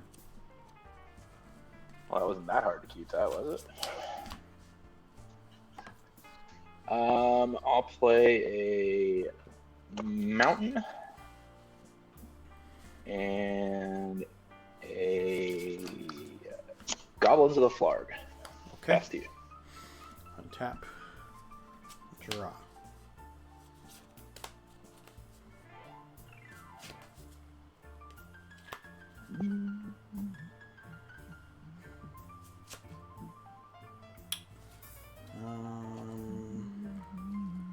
Underground C. Activate the factory. Attack for 2. Okay. Beats for 2 sounds good. Yep. Puts you at 18. Go ahead. Yep. Card for turn. I will play a factory as well, Okay. and I'll swing in with the Goblins of the Flarg. I will take it, and I will like it. Alright, and I'm gonna Blood Rush him. Okay. That's 5. Bloodlust? Yes. Sorry. Did I say Sorry. Blood Rush? Yeah, sorry. You said Blood Rush, and you're all fuzzy. So, okay. Yeah, I'm at 15. All set? To you. Yep. All right. Untap. Draw. So what do you have untapped now? Nothing. I'm Nothing. completely tapped out. Okay.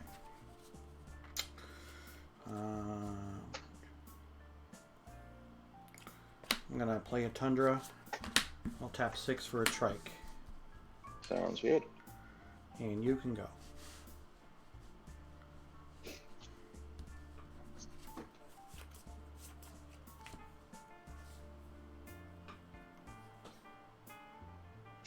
Play a mountain, Mm-hmm. and I'll play a Blood Moon. Sure. And I'll swing at you for 1. I will do a point to it. Okay. All set? Go. Yep. Go ahead. Untap. Draw. I'm gonna play a Lotus. I will crack the Lotus for blue. I'll Okay. use 2 of it for a copy artifact to make Okay. another trike. Sounds good. And 1, 2, 3. I will play an Icy Manipulator, Sounds good. and I will attack you for 3. Okay. I'll go down to 15. And you can go.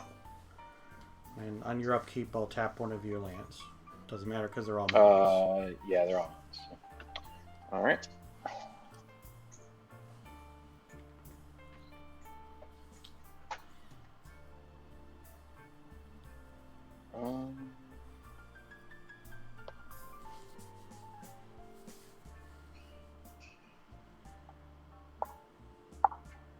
Let's see.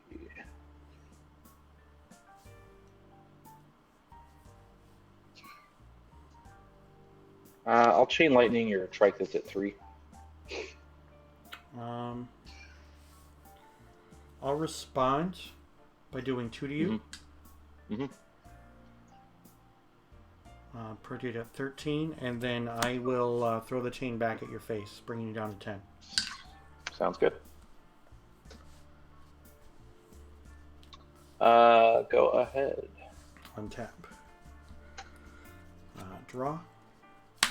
Attack for 4. Down to 6.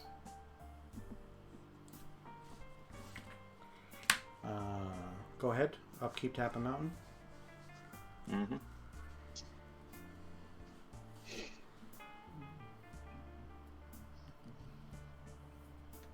I'll play a Goblin Rock Sled Sure. and pass to you. Untap. Draw. I'll attack for 4. Yeah, I got no choice but to block, so. Alright. And you can go. I'll tap a mountain on your upkeep. Mm-hmm. I guess I could have tapped that and That's good. attacked in 1, but you know. That's game. Yeah. Tough to deal with an opening hand like that on your end, so.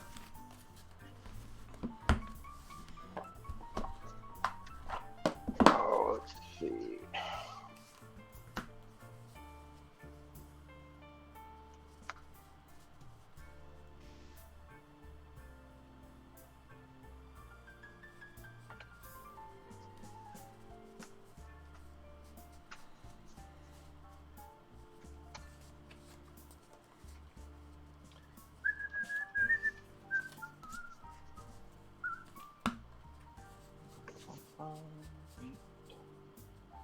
Where the hell?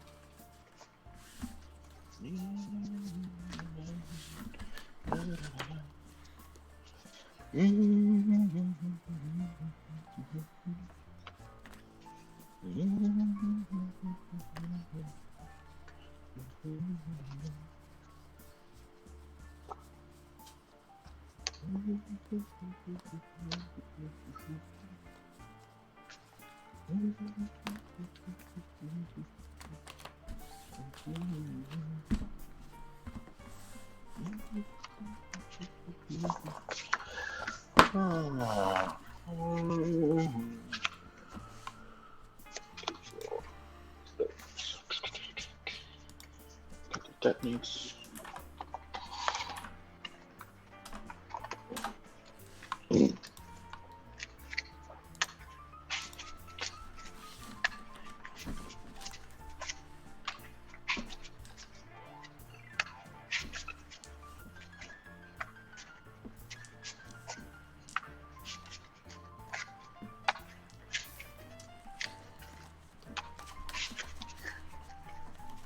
So how's weather in Honolulu right now? If you ever ask that question, the answer is generally like 80 degrees. Yeah. 85 degrees, plus or minus 5 degrees. Okay, pretty much all the time. All the time, yeah, for the most part. And is it? I'm assuming it's got to be fairly humid there, right? It's not as bad as like the South, like in the United States. Yeah. It's a little bit more temperate than that. Mm-hmm. But yeah, I mean it's fairly humid. Mm-hmm. But it's not like going outside and drinking a glass of water like in Georgia or Florida or something. Yeah. Definitely a little bit more temperate than that. Mm-hmm. Oh, I will elect to go first on this one. Okay. Now, were you part of the military? Is that what brought you to Hawaii, or? Yeah, I'm actually getting ready to retire from the Navy here, so. Huh. Yeah. 20 years in submarines. Wow. Congrats. Thanks. I want to keep this one. I'll keep as well. Mountain, go. Draw. Library of Alexandria. Tap and Okay. draw. Mm-hmm. And I will play a Mock Sapphire, and I will say go.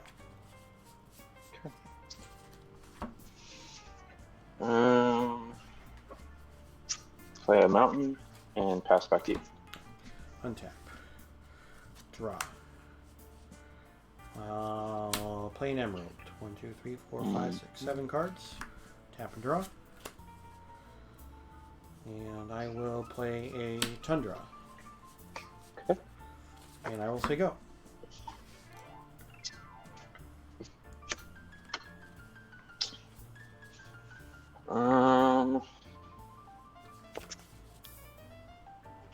I'll swing with the ball lightning. That is a ball lightning.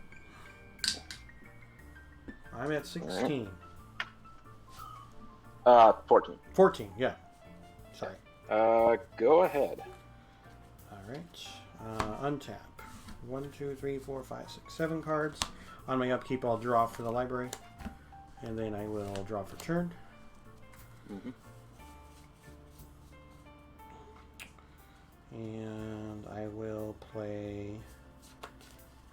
How many cards do you have in your hand? I have 5 cards in here. 5 cards. 1, 2, 3, 4, 5, 6, 7, 8, 9. I will play Underground Sea Mm-hmm.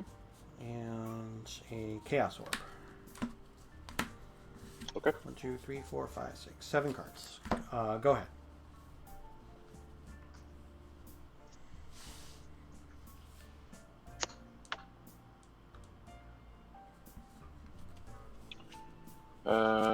Play another ball lightning and swing with it. I will activate my Chaos Orb. Okay, sounds good. We'll use my Tundra as a representative of your ball lightning. All right, I like it. And wow, that was Whoa, wow. that doesn't happen too often. That was redonkulous. All right, I'm at 8. All right, and back to you. All right, untap. Upkeep, I have 7 cards, so I'm going to tap the library to draw. Mm-hmm. And then I will draw for my turn.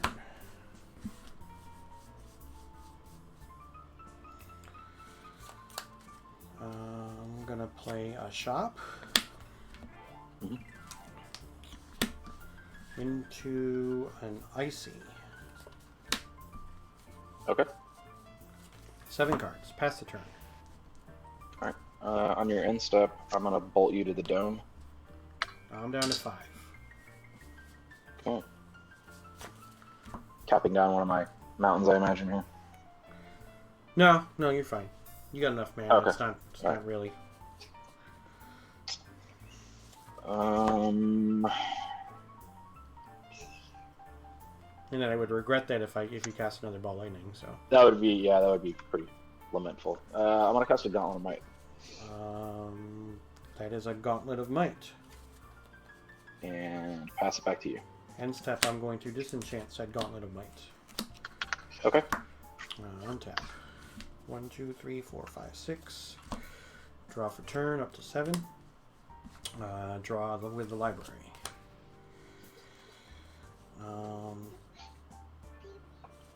I will play a factory, and then I will play a Su-Chi. Okay. 6 cards. Go ahead.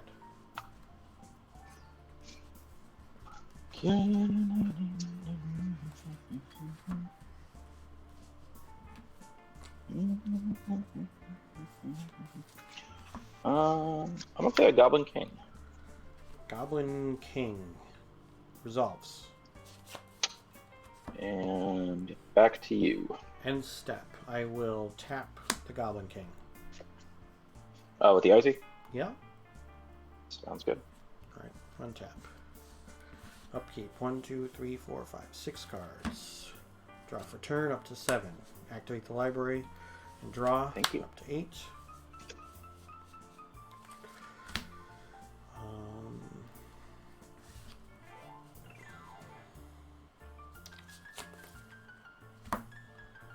I will attack for 4 with the Su-Chi. Put me at 16. I will cast another Su-Chi. Mm.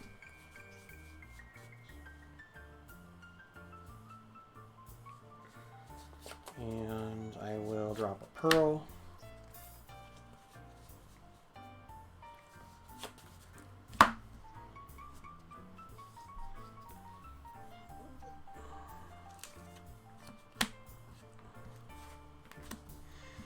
And a third Su-Chi. And I will say go. Oof. I'm tapping the Goblin King. Yeah. Drawing for turn.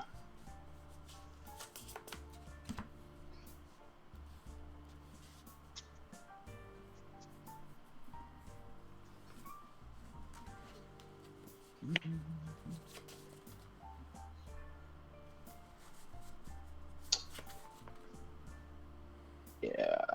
What are your lands over there? Nothing's a mountain, right? Nothing's untapped. I have a Sapphire untapped right now. Okay. Got a Sapphire. So you got 1. Well, let's see if this goes through or not. I'm going to grenade the Goblin King. Okay. Whew.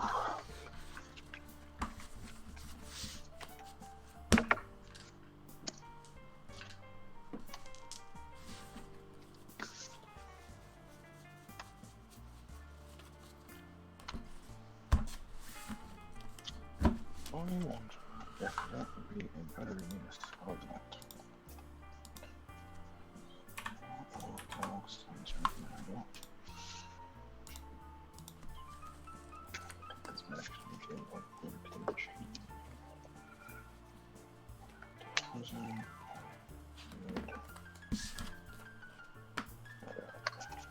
Alright.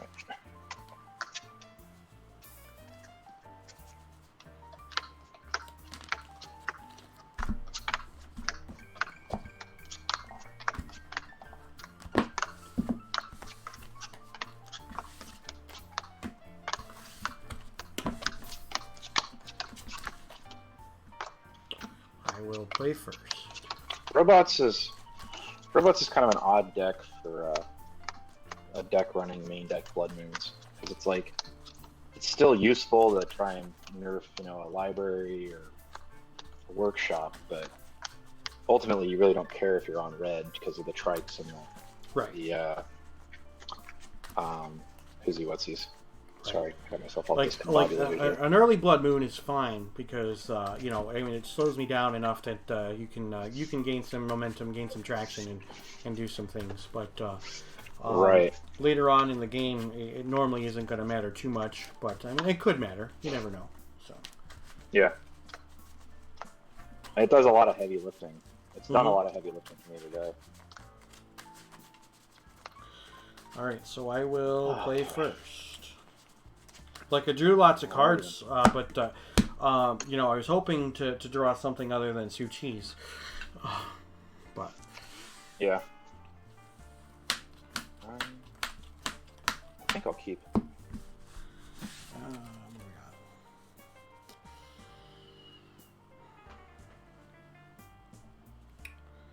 Yeah, I'll keep.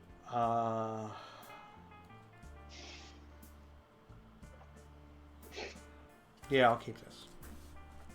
Okay. City of Brass, Mox Ruby. Go ahead. I'll play a Mox and a Mountain, and I will detonate your Ruby for 0. Then I am going to respond. I will. No, that's fine. Okay. All set? And I'll kick it back to you. Draw. Tundra. Okay. Go ahead. Oof.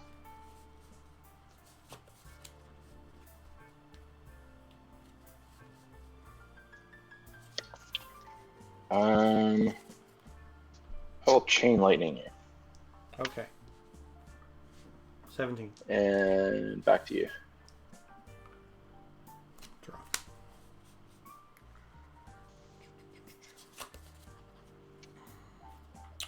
Lotus. Suchi. Very nice. Go ahead.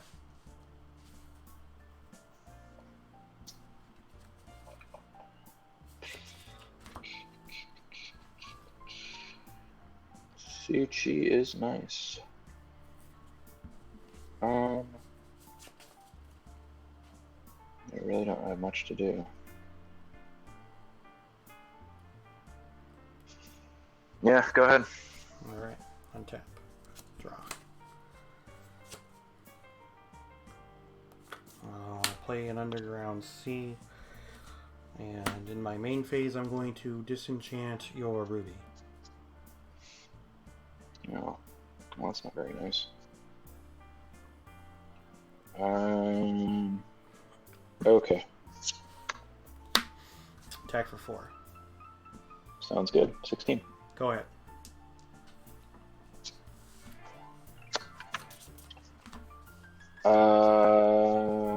I think this is what makes Suchi kind of risky.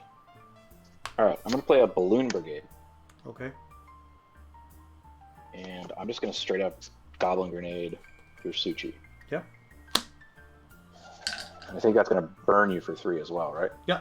Well, burn me for 4. Alright. Yeah, so I'll go from... Is it 4 mana it 16 gives you? down to- yeah, it gives you 4 mana. Yep. Oh, wow. Alright. 14. Yeah, and that's all I got. I'll I'm tap. tapped out. Draw. Go ahead. Wait a second. The Suchi did 4. I think you're at 13. Unless you gain the 1 or something. Because I chain lightning to you and the Suchi hit you for 4. 4... Yeah, 13. You're right. Sorry, man. Yeah, sorry. Sorry, every point counts with this stupid. Oh, absolutely. Absolutely. No, I get... It is a game of bad at minutia math right when it now. comes down It's to all it. good. Oh, man. Killing my Mox really hurt. Glad to hear that. But you you're killed mine gonna- as well. Yeah, you're definitely. That is true, dude. You gotta admit though, that was. It's fun. That's the first time I've ever detonated a Mox. Yeah, detonating a Mox is awesome. It feels good. Does. Yeah. All right, go ahead.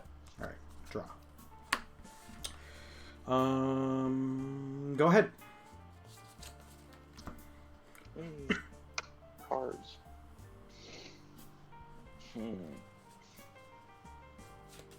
I think this is the answer. Blood Moon. I'll respond by tapping my Tundra for a white. Okay. And then Blood Moon resolves. Let me know when I have priority. I will tap go ahead. my Mountain of Brass for red and not take any damage Okay. to disenchant the Blood Moon. Okay. Go ahead. Alright, untap.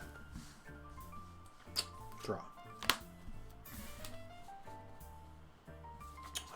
Mox Sapphire. Okay. I'm going to copy artifact to Mox Sapphire, and I will say go. All right.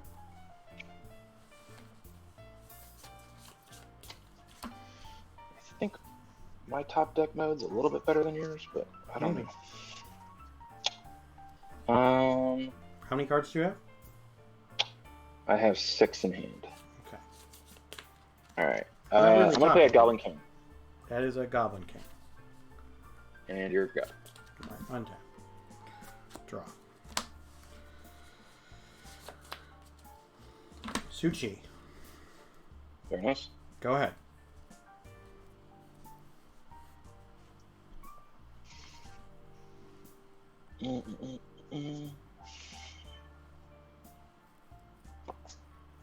I'll play a Goblins of the Flarg, Sure. and pass back to you. Okay. Untap. Draw. How many cards do you have? 5. 5.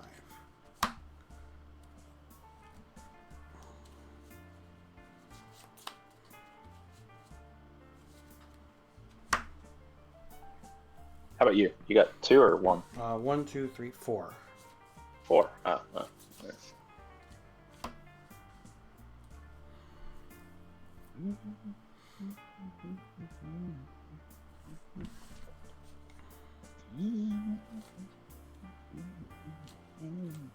Balance. Interesting. I mean, 3 cards. Okay. How many lands? 3 lands. So that's just gonna make me get rid of a creature. Make you get rid of a creature and cards in hand. Oh yeah, that's right. Let's see. And how many? Down to 3 cards 3 cards. in hand. All right. So in response to that, I will. Is copy artifact an enchantment? Yes. Okay. So I'm gonna red elemental blast for copy artifact. I'm gonna flash counter your red elemental blast, bringing me down to 2 cards. Okay. And then I will red elemental blast your flash counter. Sure. Okay. So So you're down to 2 cards. I got a discard down to 1, and I got to get rid of a creature. yeah, 2 cards. Get rid of a creature. All right. Goblins of the Flarg is gone. All right. And go ahead.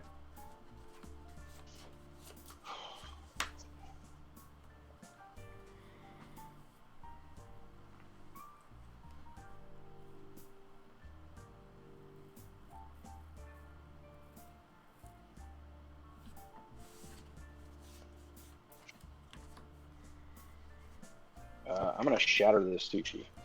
Of course. All right. I get 4 colorless. I'm not doing anything with it. So I'll go down All right. to 9. Beats for 2. Yeah. 7. Here you go. Untap. I got So 1 available. 1 card in your hand. 2 cards in here. 2 cards. Go ahead. Underground Sea, go. You have the grenade. Woo! I finally get to do this. This was the spice that I had originated. You're so going to grenade and I'll see. fork it, and I can't do anything about it. I'm gonna blood rush it, and then You grenade. bloodlust it. Well, yeah, that's fine. All right.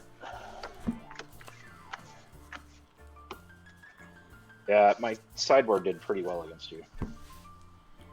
I brought in shatters, detonates, the red elemental blasts, and shatter storms, but I never saw any of those. So. Yeah. So I can't do anything about the goblin grenades. Nothing I can do. You know, because it's a cost and it's a sorcery. But I mean, obviously, flash counter stops a bunch of instants, so you know that's a thing. And then the extra disenchants came in against you because of blood moons, and then swords of plowshares came in, which I never saw them. Yeah, I took out all my goblin rock sleds just because I didn't think those were going to be very useful against Suchis or Trikes. Yeah. I took out a bunch of the chain lightnings too. Mm-hmm. Or I put in the shatters instead of the chain lightnings. Just because I knew that those chain lightnings were probably going to come back to me either way. So. Yep. All right, man. Well, thanks for the games. I appreciate it. Good Yeah, luck for the good rest of the game, day. All right. Take care. Bye. Bye. Well, we suck, chat. That's basically what it boils down to. We're having a crappy day with our deck, but we are having. We've had a few bright spots with the deck, but just not enough. Not enough going on. So we're gonna try to get through the next 2 rounds as best as possible. Hopefully that now that we're 2 and 3, maybe we can win. Maybe we can win the next 2 rounds, and we can end up with a 4 and 3 record, which is at least on the plus side. But we'll see what happens. So apparently the Shops deck, which here's what I'm running.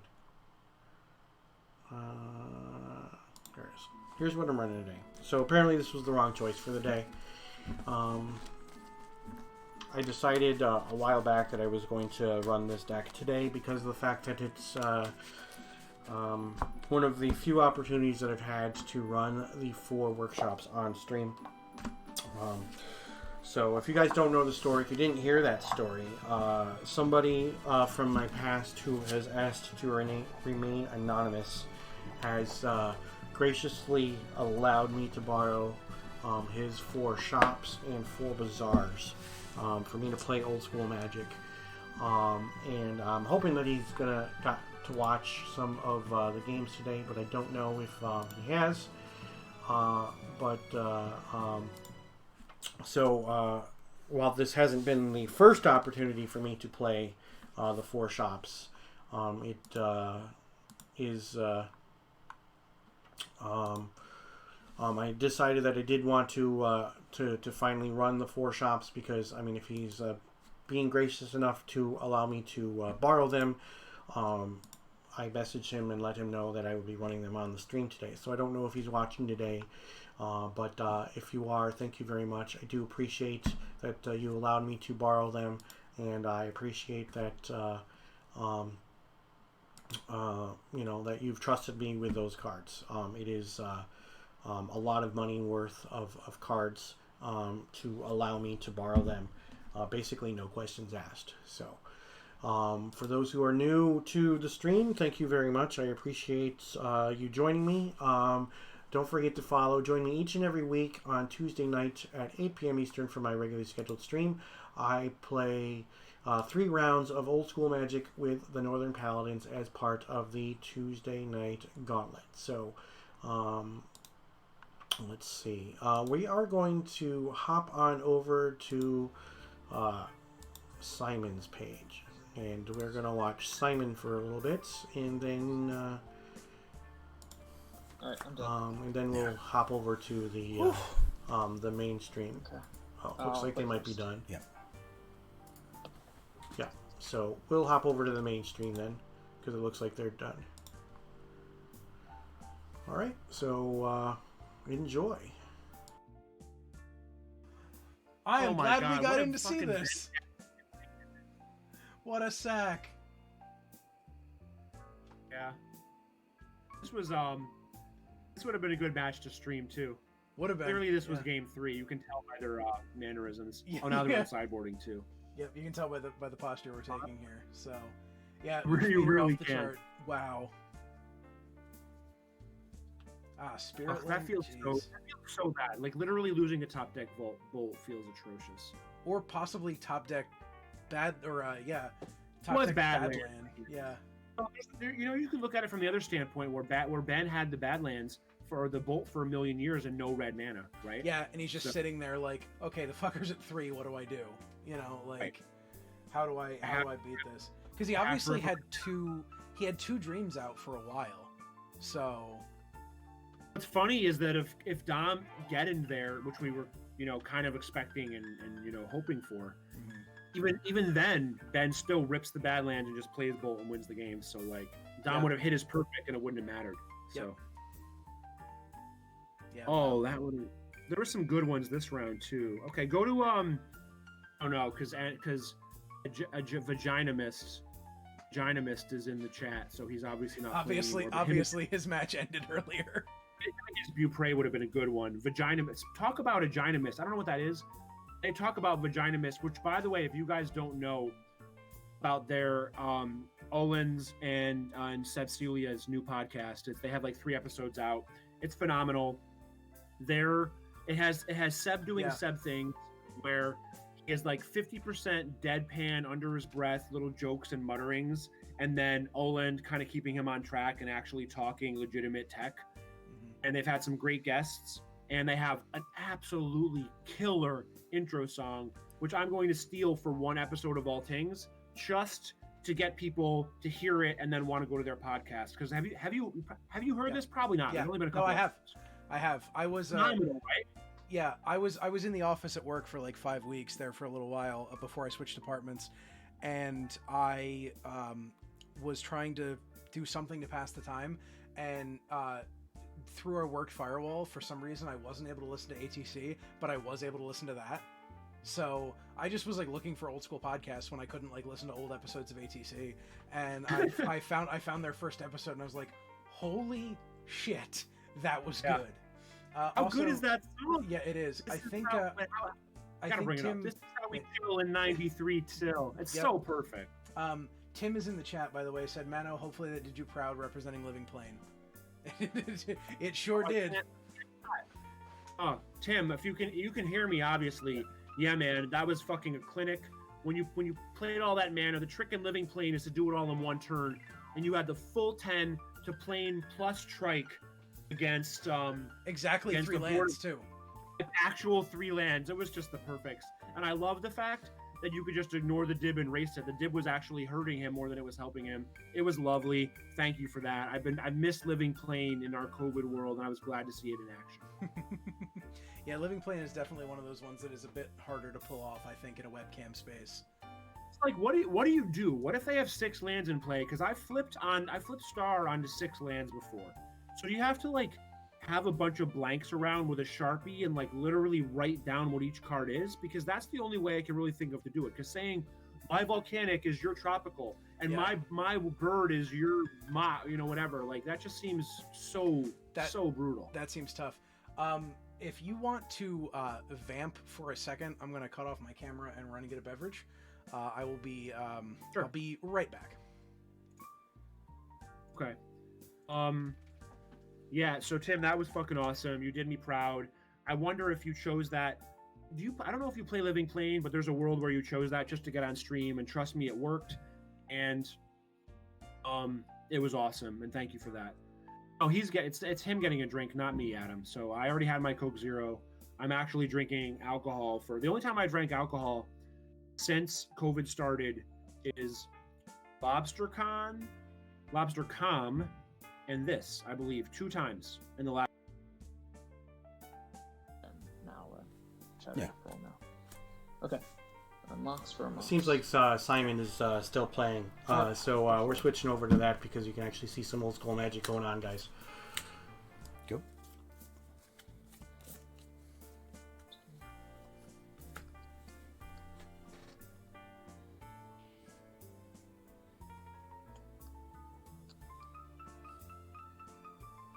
You have 3 cards.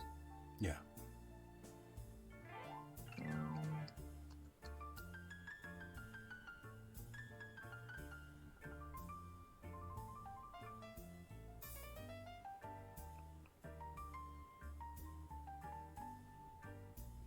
I'll play Lotus. I'll try to counter that one, actually. Okay. Yeah, that resolves. Yeah. Then I'll play a Soul Ring. Yep. And I'll Mind Twist you for 2. Yeah. Going to 19. 2 dust to dust. Okay. I'll pass to you. Yeah. Actually, wait. I don't think I played a land this turn. I'll play City Brass and pass. Yeah. I'll play the book. I go? Yeah. Draw. I'll play Atog and a Black Vice, and I'll pass to you. Okay.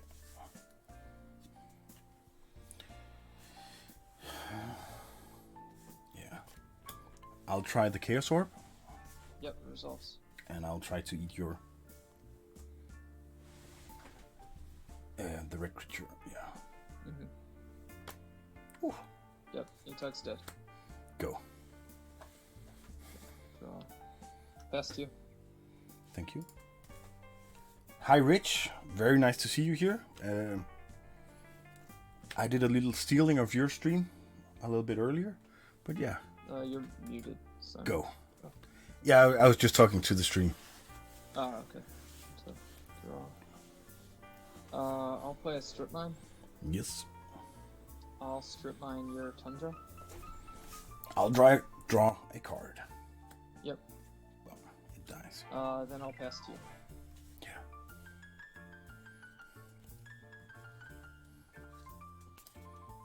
Then I'll try my plateau, Mm-hmm. and I'll say go. Oh. 2 cards in hand.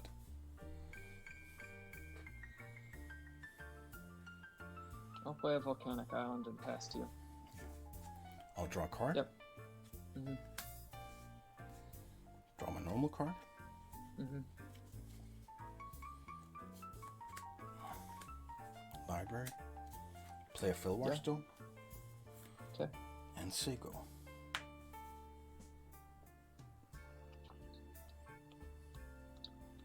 I'll pass to you. End of turn, I'll try to draw a card. Yep. In response, I'll shatter it. Yeah. Three cards in hand.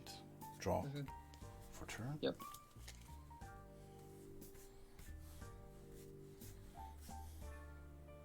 Another one. Yeah. Yep. 3 cards in hand. Go. I'll play Volcanic Island and pass to you. Yeah. Factory. Mm-hmm. Go.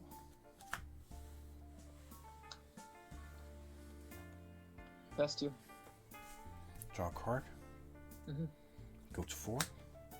Yep. Draw my normal card. Go to 5. Mm-hmm. Play a factory. Lotus. Yep. Attack with old factory. I'll bolt it.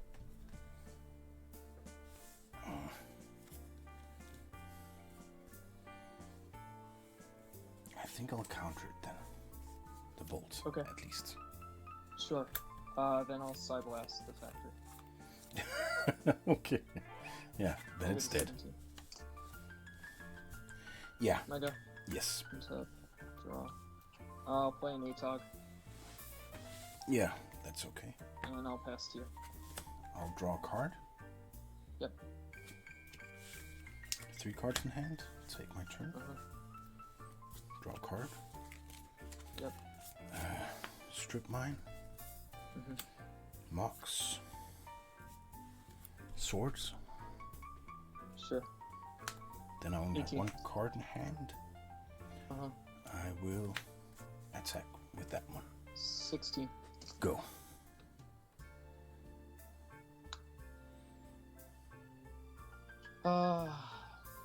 I'll strip your factory. And I'll pass to you. 1, 2, 3, 4. Draw a card. Uh-huh. Go to 2 cards in hand. Yep.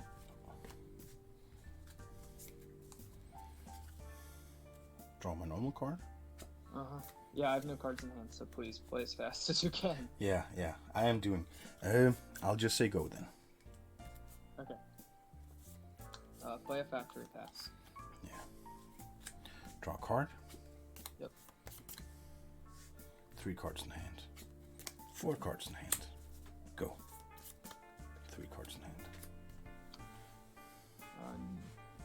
You okay? Animate factory attack for 2. Disenchant. Okay. Time walk. Yep. Go to time walk turn. So, draw. Pass. Draw a card. Mhm. Go to 3. Now 4 cards. Mhm. Play a Tundra.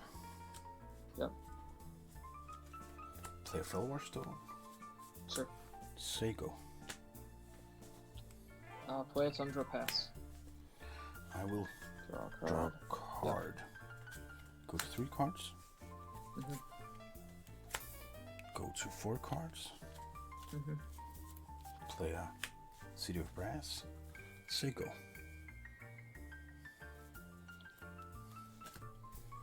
Play a City of Brass, pass to you. Draw a card. Uh-huh. Go to 4 cards. Draw my normal card. Mhm. Play Ivory Tower. Sure. Say go.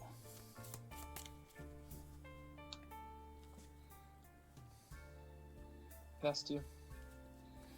4 cards in hand. Mhm. Draw a card. Yep. Say go. Pass to you. Yeah. Draw a card.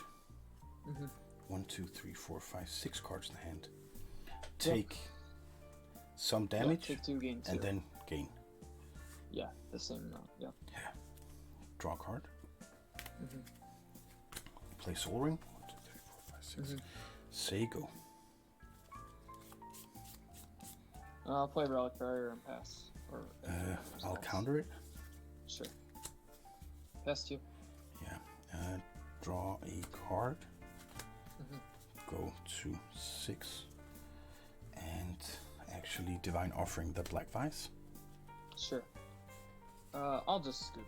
Save Yeah. some time. Yeah. Fireball, Bring I Guy assume you Sword. had a counter spell in there somewhere, right? Yeah. Good game, Simon. Yeah. You too.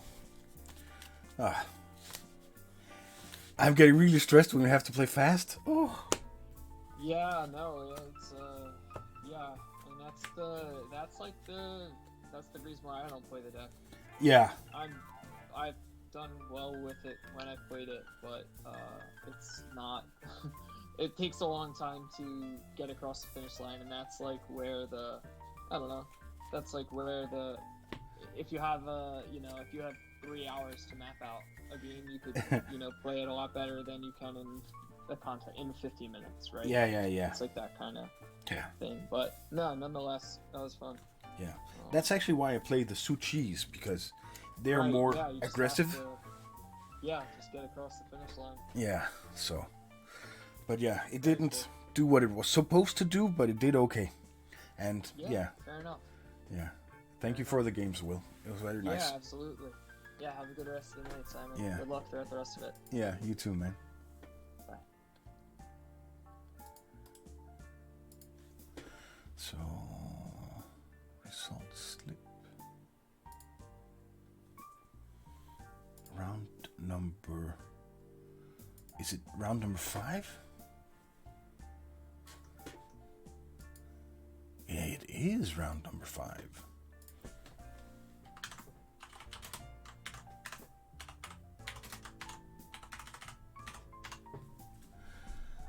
And I actually won 2 games against Will McGran, who won 0 and 0 games drawn. Send. Yeah. Very good. Yeah, it was very nice of him to scoop there. The last game, he didn't really have a chance. Tears of Fire. Hello. Yeah. Very nice to have you here, 9 extra viewers, that's awesome, man. Y yo también hablo un poquito español, pero no mucho. Me ha estado en España, en Valladolid, para entrenar bicicleta when I was very young. Y por eso hablo un poquito español, pero no mucho. Y gracias por raid. So you also play Old School Magic? So where are you from in Spain?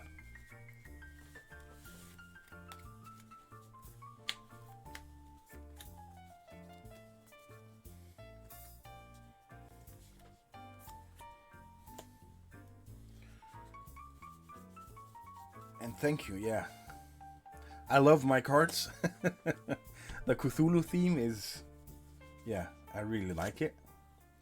As you can see, some of the cards, they're like squiggly and awesome. I like that a lot.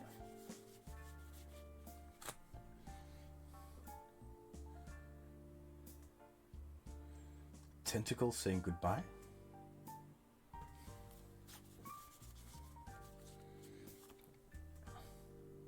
The Cthulhu in the background. Made to a Starry Night. Here it's the Cthulhu countering the spell. So, yeah. I also like it a lot. So let's see. I just have to D-sideboard. 1, 2, 3, 4, 5. And let's see how many cards I then have in sideboard if I missed any.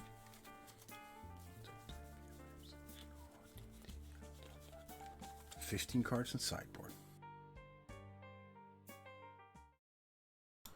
So it looks like that he's about to go to a break over there. So we'll probably just go to a break here in just a moment as well. Appreciate everybody sticking around though. Let's take a look at the deck that we are running today. This is the Workshops decks that we are running today. Where we don't have the greatest of records. We do have some games that have gone okay and other games have sucked. Not gonna lie. Perhaps, obviously, in hindsight, this was not the right deck to play today. You know, bad draws happen. They happen a lot, and if they continue to happen more and more, often that means that it's the fault of the deck, and maybe this just wasn't the right deck for me to run today. So, I mean, obviously, I'm 2-3 right now, so I don't have a winning record. I'm getting frustrated with some little things with my games, but we've got 2 more rounds. Hoping that we can pull out some W's and create some good content for the rest of the evening. If you have not already done so, please don't forget to follow, and then you can join me each week for my regularly scheduled stream. I stream 3 rounds of Old School Magic each and every Tuesday night at 8 p.m. Eastern. So don't forget to follow. Turn on those notifications so that you know when I go live. If you want to see some really, really awesome old cards, then you can join me for the Alpha 40 Monthly League Finals. Stephen Menendian and Martin Lindstrom will be playing against each other. It is a battle of heavyweights. Stephen Menendian has won a bunch of titles when it comes to Alpha 40. Martin Lindstrom won the NoobCon Giant Shark back in 2019. Martin is in Sweden. Stephen is over on the west coast of the U.S., over in California. So a mutual time that we could get this going on. 2 a.m. Thursday morning on November 26th, 2 a.m. Eastern. That is 11 p.m. on the 25th. If you are on the west coast of the U.S., it is Thanksgiving morning here in the U.S., 2 a.m. November 26th. If you are over in Sweden, it is 8 a.m.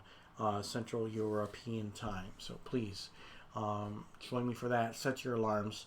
With that, we're going to take a bit of a break, and we will be back here soon. So please stick around. I appreciate it. Take care.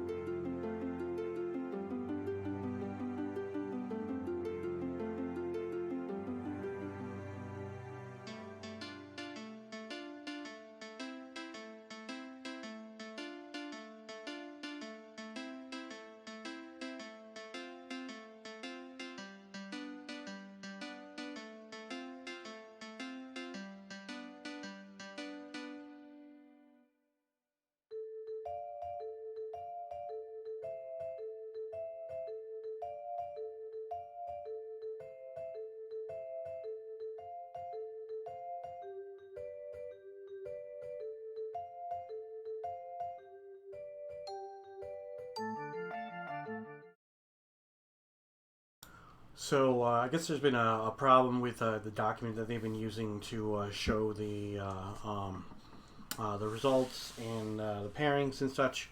So we're just a little bit of a hiccup right now, but we should be getting new pairings here in just a moment. But it looks like yeah, everybody's done. Just they need to crunch everything and then put together everything for the next round. So he's not doing double data entry because of the fact that we're having some issues, but hoping that that will be fixed, and we should have our pairings in just a moment. So appreciate everybody who is here tonight. Thank you for joining the stream. Join me each and every Tuesday night. I play, for my regularly scheduled stream, I play 3 rounds of Old School Magic with the Northern Paladins as part of the Tuesday Night Gauntlet. So don't forget to follow, turn on those notifications so that you know when I go live.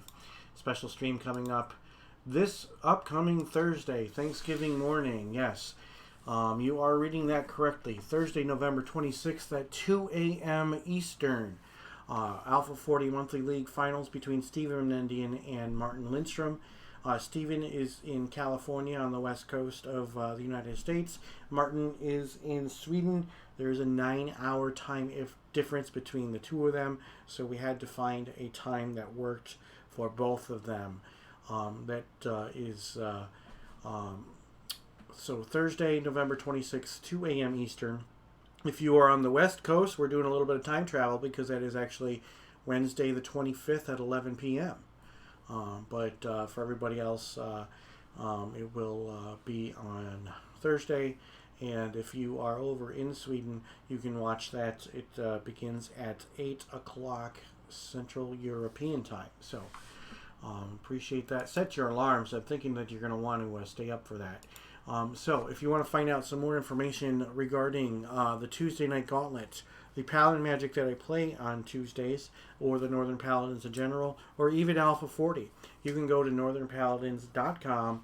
All kinds of information there regarding that, including complete rules for Alpha 40 with their restrictions and their moderated list and what their reasoning behind things are and why. So there's a lot of good information there, and it is some good stuff there. And then with the Tuesday Night Gauntlet, they have every single week they post in the Hall of Heroes. Hall of Heroes is everybody who goes 2-1 or better, and also everybody they vote for a Spice Award every single week. You'll see my name in the Hall of Heroes several times over the past 8 months. So we'll take a look and we will see if we have anything going on just yet. Alright, it looks like they are posting the pairings now. So let's see. I am at table 33.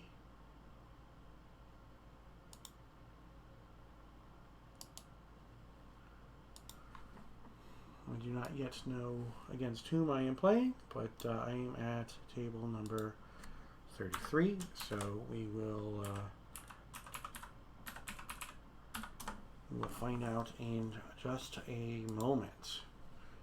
Dave Gura, G-U-R-A. So Dave is our opponent, and he should be here in just a moment. So speak of the devil, there's our opponent now. Hey, how's it going? Hey Rich, how's it going? I'm Not Dave. bad. Where are you from, Dave? I'm in South Bend, Indiana. South Bend, Indiana. Gotcha.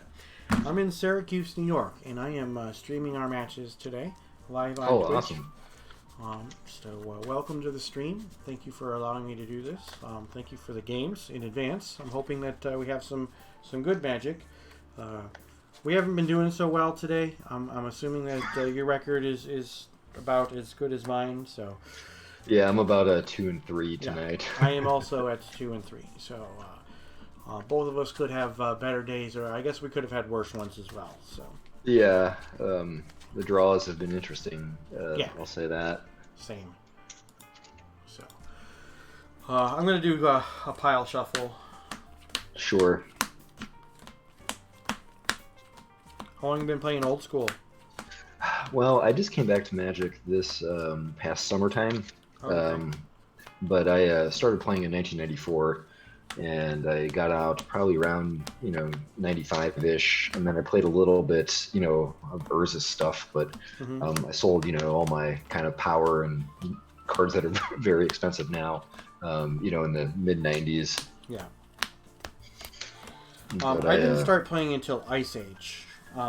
So, like, I mean, I did eventually own a couple of pieces of power, but I got rid of those a long time ago. I didn't own my first dual land until like 1998, and then I ended up getting rid of all that stuff. So the old school doesn't have the nostalgia for me that it does for other people. But one thing is, I got really sick of playing like standard and modern. I wasn't happy with those formats for a very, very long time, and now I get to play old school Magic. I stream once a week. I play a different deck every single Tuesday night when I stream. It's been 8 months and I still have not played the same deck twice.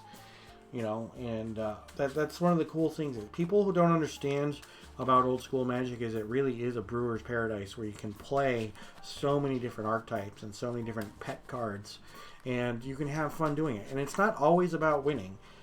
It's about having fun. I mean, obviously we're in a big event today and we would like to win, but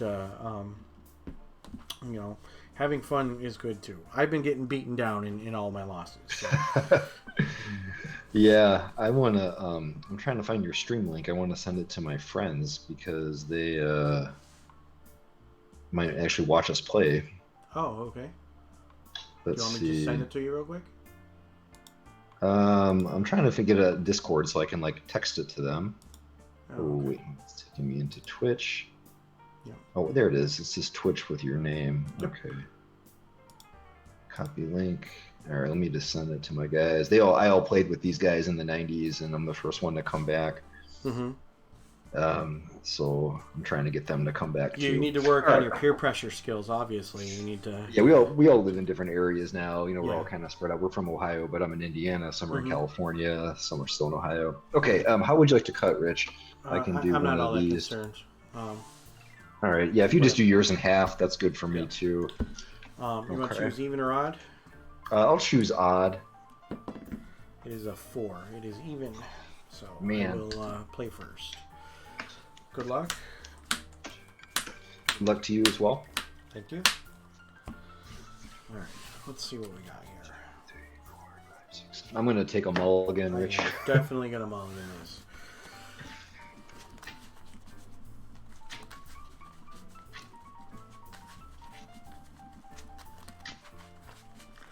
That was a no-brainer mulligan there.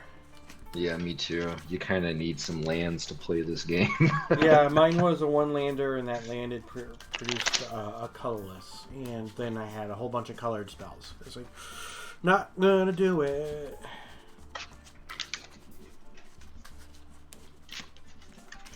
But I've been mulliganing a lot today. My deck has just not been great to me.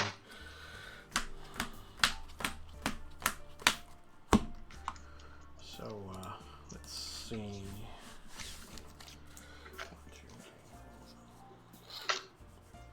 All right, I'll just do a cut in half. If you do just a regular cut, that's Yeah, good I for me. just did. Alright, I'm mulliganing down to 5. Let me see if I will follow suit or not. 6, 7.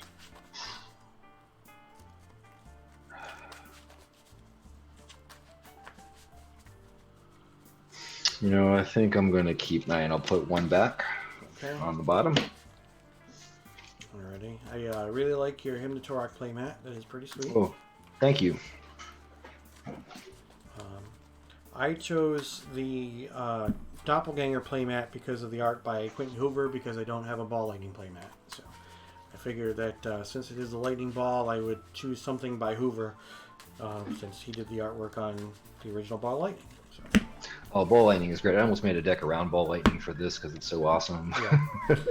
Alright, so I will cut. Maybe we'll be able to play some Magic.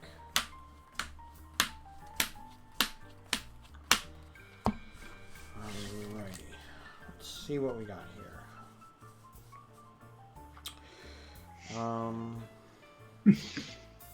Yes, I will keep this. Just gotta figure out what I'm putting back.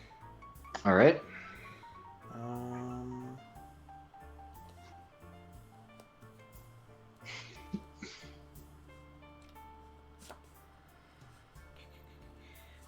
Yeah, we'll put those two back. Okay. All right, ready? Yep. Go for it, Rich. Chop, Lotus, try. Oh, jeez. Go. All right. Draw. Let's see. I'll drop a Plains, tap Savannah Lions. Yep. I'll pass the turn to you. I'll end step do a point to the Lions. Okay. Oh. All right. Tap. Draw. City of Brass. Attack for 3. All right. I'm at 17. And you can go. All right. Untap. Draw. Play another Plains. 1, 2. I will disenchant your trike. I will respond by dealing 2 damage to you. Okay. Brings down to 15. Yep, I'm at 15. And then, let's see, 1, 2, 3, 4. Did I forget? No, I was down a card. Okay, your turn. Draw. I'm going to play a Chaos Orb. Oh, geez, there it is. And then I will burn for 1 because I don't have another artifact to play. And I'll say go.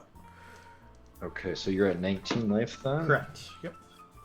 And what am I down to? Am I at 15 You're here? at 15. Yep. All right. Untap. Draw. Play a Plains. Let's see, tap 1 Savannah Lions. Tap another Vacation Javelineers. Javelin counter. Mm-hmm. And the repeat of the same. Wow. Okay. And then I'll pass the turn to you, Rich. All right. Untap. Draw. Underground Sea. Okay.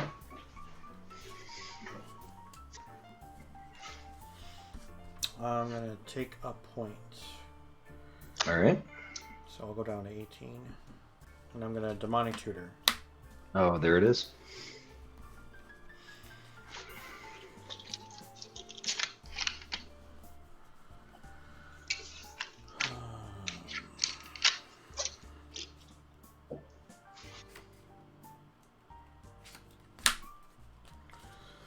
And I will pass the turn.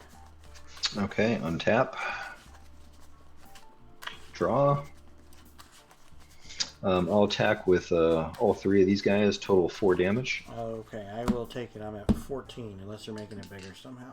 Nope, that's it. You're at 14. Army of Allah is a thing, so it is. that would have been an extra 6. I will pass the turn to you. Okay, untap. How many cards do you have? I have 2 in the hand right now. Okay, I will draw. I will take a point down to 13. Okay. And I will cast Balance. All right. I also have 2 cards and 3 lands, so the only thing you need to do is get rid of your 3 creatures. All right, so you've got no creatures, so there goes those guys. All right. And you can go. All right, draw. I will place a strip mine and strip the Mishra's Workshop. Yeah, makes sense. And then pass the turn to you. Untap. Still 2 cards? Yes. All right, draw. Sapphire. Go ahead. All right, draw. Tap a Plains, play a land tax. Okay. And then pass to you. All right, I will draw. Go ahead. Untap, draw. I will play another strip mine. I'll get the City of Brass. Sure. This is counterintuitive to your land tax plan. It is, but I'm nervous what you got coming, so I'll pass the turn to you. Okay. Draw. Go ahead. All right, draw. All right, I'll pass the turn to you. Draw. Go ahead. Draw. Tap 1, do another Javelineers. Sure. And then I'll pass the turn. Draw. Time Walk. Okay. Untap. Draw.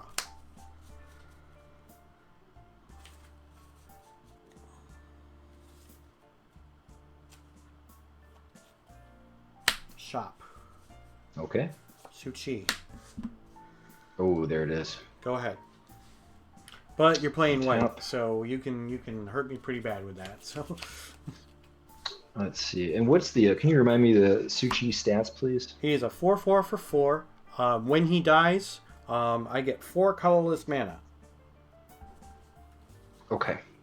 4/4. I'll play a mountain. Tap. I will lightning bolt Suchi and then ping him with the javelin to kill Okay. him. So I get 4 colorless mana to spend right now. Yes. Because we got a mana burn going on in this game, don't we? Yeah, we do. Okay. So, do you have anything, or can I start using my mana?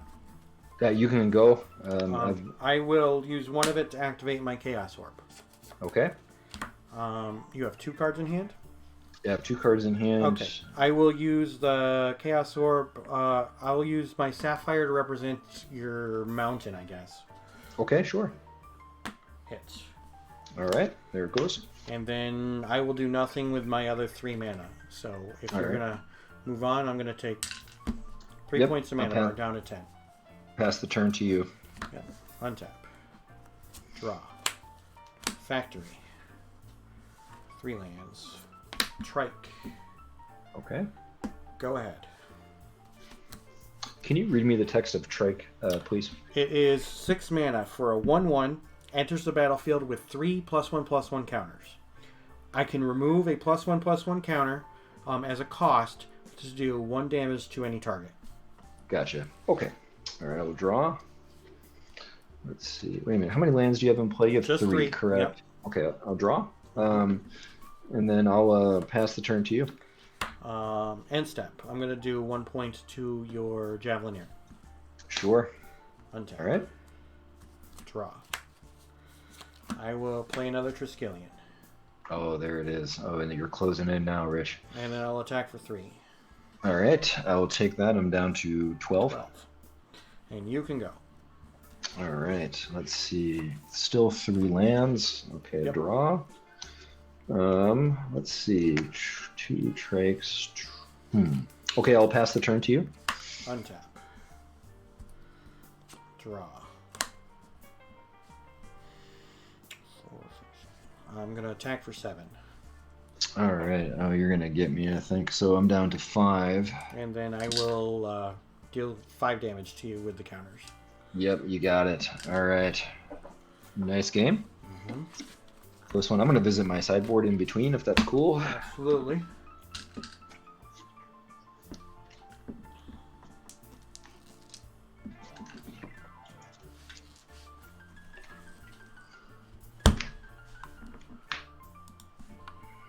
Haven't been doing much winning today, though. So. Yeah. But that was for a mulligan to 5. That was a pretty good start for me. Obviously, with a Lotus and a shop in the 5-card hand. So. Yeah, it's a tough one. Mhm. Like I never want to mulligan.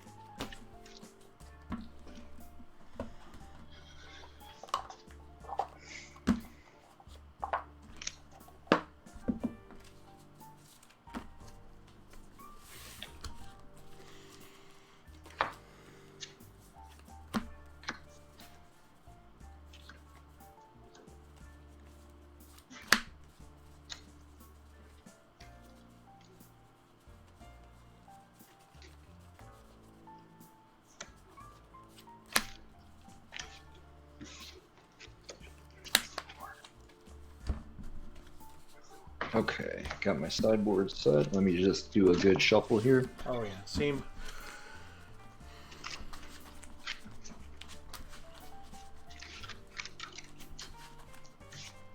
And I'm going to choose to play first. Sure.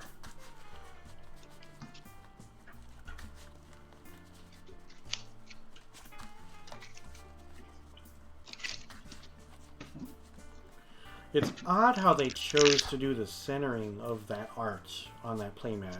You would think they would have like zoomed it out a little bit or something, so that. Or is it just the way it's set up that it looks like it's cropped?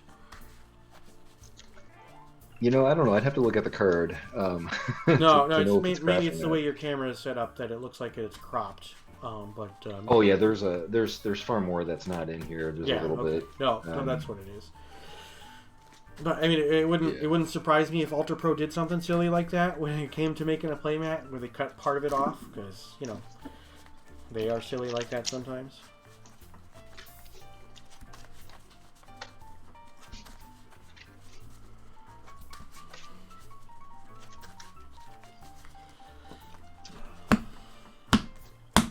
All right. 1, 2, 3. Let's put 2, 3, 1. 2, 3, 1. All right, and then here you go. 1, 2, 3. Same. 2, 3, 1. 2, 3, 1. All right.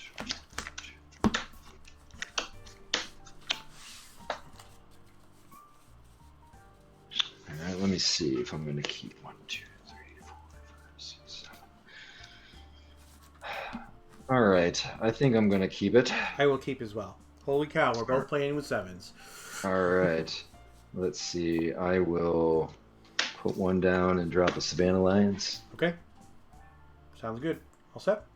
Yep, pass the turn. All right. I will draw. I will play a Mishra's Factory and I will say go. All right, untap, draw, tap. I will play land tax and then attack with the lions. Sure. 18. All right, pass the turn to you. I will draw.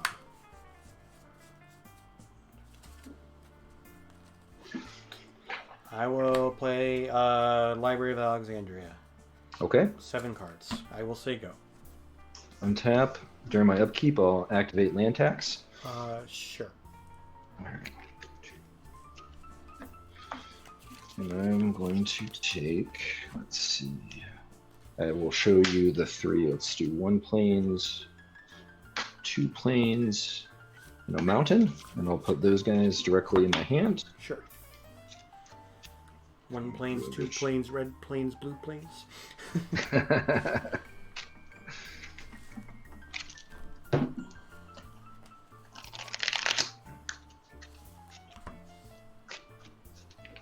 Alright, is it cool if I just cut in half? Yeah, you're fine.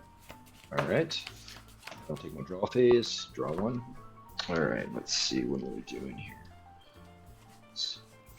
Alright, I will play another plains. Tap 1 for a Savannah Lions. Sure. And I'll tap another one for Acacian Javelineers. Okay. And then let's see, you got a library and a factory. I will pass the turn to you. All right, then end step. I have 7 cards, so I'm going to tap and draw. All right. Untap. Draw for turn. 1, 2, 3, 4, 5, 6, 7, 8, 9.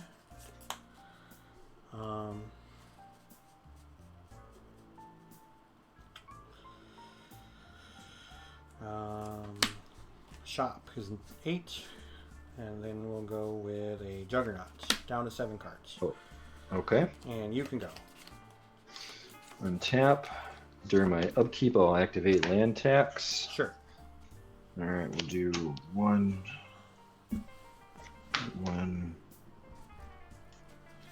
So I'll do 2 plains and a mountain again. Okay.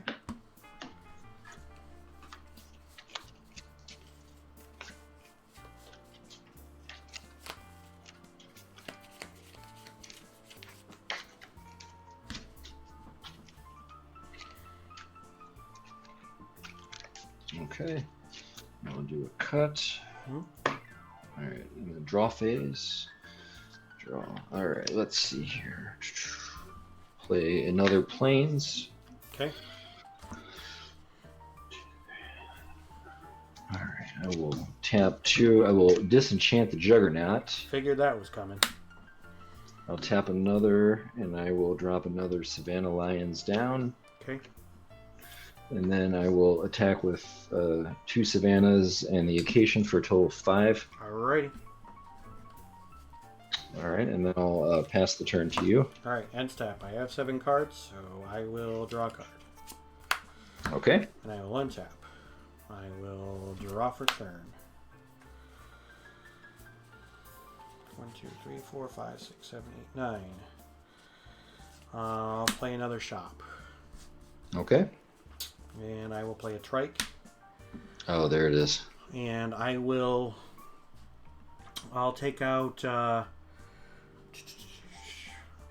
the Javelineer and the 2 tapped lions. All right, so what does that make the trike now that you He's do now that? a 1/1. Okay. Go ahead. All right, I'll activate land tax during my upkeep. Yep. Let's see, I will draw plains, another plains, and a mountain. Sure. Put them in my hand.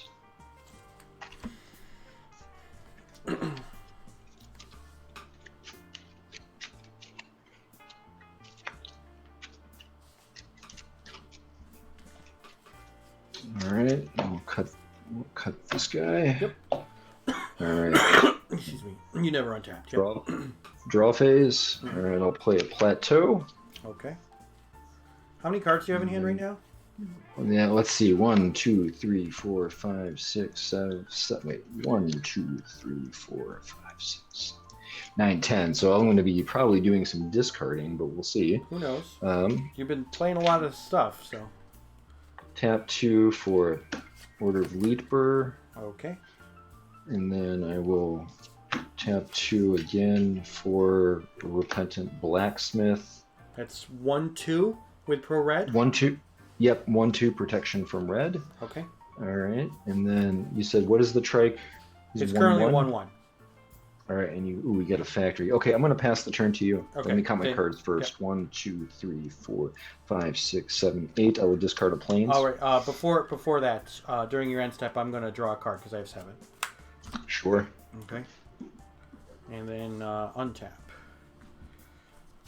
Draw. 9 cards. I'm going to play another Triskelion. Oh, damn it. I'm going to do remove 2 counters, 1 for your order and 1 for your lion. So he'll remove All right. 2. Okay. And then I will play a Mox Pearl. 2, 3, All right. 4, 5, 6, 7. I'm going to tap and draw a card since I haven't played a land yet. And I will... I'll play an Underground Sea. Okay. As my land. 1, 2, 3, 4, 5, 6, 7 cards. And I will say go. All right. Untap. So let's see. How many lands do you have, Rich? 1, 2, 3, 4, 5. Okay, I'll activate land tax. You got to be running out of basics in your deck. Yeah, let's see. Let's see what we got left. We'll do a mountain.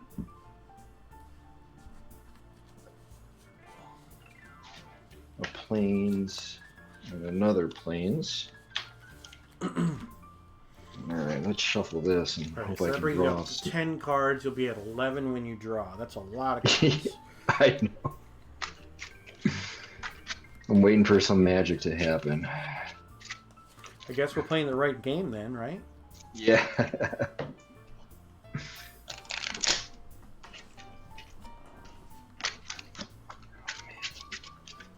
Alright, I'll cut that guy in the middle. Draw my normal. Alright, so let's see what to do now. Let's see, I'll play a mountain. Okay. Let's see. And then I'll tap, let's see, 1, 2, 3. And I'll drop a Blood Moon down. I'm going to tap a blue in response. Okay. And I'm going to Ancestral myself. Alright. 1, 2, 3. Blood Moon resolves. Okay. And then I'll tap another white, and I'll play another land tax. Sure. Now let me count my cards here. 1, 2, 3, 4, 5, 6, 7, 8. Okay, I'll discard a plains. Hold on. End of your turn, I'm going to disenchant the Blood Moon. Okay. Yep. And then I will pass the turn to you. All right, untap. 1, 2, 3, 4, 5, 6, 7, 8 cards. Draw brings me up to 9. I will play a Lotus, and then I will cast an Icy Manipulator. Okay. 7 cards. So I will tap and draw.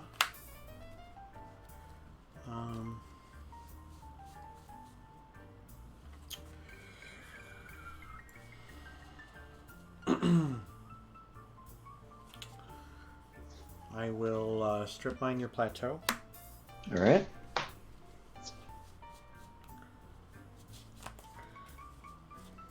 I will attack for 2. Okay, and what is the trigger? Is he 2/2? He's a 2/2. He's a 1/1 with a 1+1/+1 counter on him. All right. I'll block him with a blacksmith. Okay. Seems good. And then 7 cards. Yep.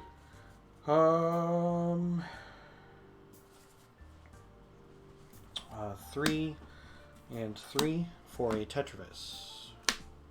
Oh, geez. Okay. So 1/1 flyer comes into play with 3 +1/+1 counters. At the beginning of my upkeep, I can remove any number of those counters to make 1/1 flying Tetravite tokens. Gotcha. Okay.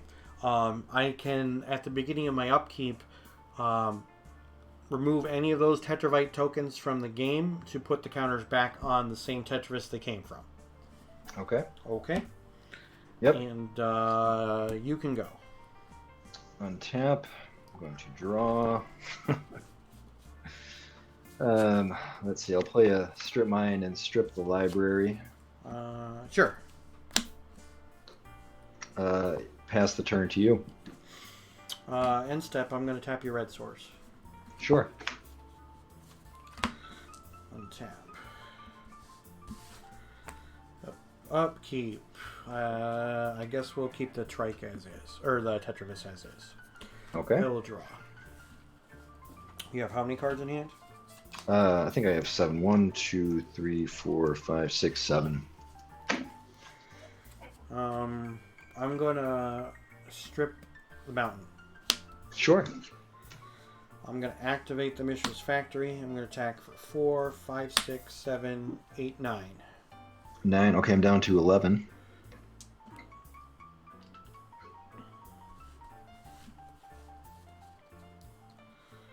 And I'm gonna say go. All right. We'll draw. All right. Let's see. I will play another mountain. Mm-hmm. And then, can you tell me your creature situation there? So what's the Tetravirus? It's 3/3. Okay, so this is a 1/1 flyer with 3 +1/+1 counter, so it's a 4/4. Yeah. All right. Okay. This is a 1/1, and this is a 1/1 with a +1/+1 counter, so it's a 2/2. So we got Okay. 4, 5, 6, 7 total. All right. I'll tap away. I'll Swords to Plowshares the Tetravirus. Yeah. All right, so I'll gain 4. So you gain 4. So you're up to That's what? 17. 17. Okay. And then let's see. I will pass the turn to you. End step. I will tap your mountain. Sure. Untap. Don't need that anymore. Draw. I will play Tundra, and I will play a Mock Sapphire. I will activate the Mishra's Factory, and I will attack you for 5. All right, that drops me to what, 6 points? Yep. All right. And then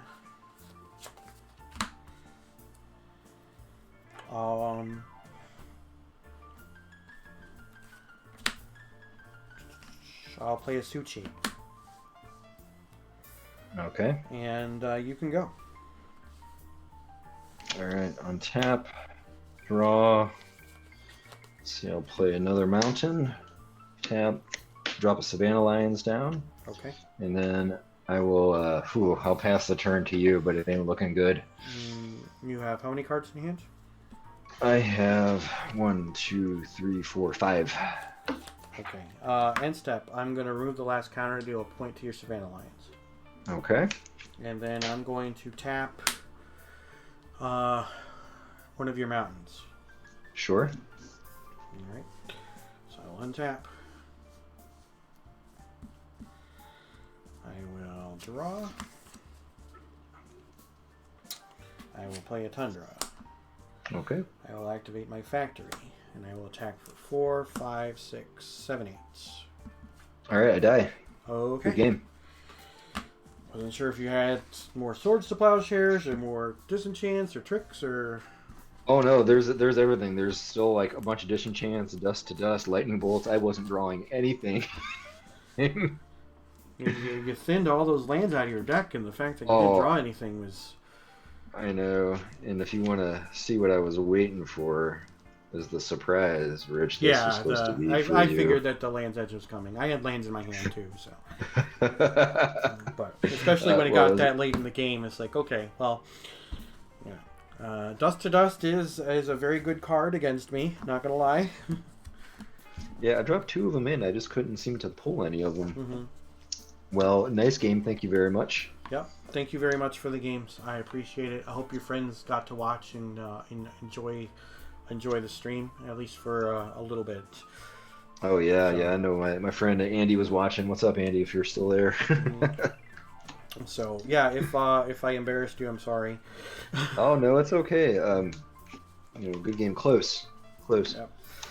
All right. Well, thank you. Good luck with the final round. Yeah, you too, Rich, and Thanks, you man. go ahead and put the result in for us. Yeah, I'll take care of it. Thank you. All right, thanks. Have a good All right, one. see ya. Yep. Bye. All right, you too. Bye.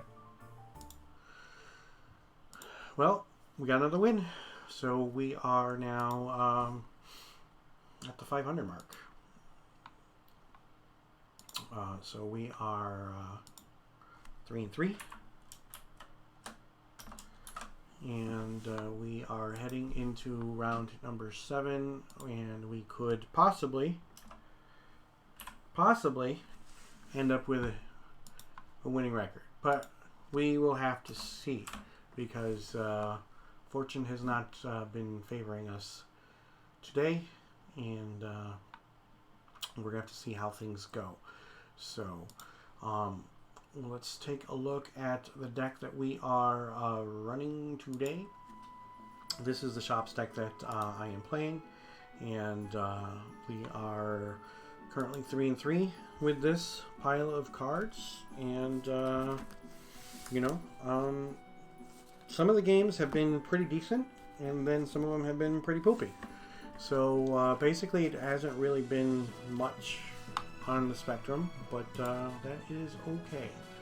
So what we are going to do is I'm going to hop back over to the mainstream once again. You guys can enjoy. I'm blasting Yeah. it, so you gotta get involved now, I think. I think it's too late because he countered it. Jesus Christ. Okay. I think Maybe it's too we're. late. I don't know, I'm gonna say something too, though. I think it falls off. I Hey don't guys, know. we're having some questions about control magic and factory once it ceases to be a creature. So I'm gonna unmute you guys. So that's our concern. Okay. Fairly, can they hear me? Should we wait until they? I don't know. No, so we're trying to figure out what actually the situation is there, because the Oracle text on control magic is enchant creature. and the factory would, as far as we can tell, and chat seems to agree with us, ceases to be a creature, and thereby would be an invalid target, and the enchantment would fall off. So if you guys want to look that up, since you're both on your computers, and confirm, we can work on that. I'm fairly sure that's right, which is saying a lot for me because I don't know anything about any rule. Yes, we can look. Yeah. We've got several people in chat and Mano all also saying that they believe it to be the same thing because... Yeah, but it 100% falls off being called. So... Yep. Feels like a rewind. Believe that, I guess. I don't know. Yeah, I think you're right. So, I don't, as I am not a judge, I am not qualified to rewind anything here. I don't know how you guys want to handle that. Rewind. I know we're pretty deep into this tournament at this point. I think it would have just, like, I would just have my factory, right? Isn't that just what would happen? Sure, but I also wouldn't have attacked about 18 turns ago. You know, I still have a bunch of factories, so. Yeah, we have a judge in chat or former judge in chat saying Alright, it that's falls fine. off. It falls off, you get it back. Alright. I mean, I can, like, I don't know. Thanks, guys. I'm gonna mute you guys out again, and we're gonna go back. Thank you. All right. This is again the old school content people came for, where nobody knows how the rules work because it's like actual 93-94 when nobody knew anything. We're all fine with it. Like, it's cool. Like, just walk it back. Take back your counterspell. Take back your or maybe just trade them. Whatever. Like, it's fine. Yeah.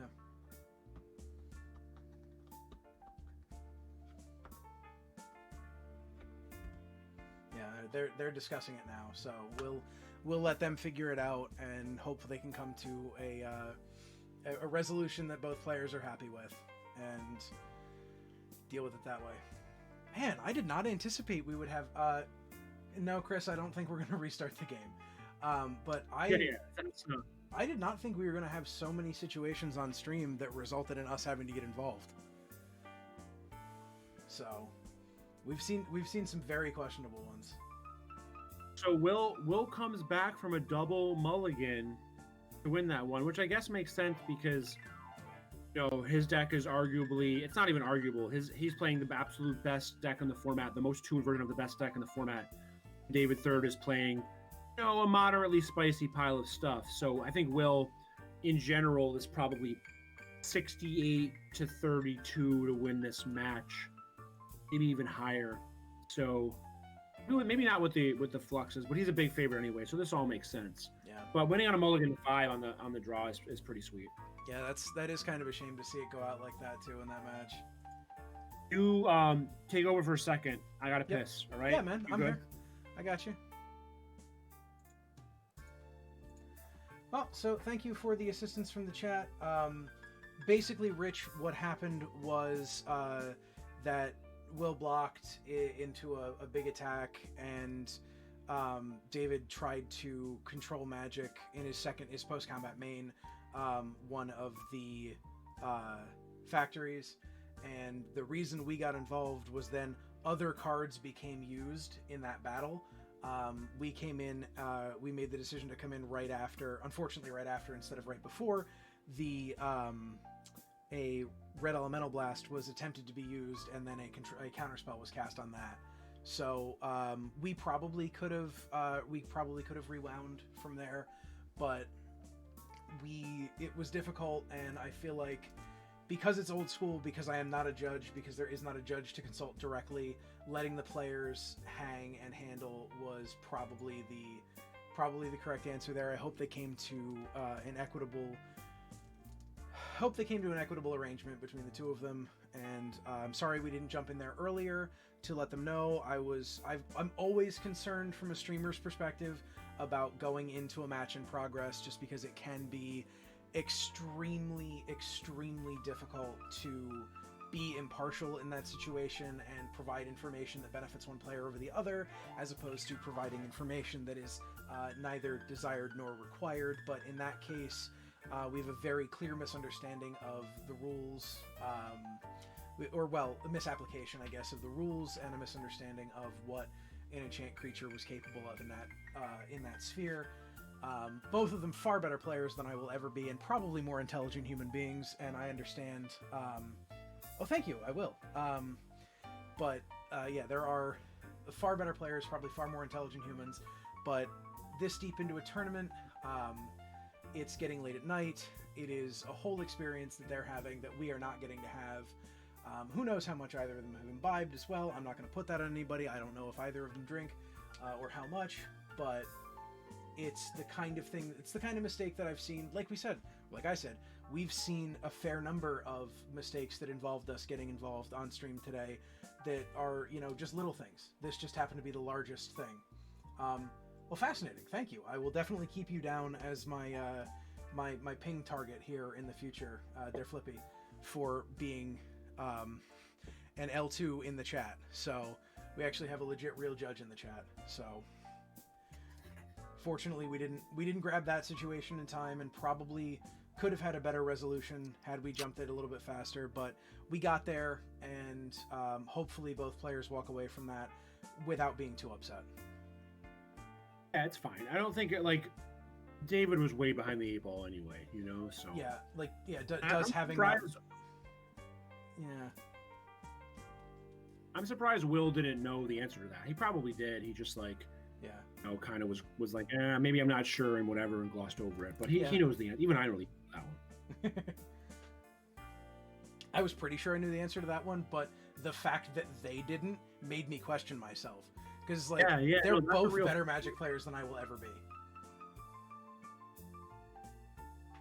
So is there any? I mean, I guess it's pretty late in the round, right? There's 8 minutes left, or I guess 11 minutes left.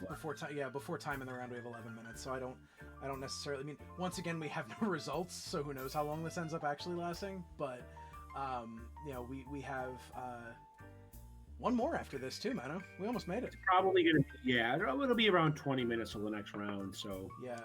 Yes, Wilma did win on stream. Yep. Yeah, I wonder. See if I can find out if Dave won. Let's see. For Spike 51, who I don't know who that is, says Mano, as his dad, you should be ashamed. As Will's dad, you should be ashamed. Okay, you didn't know the answer to that? Yeah. Oh, like father, like son, right? I don't know any rules questions or any the answers to siblings, so apparently he doesn't either. So it's fine. Yep. Taught him well. Yeah. Plus, it's old school. Like you said, this is the true old school experience. It's like actual 93, 94 when nobody knew what any of the cards did.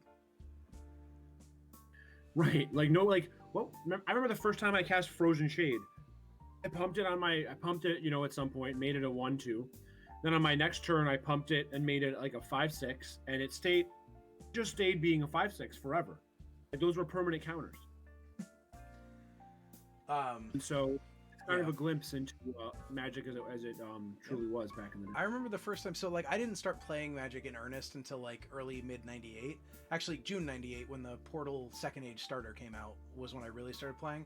But I remember my friend's older brother, when Ice Age came out, had cards, and we were looking at them, and it was that thing where it's just I have no idea what any of this does or ever has done or will do, or none of this makes sense, and the rules make no sense, and everything was just so obtuse. Once they decided, what a good word. Yeah, once they decided to learn how to actually type proper sentences on cards that made sense and not floral spasm decides and things of that nature, the floral spasms of the world. It's a very, very bad situation. By the way, I have to credit you for bringing "of the world" back into my vocabulary. I used to say it a lot, and then I got out of it a bunch of years ago. And after listening to ATC, everything is "of the world" now. The this of the world, the that of the world. Oh yeah. How? Well, I always say I have 5 things that I say. Yep. I say them all the time. Yep. It's the it is the what the hell is the name of that wheel that they get for kids? You spin the wheel and it says the cow says whatever, the this says whatever.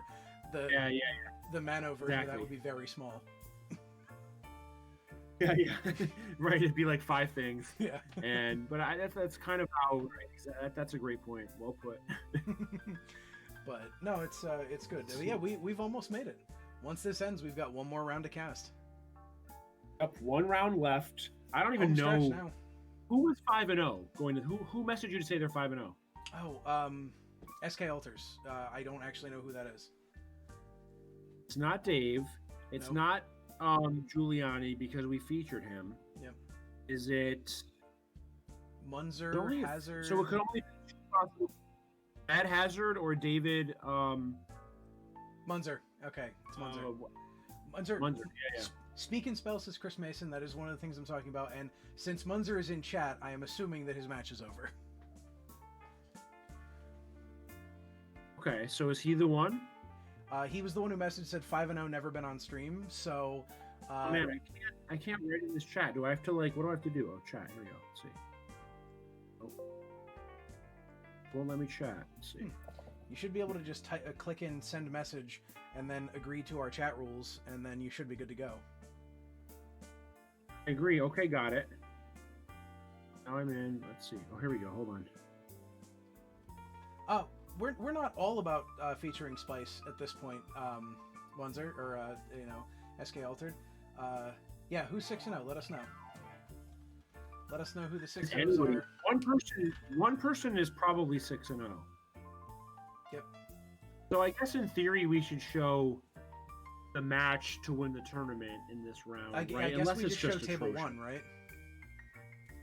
Probably, but honestly, if they're both playing full-on stock shit, I would skip it. I honestly would. So we'll have to see. Yeah, we'll leave that. And hey, Let's see what they're all playing.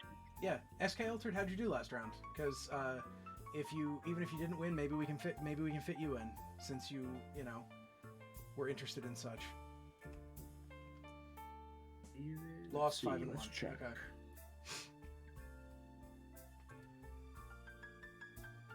Yeah, one of the only reasons we didn't get into your match last round was because we'd already had Giuliani on camera and trying to give some more. So Giuliani would be 6-0 now. So Giuliani is 6-0, and we've had him on already. He's playing and Blue Red. DFB Control. won, so he'll be 5-1. That might be the finals.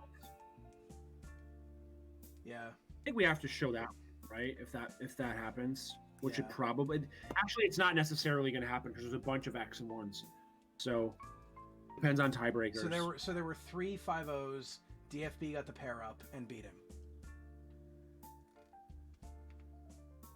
Right, so that's going to help DFB's tiebreakers a lot. So there's a good chance it's DFB versus Giuliani for at table 1 for probably the title, although you never know with tiebreakers. If that happens, we have to show it. Rich Bork 1000% calls this. Since this is the lightning ball, 6-1 is the record you should be aiming for. So you have the ball lightning power and That's a toughness record. very reasonable point. Yeah. Also, Great Jay call, Rich. Rexos in the chat here saying 4-2 with 0 strip. 4-2 today with 0 strip. So, good job, Jay Rexos. Yeah, that's not saying. I played a lot of 4-strip formats by playing 0 strips in my deck, and it's not that impressive, honestly. And yes, DFB is on mono green. We had him on stream earlier. Yeah, Jesus Christ! If he actually does it with mono green, is there a world like he went 5-2 at Noobcom with mono green? Well, which is he's about to- probably he's already gone 5-1 with it today. So, right. And going 5-2 again would be it's a great finish and a great feather in his cap.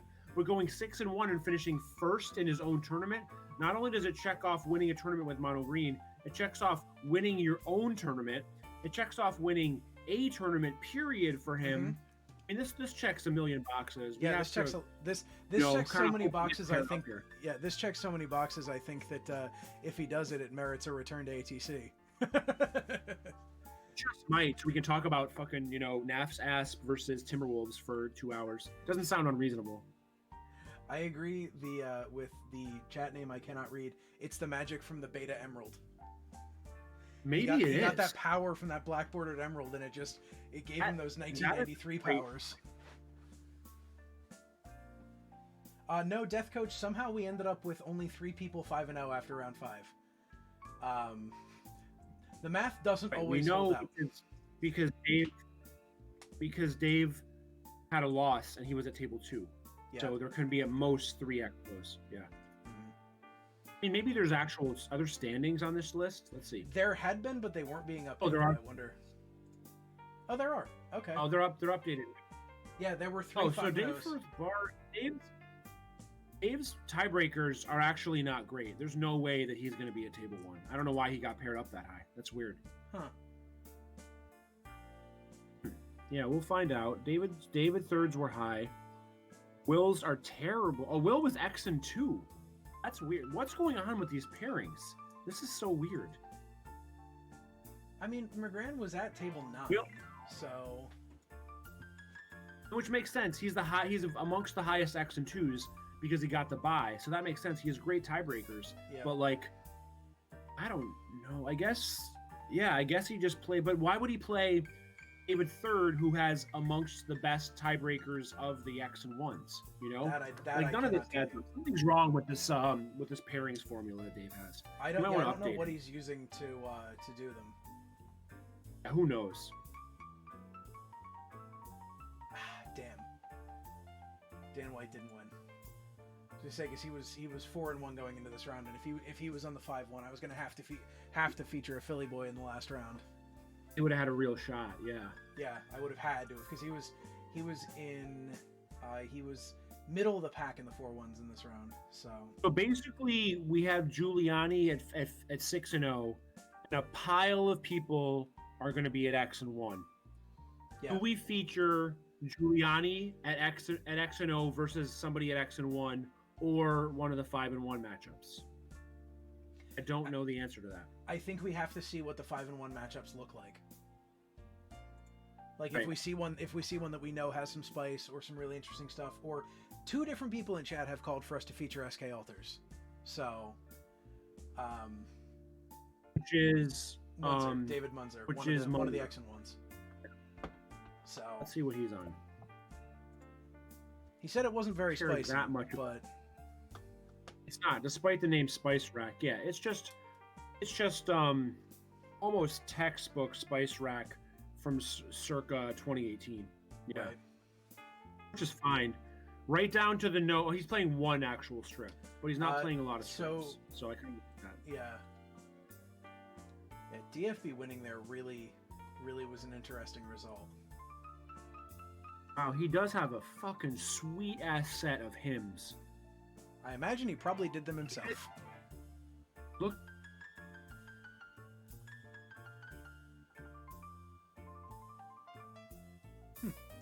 Well, you've frozen, Mano. Hope you make it back.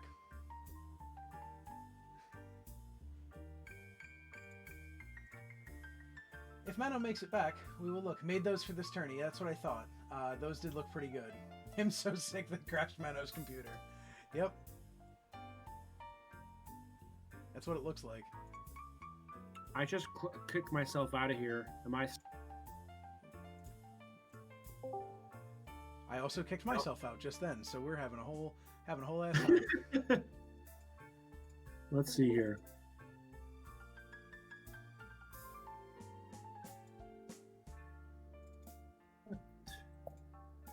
Oh, it's funny. Yeah. But you're back in sound now. I'm getting you back in picture. It might take a second. Yeah. I somehow the touchscreen closed out my entire fucking window because I tried to look deeper at somebody's deck list, and it just knocked me out. So, I'm honestly surprised my Surface held up this whole time. It's like, the screen's about to pop off. Honestly, you and that Surface, man. I don't know bad. how you can survive with that damn thing. I'm done with it. I actually bought a new computer. Oh, good. I got it at DJ's on one of the Black Friday deals. HP IdeaPad with 16 gigs of RAM for only $599. I have not started it up yet. I'm gonna probably start it up this week. I was hoping my Surface could get me through today. Right. And so far, it mostly has. Yep. I gotta get the pairing. I got a lot of stuff I have to get up. Yeah. When you're when you get a second, you also will need to turn your camera back on. Oh, yep. But Camera. so SK Alters said that he did those alters just for this tournament. So Jesus Christ. Well, he's making a good argument to get him on stream. That's for damn sure. Hopefully, he draws all 4 hymns in one game. Yeah, that'd be nice. Let's see here. Let me get the rest of my shit. You're up. back on video, so got that. I gotta get up all the deck lists. Yeah, I'm amazed you've been able to do this from a Surface. Like that is real. I'm on a computer I built this year with 3 monitors. It's not just a Surface though. It's like the worst Surface on God's green. So it's really it's an honest to God miracle. I said before that I'm an atheist, but things like this are the kinds of things that make you believe in God. So maybe I'm changed. They make you believe you're getting shafted though. Also true. All right, so I have that up. What else do I need up? I have everything now. Right, I'm on the stream. I have the stream. I have the deck list. Oh no, I need the pairings. Let's see. Let's find the pairings. There we go. Got him. All right. Almost done updating the results. Hey, your boy Tim Moran 1-2-1. Jesus Christ. Well, if he's playing Giuliani, that's happening. Or Munzer. I mean, there's a lot going on here. So we have Tim, Dave, David, and Giuliani all in the running here. Oh, Simon. We showcased Simon already. Yep, we saw Simon already, but we've got some cool decks in the running here. I can't believe Living Plane. Like, just the fact that Living Plane is 5-1 makes me real happy. It doesn't make. I mean, it makes me happy, but it's not surprising. Like, it's a real deck. No, I mean, to be fair, this is while there hasn't been a ton of super spice in this tournament. There's not a lot of people going balls out, right? No. You know, like people are playing, like David Third's playing a pretty good blue-red deck, but it has Electric Eel and Mana Vortex instead of Chain Lightning and Psyblast, right? Yeah. So it's not that insane. So I don't know. It's not the toughest field I've ever seen, but I mean, we have decks. I think part of that may have been a red deck. Yeah. Without any black cards in them, all crushing it, right? That's insane. I think part of that may have been a concession to a tournament that starts at 4 p.m. You know, like, if you're starting at 4 p.m., there's probably a decent chance you don't want to play an 8-hour tournament on, like, the deck on webcam. You know, it's like playing on webcam, playing an 8-hour tournament at 4 p.m. Well, granted, though, I guess that's more of a problem for people like us in Eastern Time. Like, and you knew the Europeans weren't going to do that. Most of them, at least. I don't think anybody in Europe was going to play something that was going to make them play long rounds. What is Alland on? Let's find out. He's on. Fuck him. He labeled his deck. He did this just to troll me. Phaetog / DFB-Tog / Trey-Tog. Yep. That's what he labeled his deck. Okay. It's fucking my deck, all right, Oland? Come on, get your shit together. I also agree with Adam Mercado. I think people were planning for 6 ones that died a bolt. I think a lot more people were planning for a lot more ball lightnings. Even though we did see a fair number of ball lightnings in deck lists, not a lot of them floated their way to the top tables. Yeah, well, that was when we featured Jeff Liu in round 1. That was his theory that all the ball lightning decks were gonna lose, and he was gonna lose, and then he would be able to wall of spears all the ball lightning decks. I wonder how that's working out for him. I wonder let's find out what his record is. He bottom tables. Jeff Liu going into this round. He has one actual win. Okay. Yeah. I love it. Oh, Cam Wall with 1 win. Okay. Levi with 0 wins on mono blue Merfolk. Oh man. As I saw in the Philly Discord when I checked in a little bit ago from Levi, fish fucking suck. That was his comment. Maybe Jordan Boyle is just the best Magic player of all time. It's entirely possible. Because his results with Fish have been astounding. And his results with Fish would make you believe it's a good deck. Right. Island Merfolk Go is just is nauseating to me. And yet he keeps doing it. So I don't know. Maybe we're just wrong. Keeps doing it. He keeps winning stuff with it too, or at least placing well. Well, that's what I mean. He's not just playing it. He's doing it. He's winning tournaments and winning matches and placing well with it. And it's just I don't know. Maybe he's just better than I know. I know he's a good player. Maybe he's even better than I thought he was. Who the fuck knows? Stream's having a hiccup again, so. I see it. Olan says, I'm convinced that Dr. Boyle's the best old school player of all time. I did just see that. I could probably sell that one, but I mean, who's the best old school player of all time? I wonder. It's probably like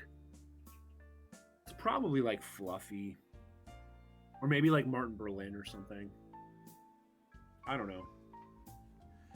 I don't know. I'm not even going to begin to question who's the best old school player of all time, because it's like it's the same thing as asking who's the best Magic player of all time not named John Finkel.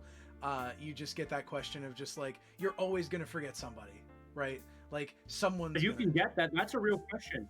I honestly want to have John on the pod just to talk about the answer to that question. Mm-hmm. Is it him? Is it PV? Is it Kai? Is it LSV? Like, I think LSV is probably fourth out of those, but like Kai versus John versus PV is a real thing. I think that John is just better than Kai. So at this point, it's John versus PV, but that's a real argument, right? Like, I don't know who's better. Right? No, well, and it's also nobody like, really knows. I wonder. Look at PV's results over a period of time, right? Like that's the other thing. Yeah. Like, PV's been putting, and like John has definitely put up consistent records in the last couple years, but like PV, like I remember reading Brainburst articles written by PV when he was like 12 years old or whatever, and being like, holy shit, this guy's good, you know, like, and then years later being like, oh shit, I remember reading Brainburst articles from that guy forever ago, you know, like, and same thing with John, right? Kid. John crushing the Juniors Pro Tour, and then like just continuing to crush for 1,000 years.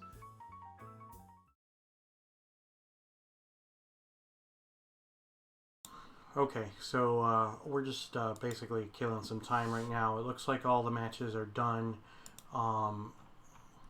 for the 6th round, and we're just waiting for the pairings for round number 7.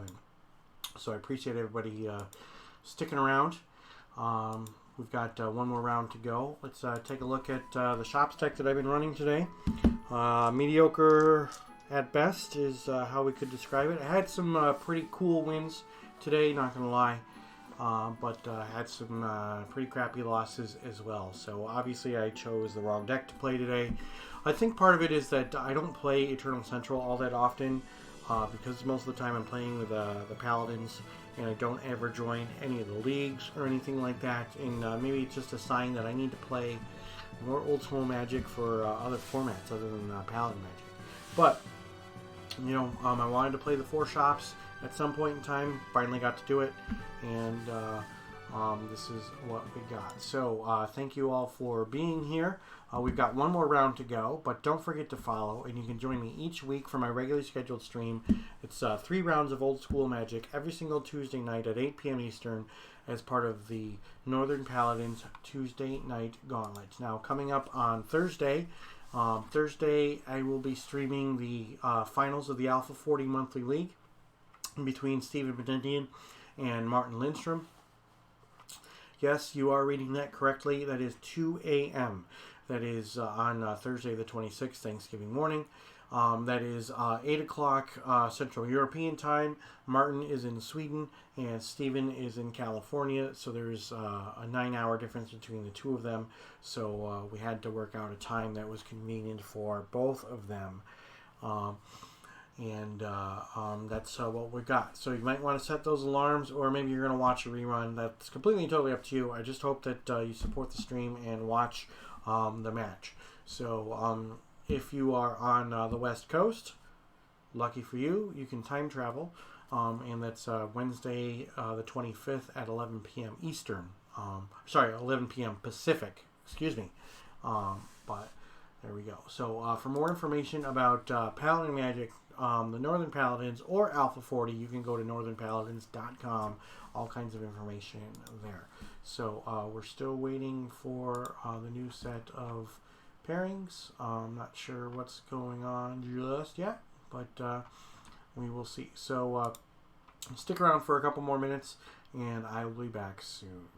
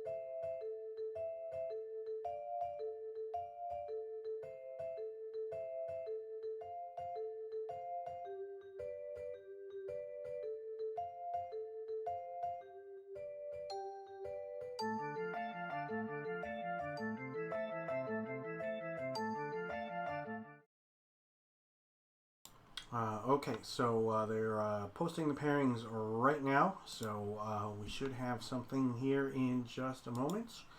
So let's take a look.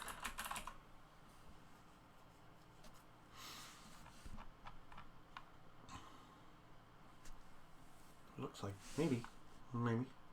But again, one last look at, well, no, not last look. I'm sure that'll show it at least two more times on the stream. This is the shops deck that I am running today. I appreciate everybody who has joined the stream and joined me through thick and thin with today's deck. We are 3-3, hoping that we can get this one last W so that we can end up on the plus side with a winning record. But I appreciate everybody who has stuck around. If you stuck around from the beginning, outstanding. Thank you very much. If you've been popping in and out, that's fine. Any supports that I can get is definitely appreciated. So they're posting the standings right now. So there's one person who is currently 6-0, and then there are let's see, 1, 2, 3, 4, 5, 6, 7, 8, 9, 10, 11, 12, 13, 14, 15.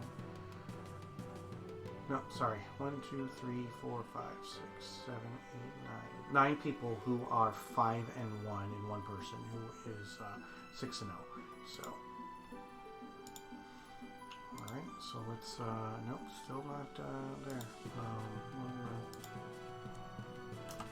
Take a look. I am currently in 46th place at 3-3. So probably not bumping up much, you know.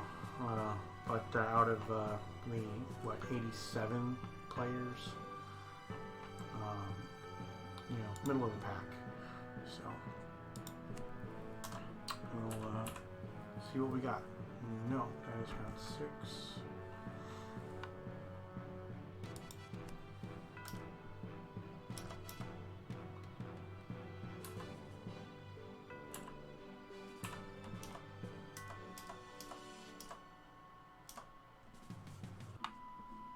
Alrighty, so round 7, Paul De Silva.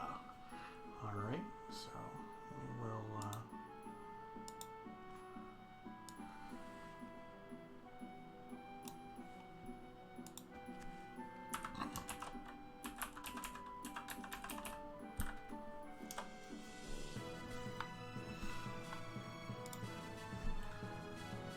okay, so I will be joining right now. And my opponent should be here in just a moment. So we can get this last round out of the way, and we can all have a good night. So let's see who tried to post a link and why.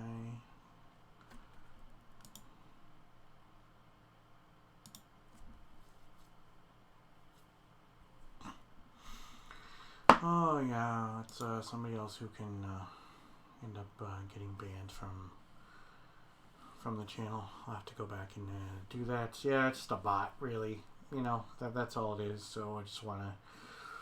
I'm glad that I have Nightbot. Thank you, Nightbot, for getting rid of that for me. I definitely appreciate that. I know that Nightbot isn't actually a person or whatnot, but yeah. Is what it is. So we've got one more round to go. I am playing against Paul De Silva. For those who are not aware, now I don't know what he's playing right now, but Paul does play like Armageddon style quite frequently, so it is possible that it's what he is playing again, but I do not know. But we will see in just a couple of minutes. So, hey, how's it going? I'm doing well. How are you? Good. So we are streaming today. So cool. Welcome to the stream, Paul. Yeah, okay.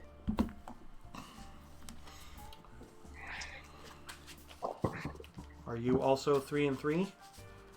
I am oh no, I'm 4-2. You're 4-2. Oh, I got paired up. Ooh. Yeah. quite the task for me then. Yeah. My deck has been okay today. It's not great, so Yeah. we'll see. We'll see what happens. I am 3-3. I've had some just silly losses that really just shouldn't have been. So. Yeah.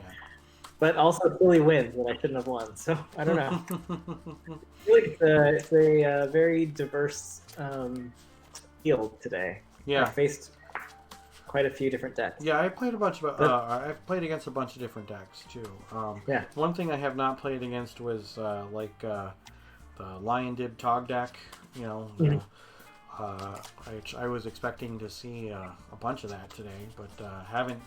I played against ATOG decks, but nothing. Yeah. You know, nothing like that. So. Yeah. We'll see. So. Alrighty. Oh, did I choose? 2, 1, 3. 2, 1, 3. And you want to choose even or odd? Sure, I'll take odd. It is even. Okay. You want to to 1, 2, 3? One on top of 3, and then both on top of 2. Cool. All right. So I will play first. Good luck, sir.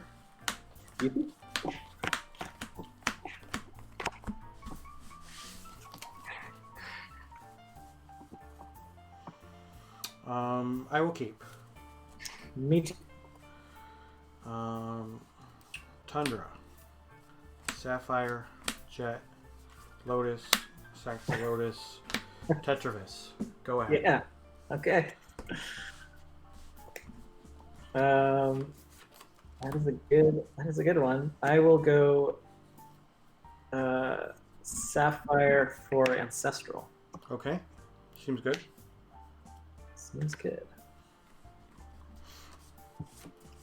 Let's go Ruby, Tundra,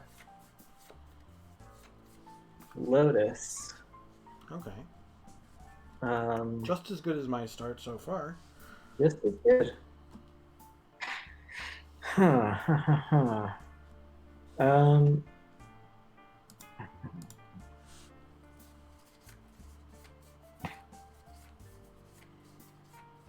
I'm gonna sack for green. Okay. I'll play a Pixie, Okay. and I'll use the other green to disenchant the dude. Yep. Go ahead. All right. Untap. Draw.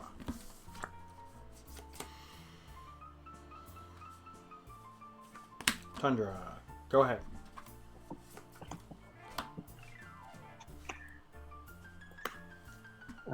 Play a Trop. Swing. I'll take it. 18. And I will play an Ernie. Sure. Go ahead. Draw. Factory. Go ahead.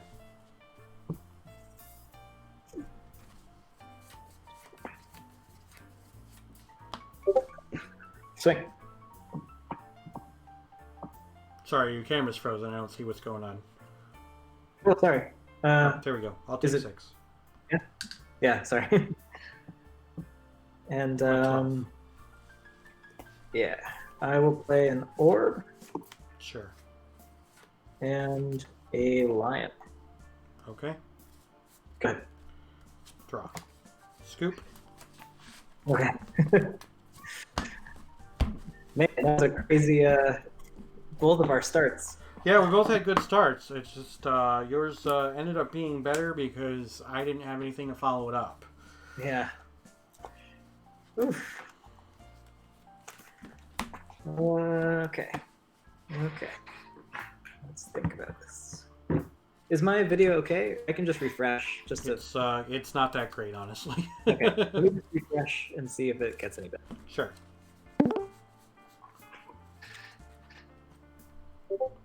We'll see what happens.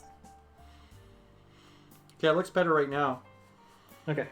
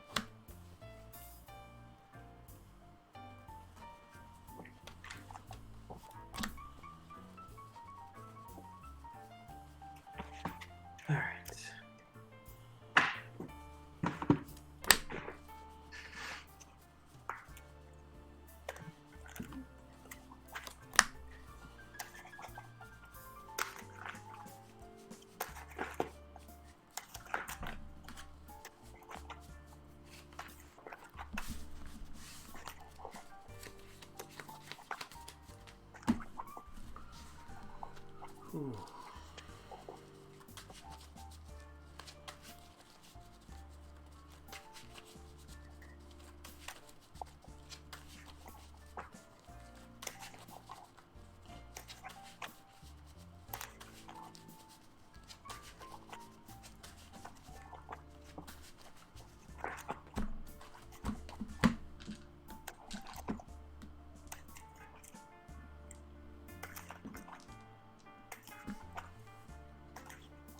All right.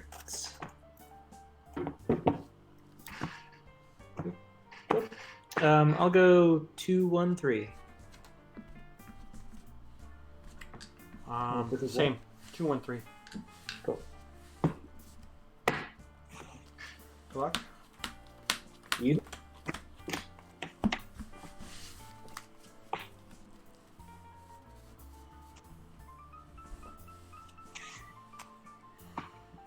And mulligan.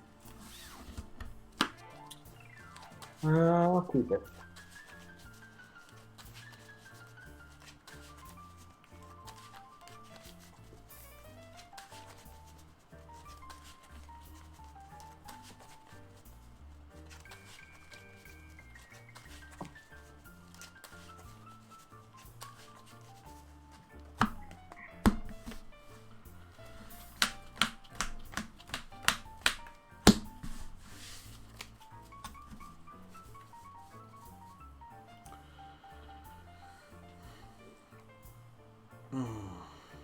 I'll keep this one. Yep.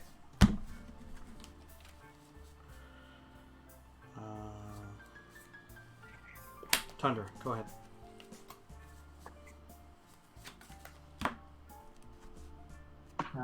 Let's go planes for a soul ring. Sure. And soul ring for an orb. And I'll pass. End step, I'm going to Ancestral. Yep. 1, 2, 3. Untap. Draw.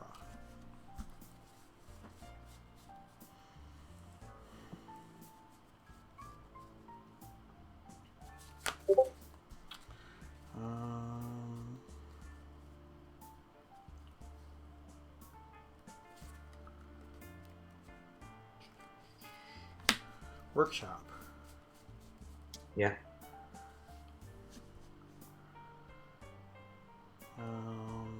Soul Ring. 2 mana floating.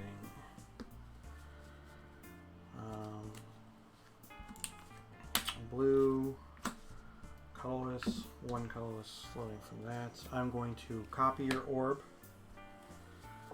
Yeah. And then I will use the colorless from here to activate it on your orb. We'll use my soul ring. Sure. Hit. And then I will burn for 2. Okay. Go ahead. I'm at 18.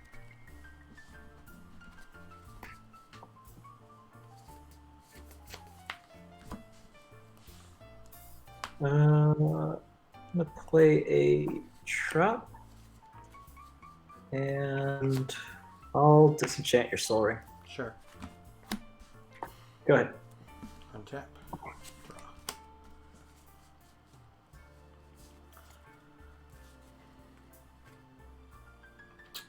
Draw. Underground Sea. Icy. Okay. Go ahead. On your upkeep, tap your trop.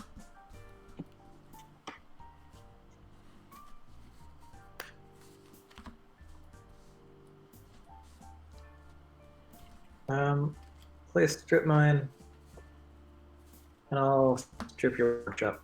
Shop? Okay. Yeah. Go ahead. Alright, untap. Draw.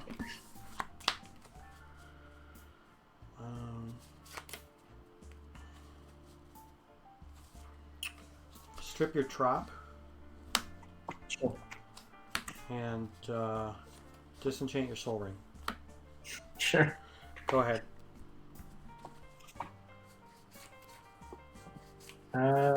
Play a Savannah, and I'll pass. Okay.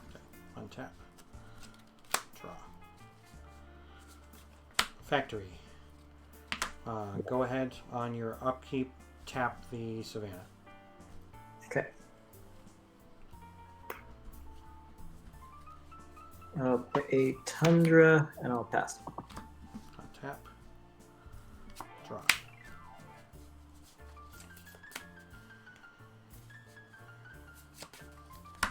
Activate the factory and attack. 18.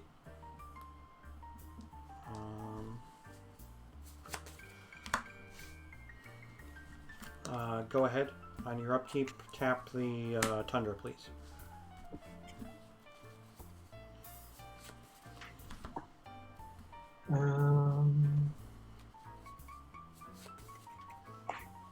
I'll disenchant the Icy. Okay. Yeah. All set? Yep. Alright. And how many cards do you have? I have 4. Okay.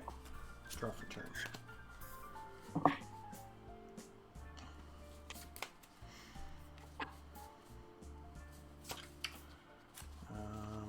Activate the factory and attack for 2. 60. Go ahead.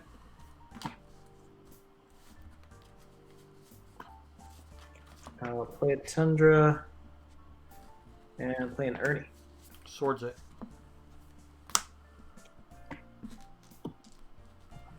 Go ahead. Untap. Draw. There we go. Activate the factory. Attack. Pump it to 3. Yeah. Yep. 17. Go ahead.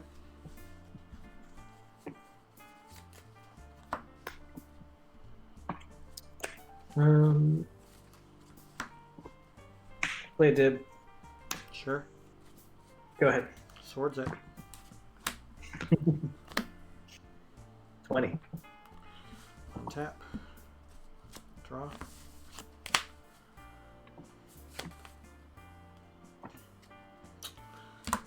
Swing with both factories. 60. Go ahead.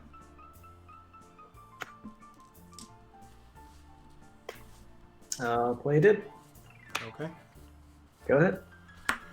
Untap. Draw.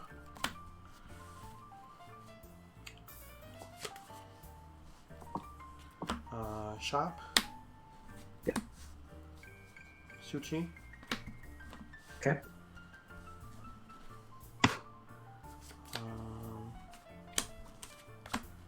Copy artifact on the Suchi. Yeah. Go ahead. 15. Okay.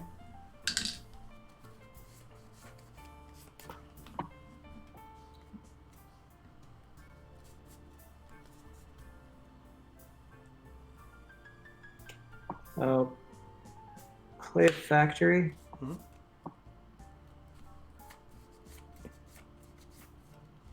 Yikes.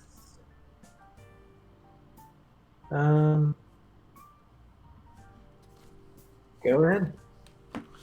Untap. Draw. Attack with both Suchis. I'm gonna activate factory and block a Suchi. Double block. Double block. Yeah. Okay. Which one? Let's do the original.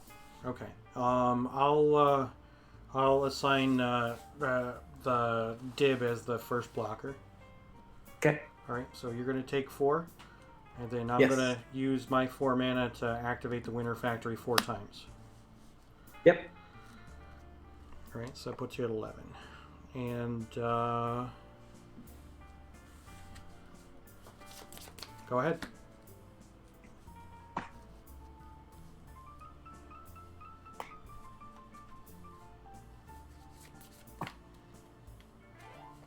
How many cards do you have in hand?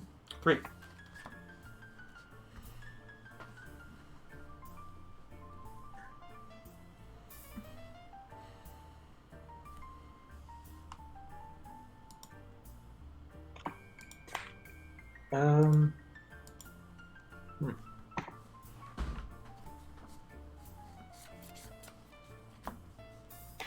I will balanced. You have how many cards in hand? I have also 3. Okay. That's really just get rid of the Suchi. All right, get rid of the Suchi. I've got 4 colorless. Yeah, go ahead.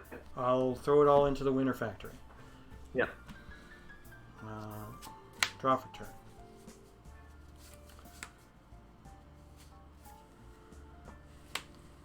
You have 3 cards? 3 cards, yeah. Okay. Underground Sea. Icy? Yeah. Tap your factory? Tapping my factory? Yeah. Correct. Yeah. Activate my Winter Factory and attack? Sure. Pump it to 3? You go to 8. Okay. And you can go.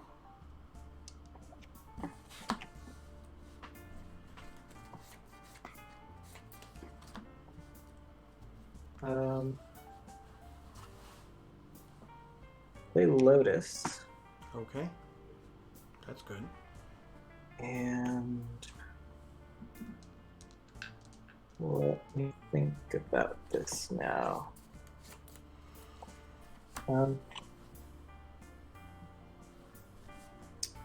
I will. How many cards do you have? now? 2. 2? Yep. I'm gonna stack it for black. Okay. I'll do black to Demonic Tutor. You use both black for demonic, 2 of the black for demonic tutor. Yeah. Sorry, you cut out for a minute there. So okay, yep. Yeah. That's fine. Black for Demonic Tutor. Okay, so you got a black left. Yeah. Snarfgasm says hello to both of us. Hi. Yeah, I'm grabbing Ancestral. I'm sorry. It's Sorry. okay. GT for Ancestral, and I'll cast it.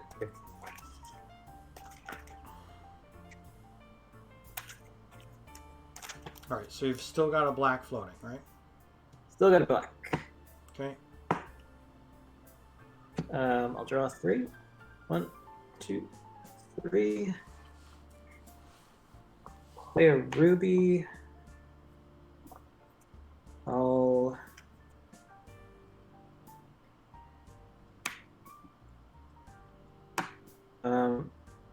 I will Mind Twist for 2. Sure. You get 2 shops. Okay. And pass the turn. Untap. Draw. Tap your factory. Tapped. Activate both of my factories and attack with both of them. I will swords one of them. Okay. I go back up to 20. And I go to 6. Alright. And I will say go. Okay. Draw.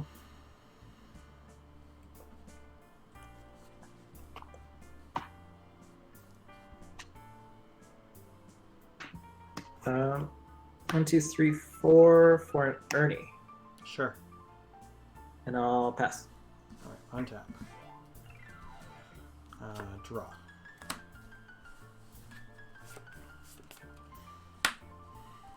What do you have untapped? A plains and a factory? Yeah. Okay.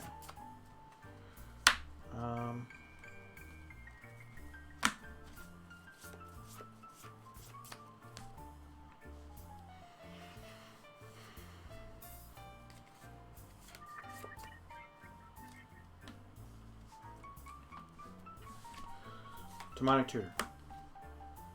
Sure.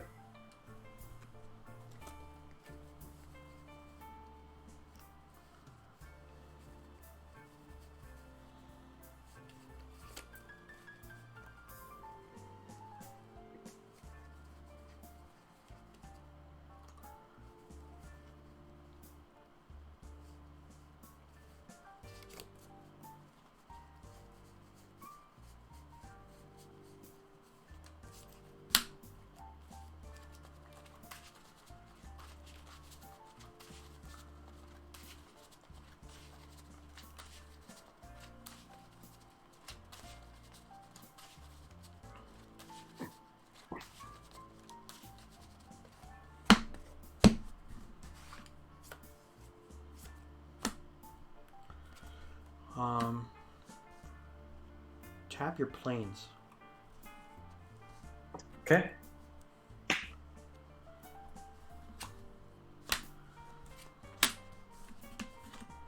Seeing about it. 140. That's a good card. Mm-hmm. Yep. I'll use my C to activate my factory. I will burn for 1 and I'll attack you for 2. Yeah. I go to 4. Go ahead. Ooh. Draw. I'll play another factory. Mm-hmm. I'll go 1, 2, 3, 4, 5 for an angel. Okay. And I will pass. Alright, untap. Draw.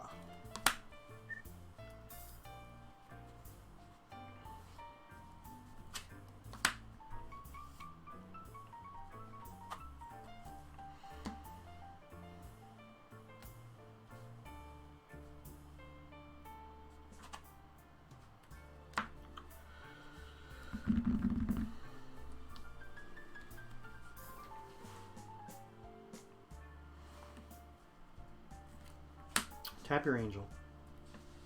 Yep. Activate my factory. And attack. I'll attempt to activate my old factory. When you do, I'll divine offering it. Sure.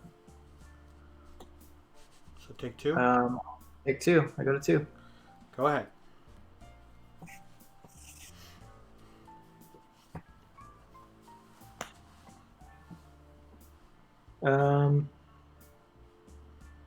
I will swing with Sarah. Alright, 15. And I'll play a pixie. Okay. And That's a good I'll one. pass her. Untap. Draw. That's a card.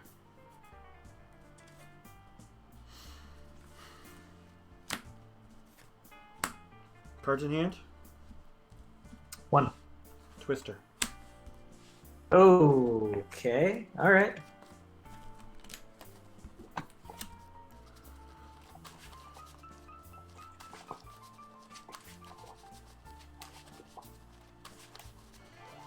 Have not played a land. Yeah. All you have to do is workshop trike and you're done. Well, not if you have a divine offering. Yeah.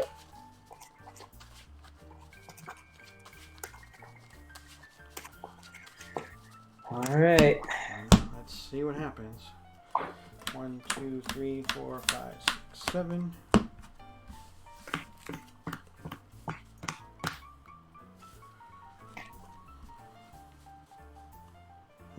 That's funny.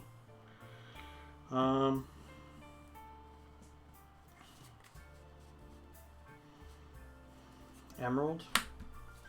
Yep. What do you have untapped? I can't tell. I'm sorry. I got 2 tundras, a plains, and a factory.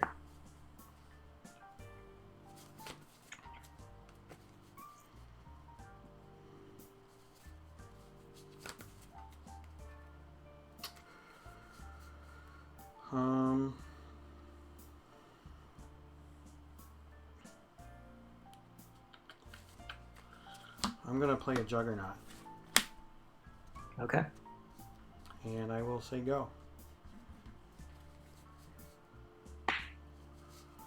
Yes, it was an artist-proof divine offering. I got that a little while ago. Okay. Chad asked, so sorry about that. I'll untap. I will draw.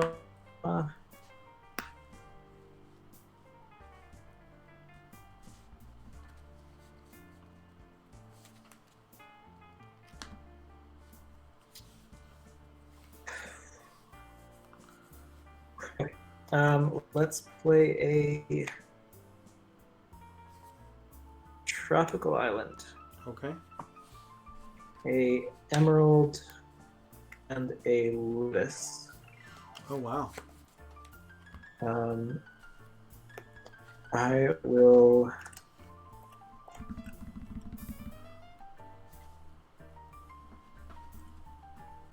I'm gonna switch with both of these. Wait, no, sorry, I can't do that. I will. Sorry, one sec. No, I will swim with Angel. Okay, I'll take Angel. I'm at 11. Okay. Second main. Let's go.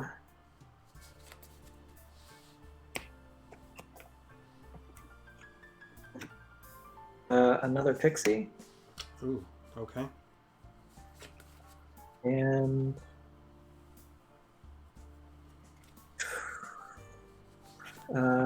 one, two, three.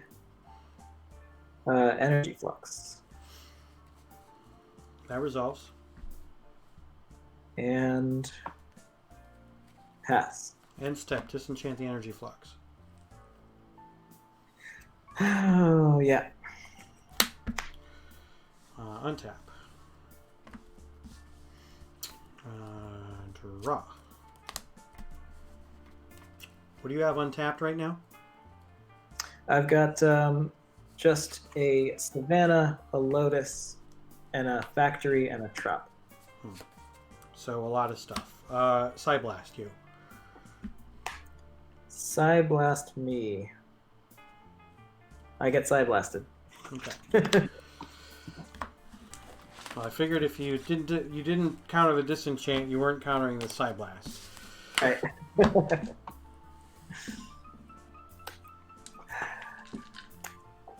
Wait, was that game 2? That was game 2. Oh god, okay. Third one to go. Whew. Let me pull that out for the camera real quick. So yeah, what I did is I ordered from Jeff Menges a playset of Divine Offerings blank, and he kept on forgetting. He was going to sign them for me or whatever. So he finally messaged me back. He said, "I got them. I'm going to send them in the mail." Okay. And 3 weeks went by, and he kept on forgetting it still. And then he said, "I forgot. I'm sorry. I'm going to send them in the mail. But just want to let you know that somebody ordered this. They didn't like how it turned out. I'll give you a discount on it." So I'm not going to say no. Wow. That's awesome. I'm not huge on getting art on the back of my artist proofs, but it was a good deal, and I'm slowly changing my mind. It's really cool. Yeah, I have a bunch of I don't have a huge number of artist proofs, but like you got bitten by the alpha bug a while back. And whatnot, but I like artist proofs, and that's my thing. Like over here, I have foreign black bordered Mind Twist artist proof. Nice. I won that in an auction for a stupidly low price. I was pretty excited about that. So.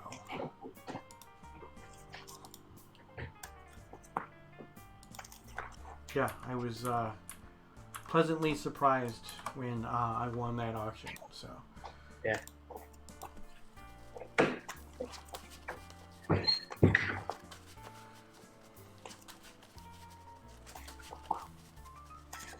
All right. Going to game number 3.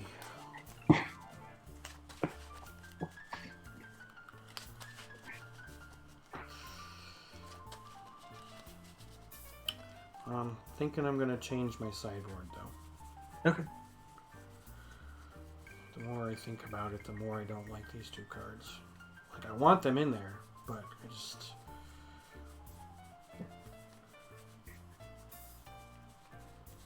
Oh, no. Never mind. I did not put them in. Oh, perfect. Okay. Alright, that's good. What do you want? 1, 2, 3. 1 on top of 3, and then 2 on top of both of them. Okay.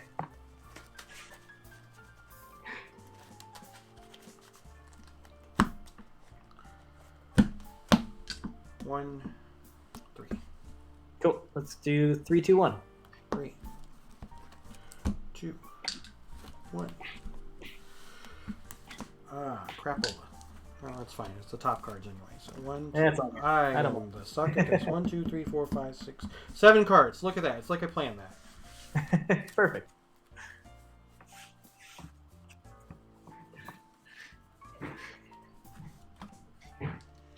I'll keep it. I will keep as well. All right. Good luck. Yep, you too. I'll go City Pearl. Go ahead. All right. I will go land, or no, draw. Factory. Ruby. Soul Ring. Okay. City in a Bottle.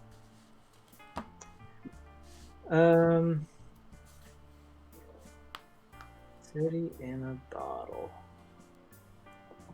In response, let's make some mana. I'll go to 19. Yep. And then after City in a Bottle resolves, Yep. I will disenchant it. Yep. Figured that was happening, but go ahead.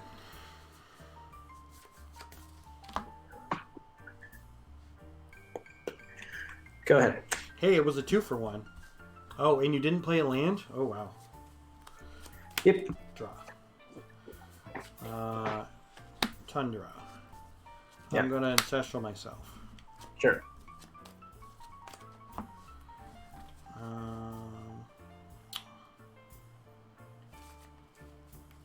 I'll play Sapphire.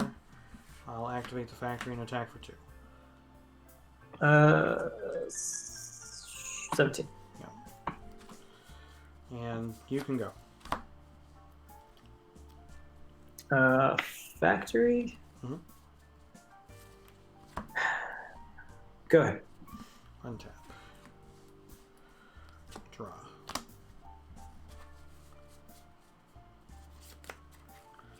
Tundra.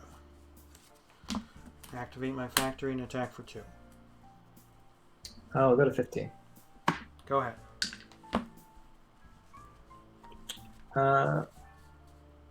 I'm gonna disenchant your Soul Ring. Sure. Draw. I will balance. Cards in hand? 4. 4 cards in hand. And 1 land. How many cards do you have in hand? I have 3.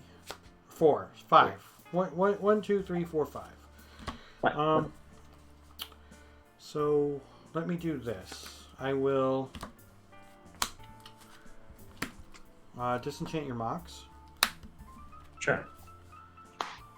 And you have 4 cards?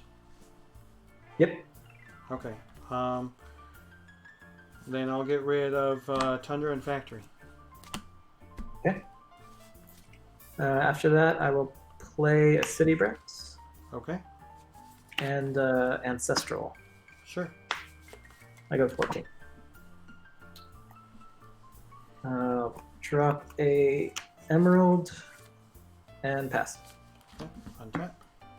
Draw. Go ahead.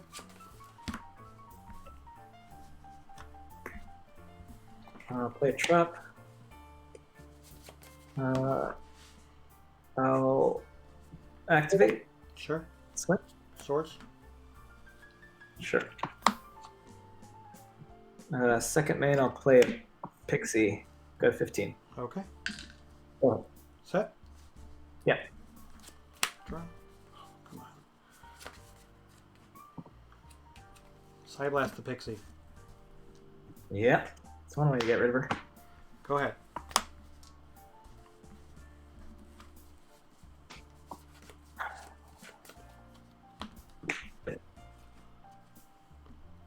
Go ahead. Tap. Draw. Oh, there's something. Shop. Trike. Okay. Go ahead. 14 on your upkeep. 14. I'll swing. Okay, 15.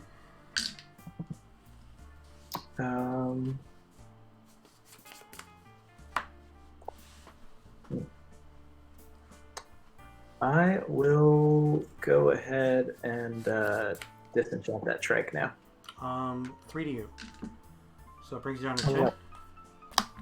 Because you tapped your Oh save. yeah, yeah, yes. Okay. Go ahead. Untap. Draw.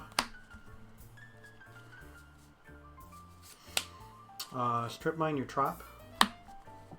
Sure. Suchi. Yeah. Go ahead. I'll go to 9. Yep. I'll play a ruby. Swing. Alright, I'll take 3. I'm at 12. I will go to 8 and side blast that Suchi. So you go down to 6. Yeah. Alright. So I'll take 4 mana burn. 1, 2. I'm at 7. Or 8, excuse me. I think 8. Right? Yeah. Go ahead. Untap. Draw. There we go. The Abyss. Yeah. Also an artist proof. Nice. Cool. So I will go. Say go. Pass the turn. You go down to 5 and sack your dib. Yep. Draw. Factory. There he is. Yep. Go ahead. Untap. Draw. Library. Go ahead. Trop. I'll get in for 2. Alright, I'm at 6. Go ahead. Draw.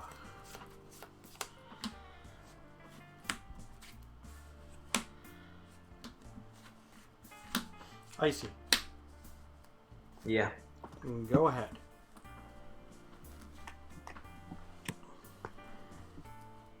How many cards do you have? 1.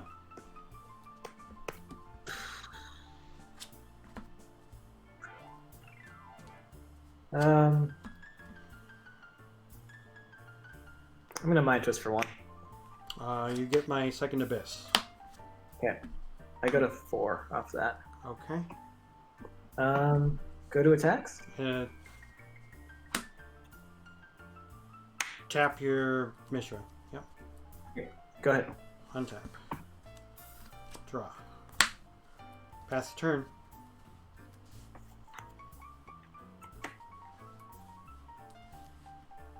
Tundra. I'll go to attacks. You'll tap this.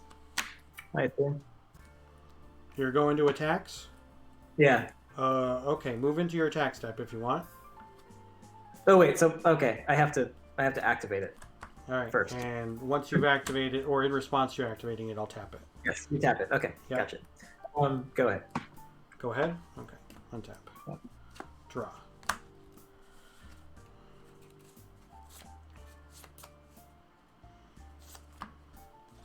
Tetravis. Sure. Go ahead.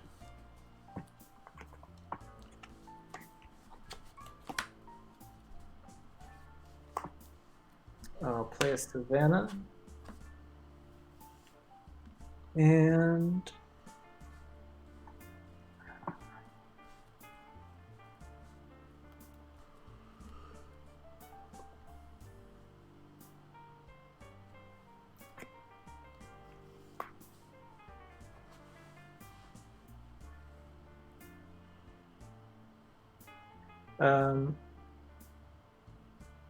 yeah.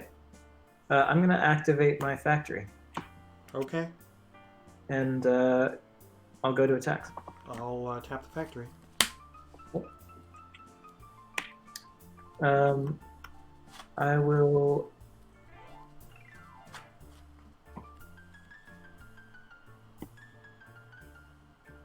I will tap 3 and play a dip.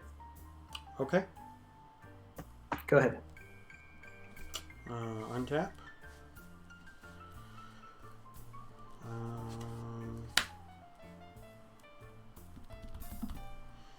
Upkeep. I'm going to split this up. Okay. 3 tokens. Yep. Draw.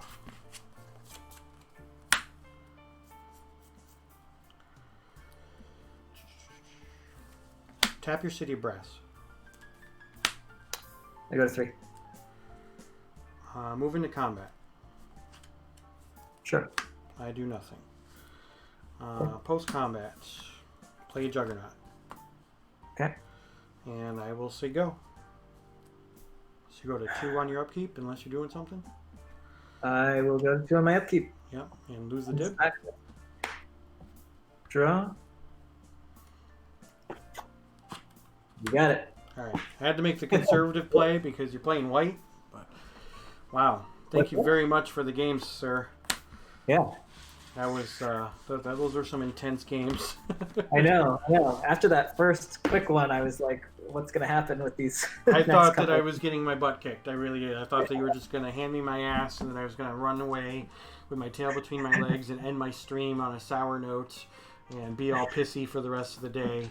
But I mean, granted, I mean, I did win, but I mean, at least we had good games out of it. You know, it wasn't. Yeah. Anytime it goes to 3 is a good. Not only did it go to 3, but I mean, I was down in single digits, and I was, you know, just on the cusp of losing, and I finally got to turn that corner. So yeah, that was great. Mm-hmm.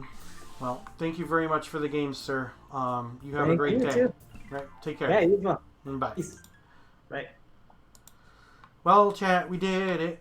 We ended up winning, so we ended up 4-3. We were on the plus side with my shop's deck of terribleness, so you know, we won. So that was pretty awesome. I'm reporting our match right now. I won 2-1 against Paul De Silva. LVA. We did not draw any games, and we are done. So, I'm going to take a look at the main stream and see what is going on over there. Yep, they got some magic going on over on the main stream, so we're gonna switch over to there for a little while. I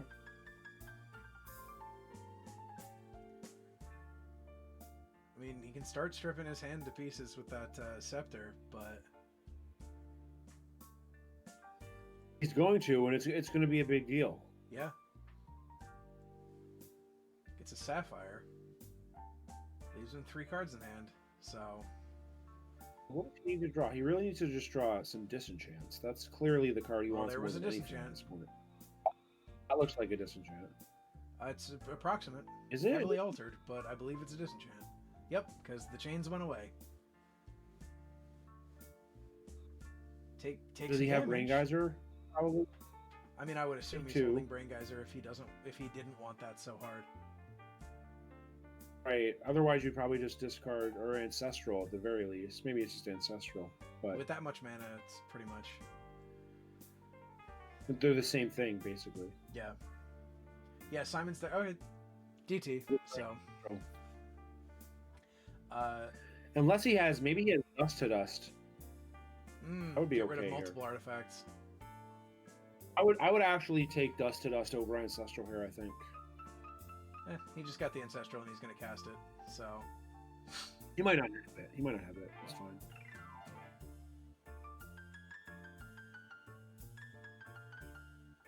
Do we have Blast? Yep. Looks Target like we me. have Blast. We have Blast. Do we have Blast? We have Blast. Okay. This is old school again, but it's fine. Counter Pile of Blast. Well, I think that is definitely, I know that's definitely going to help Simon get digging out of that.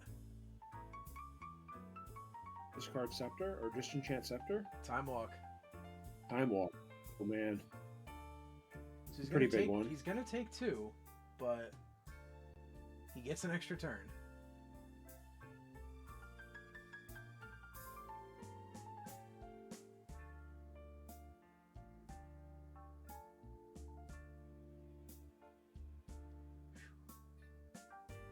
$11.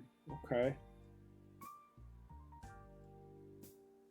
We want to hope he has a draw 7 if He's we're, not if we're great. rooting for Simon. He's not in a great spot here No. at all. Simon's not.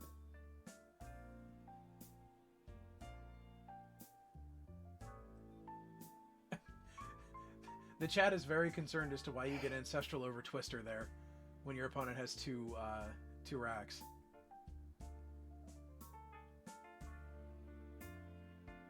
I'm fine with it.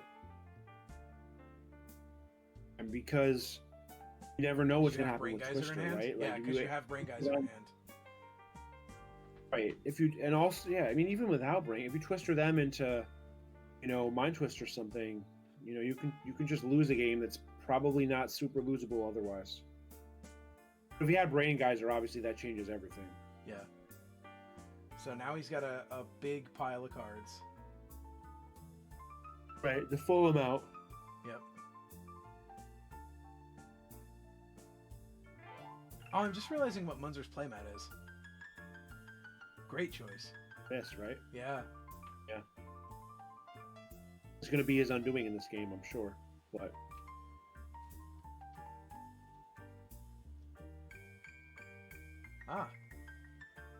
there's one of those hymns. One of the wonderful altered hymns.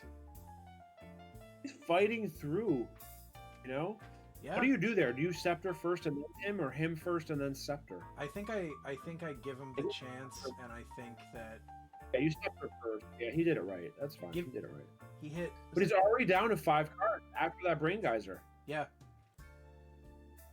This is insane. Munzer's making it a game. He needs a Disenchant or like a Clock. I assume that Munzer's on very few cards at this point, because Simon has drawn 1,000,000 cards and only has 3. So Munzer might actually be hellbent.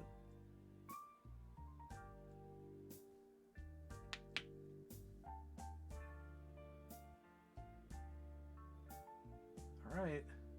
Tome? We got. Yep, book. Yeah, that's a good one.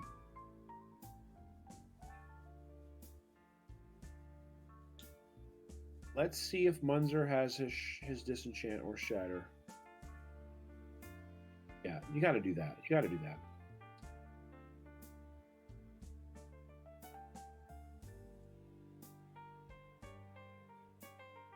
Yeah, do you? I guess. Depends on what's in your hand. Yeah. This is last. He has 2 cards.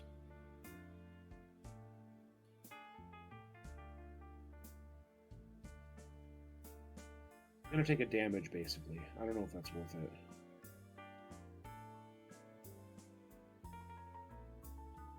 Go to 9. Not the safest place to be against the deck with bolts. Nope. Discard my land. Disenchant the book. Oh my. Huge. That's big. That's Huge. Big. That's big under double rack. Oh, for sure. Take 2. Go to 7. I have to just say go. Guess I can attack for 2 with this factory.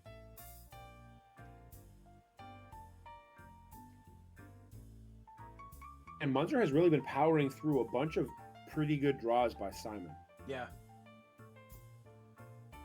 You know, we talked a lot of shit on Scepter earlier, but this is good Scepter.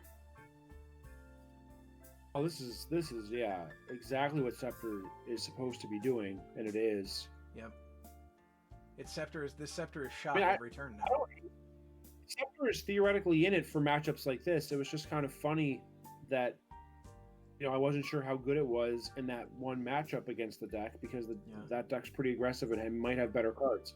But I could just be wrong. I'm willing to admit I was wrong. Wow. Discards the Abyss.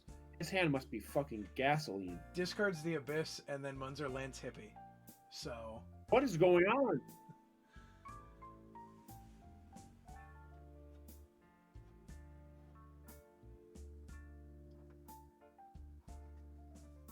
I assume this is game 3, right? It's got to be game 3. At this point, this deep in the round, yeah, because we're at time in the round now. So, Fireball, is that it? I don't think he cast it if it isn't. So, yep. Looks like he all right. He ends the game on Fireball. Wow. Again, so we're back to the beginning where just like big X spells prove their worth, just like they did in round 1 with James Labak. Yep. 9 fireballs proving their worth here in Old School. A match lasting just long enough for a Fireball to matter, or a game lasting long enough for Fireball to matter.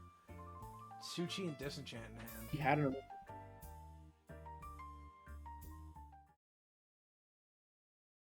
Okay, so that wraps up the tournament. So, appreciate everybody who stopped in. Hope you all had a good time. Again, we'll take one last look at the Shops deck that I ran today.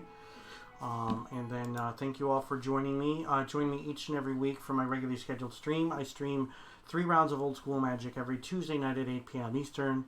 So please don't forget to follow. Turn on those notifications so you know when I go live. This Thursday, Thanksgiving, I will be hosting the Alpha 40 Monthly League Finals. Steven Menendian from California will face Martin Lindstrom from Sweden. Yes, that is 2 a.m. Eastern. That is 8 o'clock Central European Time. So set those alarms. So I appreciate everybody who stopped by the stream today. Thank you all very much. I do greatly appreciate it.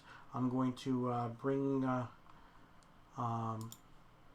this to a close. So thank you very much. We ended up at 4-3. We had a good time in some games, not so good time in some of the other games. So once again, thank you very much. I appreciate it. I hope you all have a great night. Take care.